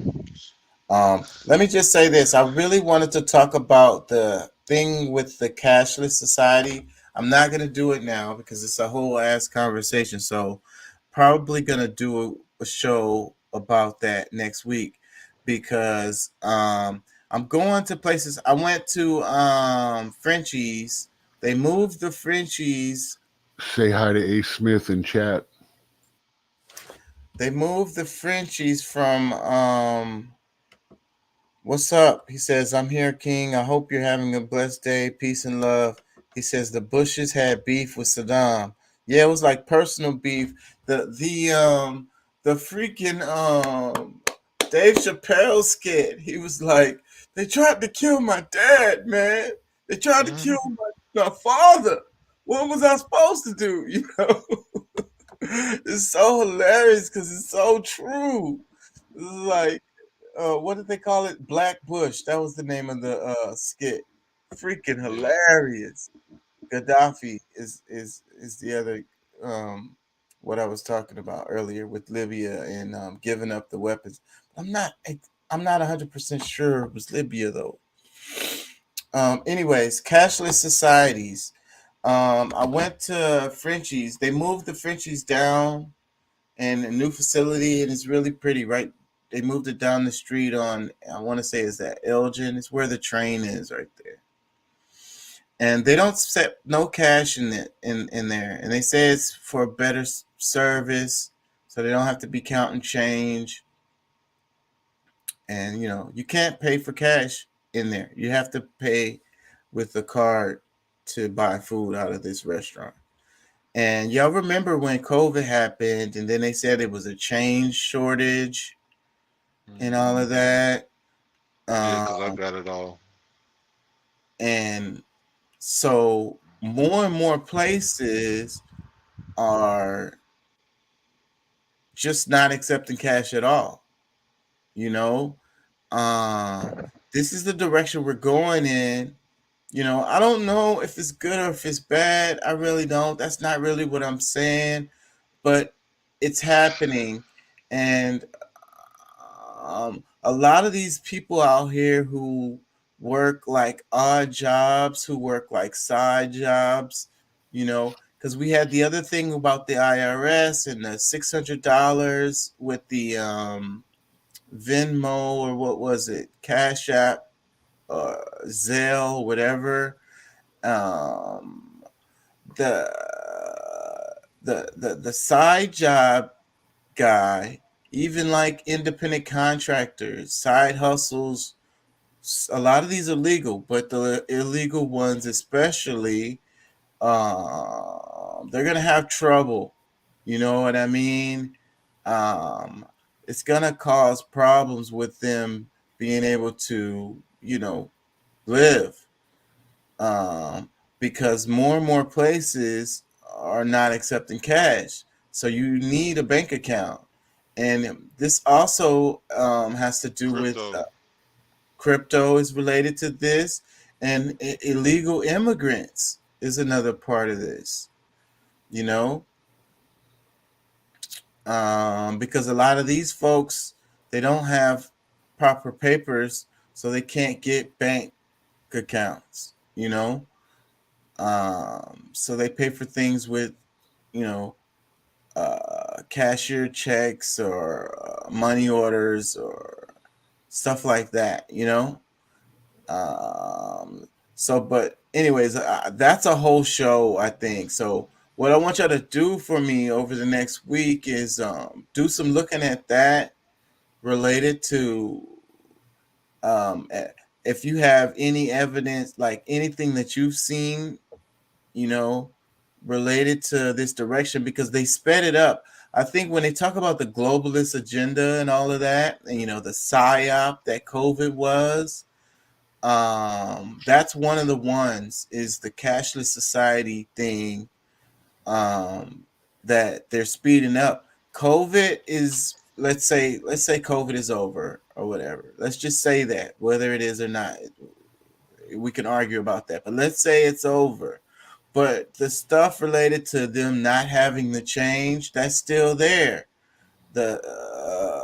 Because it's supposed to be cleaner to keep from all of this touchless stuff. to keep you from catching COVID. Goes right down that same road. And then these are the power with the banks. Another part of this, I played a clip related to Bill Gates. He owns the software that will have to be used for a lot of these transactions. And it's regardless of which bank you use or whatever. This guy has like a monopoly on that particular software that has to be used to do these transactions. Are y'all following me? Well, yeah. I mean, this is the difference between the centralized and decentralized economy, and you know, I think for some of us we'll be able to switch back and forth, but if you don't have any real stake in the crypto or the blockchain technology, you You're screwed. If you don't have a bank, you're screwed. And it's another way to track well, everything and to track people and to well, that's another also way. if you're trying to be a part of their society, like because I the mean, the globalist agenda, the new world order, and you're not yeah, going to be able to escape it if you can't pay for anything for cash. And then you think about like street vendors, people like that. They're gonna have to buy those credit card machines or whatever, them iPhone readers or whatever. Most of them already have them. Yeah. All these taco trucks. If you go to a farmers market these days, most of them have the little plug into your cell phone ones. And I think that the kids, the younger generation, they love to jump on fads. You know, I could just pay with my phone. well, no, Um, well, I mean, they've already somewhat been preparing them, but I mean, my son was 3 and he could teach my mom how to use the iPad because it's just innate, like it's just I had someone call the manager because they were upset because they couldn't use iPay, and then yeah. they tip. So all they could scrape together was uh, it was like N 97 cents. So all they scraped together was exactly that, and they tipped me 7 cents on it. I paid $1.25 out of my pocket to serve them, and they didn't tip me because I wouldn't take iPay, or I wouldn't let them Zelle me the money. Well, that's why I put Zelle on my phone. I had a situation like that. It was an Asian table I had, and they literally didn't have, I can't remember. They paid with a gift card or whatever. And at the restaurant that I work at, they can't tip on the gift cards because they're like specific to this specific restaurant. And the gift card can only go to the bill. You can't tip on it. And they didn't bring any cards or any cash. So the couple, they was like, man, we really want to take care of you, so they Zelled me the tip. So I've been using Zelle more and more lately. A lot of people don't like Cash App. Cash Apps be taking percentages of the money. yep. And Zelle just goes straight to your bank. So that's why people like Zelle.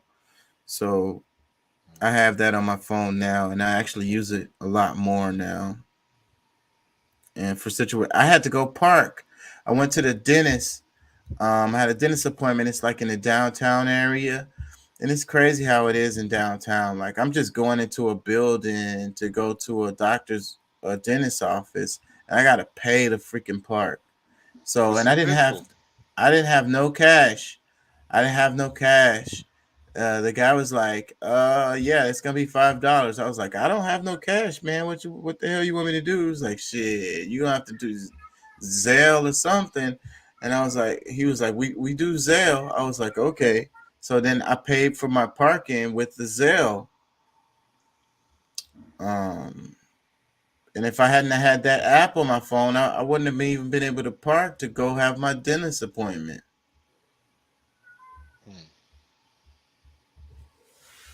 Yeah, but I mean, a lot of it is to, at least to a lot of people, they're looking at where the privacy, and like you won't be able to do anything privately without the cash. And then, with the blockchain technology, which I mean, even before that, they can track you, all of your purchases with no problem.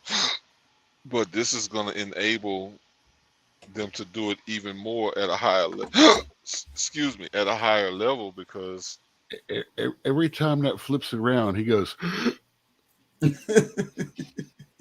I wasn't even looking at it until just now. It was just But timing, man. Yeah, I noticed that too, but I know it wasn't because of it. But yeah, but I wouldn't blame him if it was. I wouldn't either. I can't even do it on purpose. But yeah, I mean, this is really to really put a thumb on you, unless you learn how to operate on the decentralized markets, because I mean, those things will be available. um, and they've been saying for a long time that their fears is that, this is what criminals will use. Like, they've been telling people this, but it's not so much about criminals, because criminals hadn't had a problem operating any other way. You know what I'm It's saying? about tracking us. Yeah. It's going in the direction of China. Like I say, China is in the future when it comes to this kind of stuff. The social credits, the credit score, the mass surveillance, the knowing exactly what you're doing. So like if you're spending money on something that's let's say nefarious, I don't know, strip clubs or something like that, then I maybe your guess. social credit score goes down or something. Like I don't know what all the implications would Well, be for it, but I know that did they're you? gonna be able to know every penny you spent on what and where and when. Yeah, right away if they want to, if they're tracking you. But listen, have y'all seen that the campaign commercial that Trump put out? I think yesterday or today or whatever. I think it was yesterday. But well, I saw it yesterday. Let me say that. And they're talking. He's talking about creating 10 new cities here in America. And I guess this is, but that, like I said, that's for the 24 campaign that he's putting out there. So And a new Trump Tower and casino in each one. probably. Yeah, man, I might have to wrap it, but I want y'all to look up the Welcome to cashless Trumpton. society stuff and see if you or see any evidence of what I'm talking about in your day-to-days. And I don't know. I want to talk about that a bit next week. So I really wanted to talk about it this week, but I didn't get to it. And I have to wrap it. We're at 4:19, and I gotta I gotta go to work. I get to sleep in a bit in the morning because I gotta be to work at 3. But I need to do some damn homework before I go to work because I might not. It's due at 11:59, and I might not have time after work. So.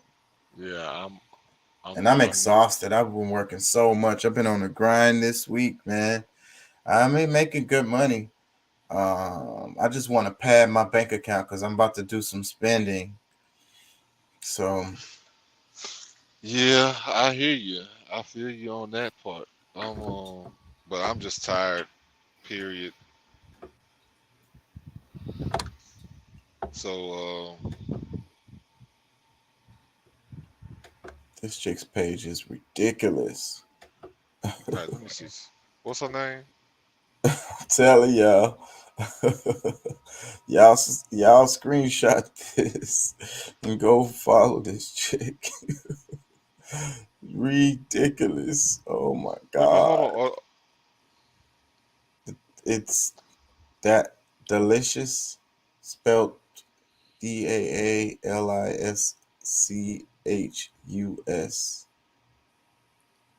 Delicious, the Barbie. Definitely one of the top tier. She works out. Whatever she's selling, I'm buying. How much? Or at least renting. You just spoke on you gonna be doing some spending. Not on that. I'm conservative. I ain't got time. So I just look at the Man, pictures. you can't be too much of one thing. You know what I'm saying? Like Chris Rock said a long time ago. It's like, one person being somewhat conservative and liberal all at the same time. So Yeah, but you can't afford that on a Lori Lightfoot budget. I doubt it. Yeah, I doubt it. This probably not even for sale. Oh no, that's rental only. Yeah. Rental. That's until the next better, bigger wallet comes along. Anyways, y'all, peace and love. Thank y'all for joining. Thank y'all for listening. And we'll be back next week. I got some clips I already made. I'm going to post them whenever I have time. I would buy some Girl Scout cookies from this chick. Quote unquote Girl Scout cookies. Love those chocolate mint. love those chocolate mints. Oh, I am in love with chocolate mint. All right, y'all. It's been real. Yeah, I think it was a good show, but a lot lighter than yesterday's. I wanted to talk about the topic, but I think I stayed on it too long, and it kind of got stale. And then I think some of us got kind of emotional, But I think that some of us kind of fell asleep because my feelings wasn't hurt, but it's just like I guess I was a little bit confused because some of the things that was said about me, I don't believe today, and I don't think I've changed that much in the recent past, because I don't think total separation answers anything, and I'm just like, I don't know. No. My bad if I made you feel like you took that stance as that was a good idea.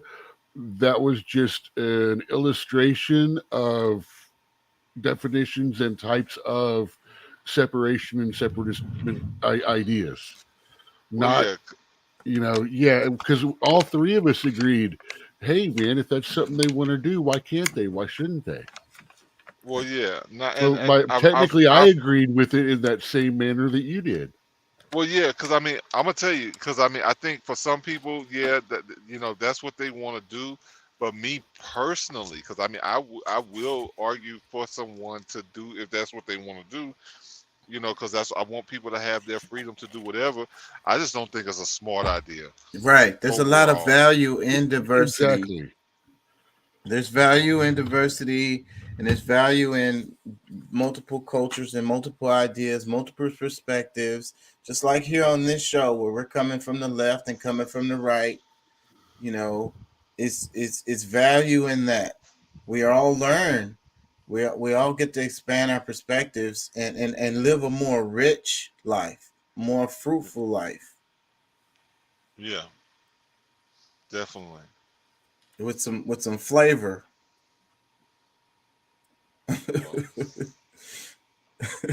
I think that I've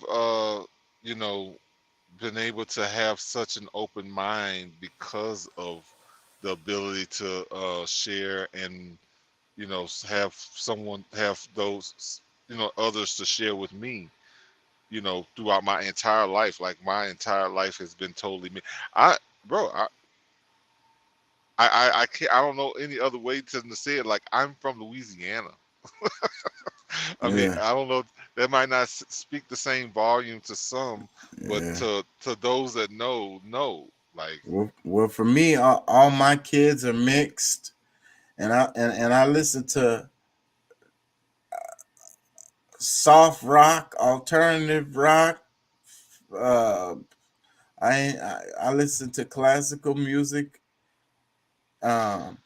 Well, that Some of the doesn't. old, I like the old country music, but I don't like But see, the. that's co-opted. Like like it's misled. It's misled. I mean, I don't think anybody can really claim a genre just to be for one race. And I mean, really, Me I mean, neither. based on history, all of the genres was, as far I, as I know, has began with melanated skin, but we yeah, also know that melanated and like it's still all the same. I mean, it's Hey, I used to make that music. A that good Mongrel song. rock and roll band that I hyped you It guys was a on the black, other day. all black, pretty much. I think they had a white guy for a drummer.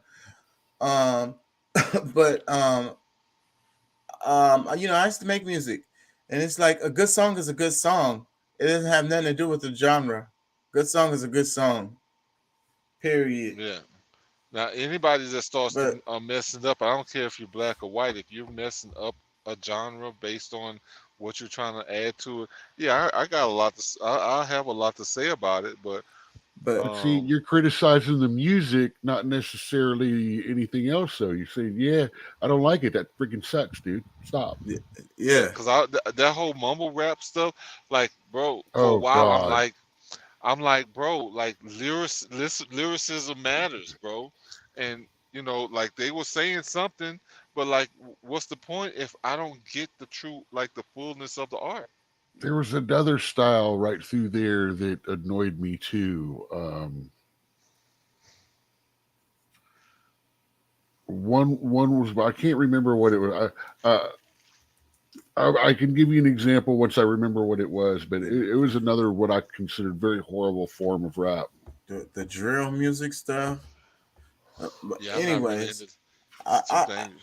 Now, I hey man, love the English rappers from England, they've got some skills, man. If you actually listen to them, uh, the they've got some UK. good. The Yes, UK stuff is what's really popping, and that's what I've been No, listening to. no, that K-pop. I don't. But like they're redoing a lot of stuff that we've been doing here a long time already. Cause like what was the Well, damn I the feel boy like bands. You know what I'm saying? When we had when we used to have boy bands all the time. yeah, well, yeah, man, yeah, yeah. I'll tell you some of that K-pop. We want to talk about slave labor exploitation and stuff like that. Yep. There's a lot of discussion we can have about K-pop.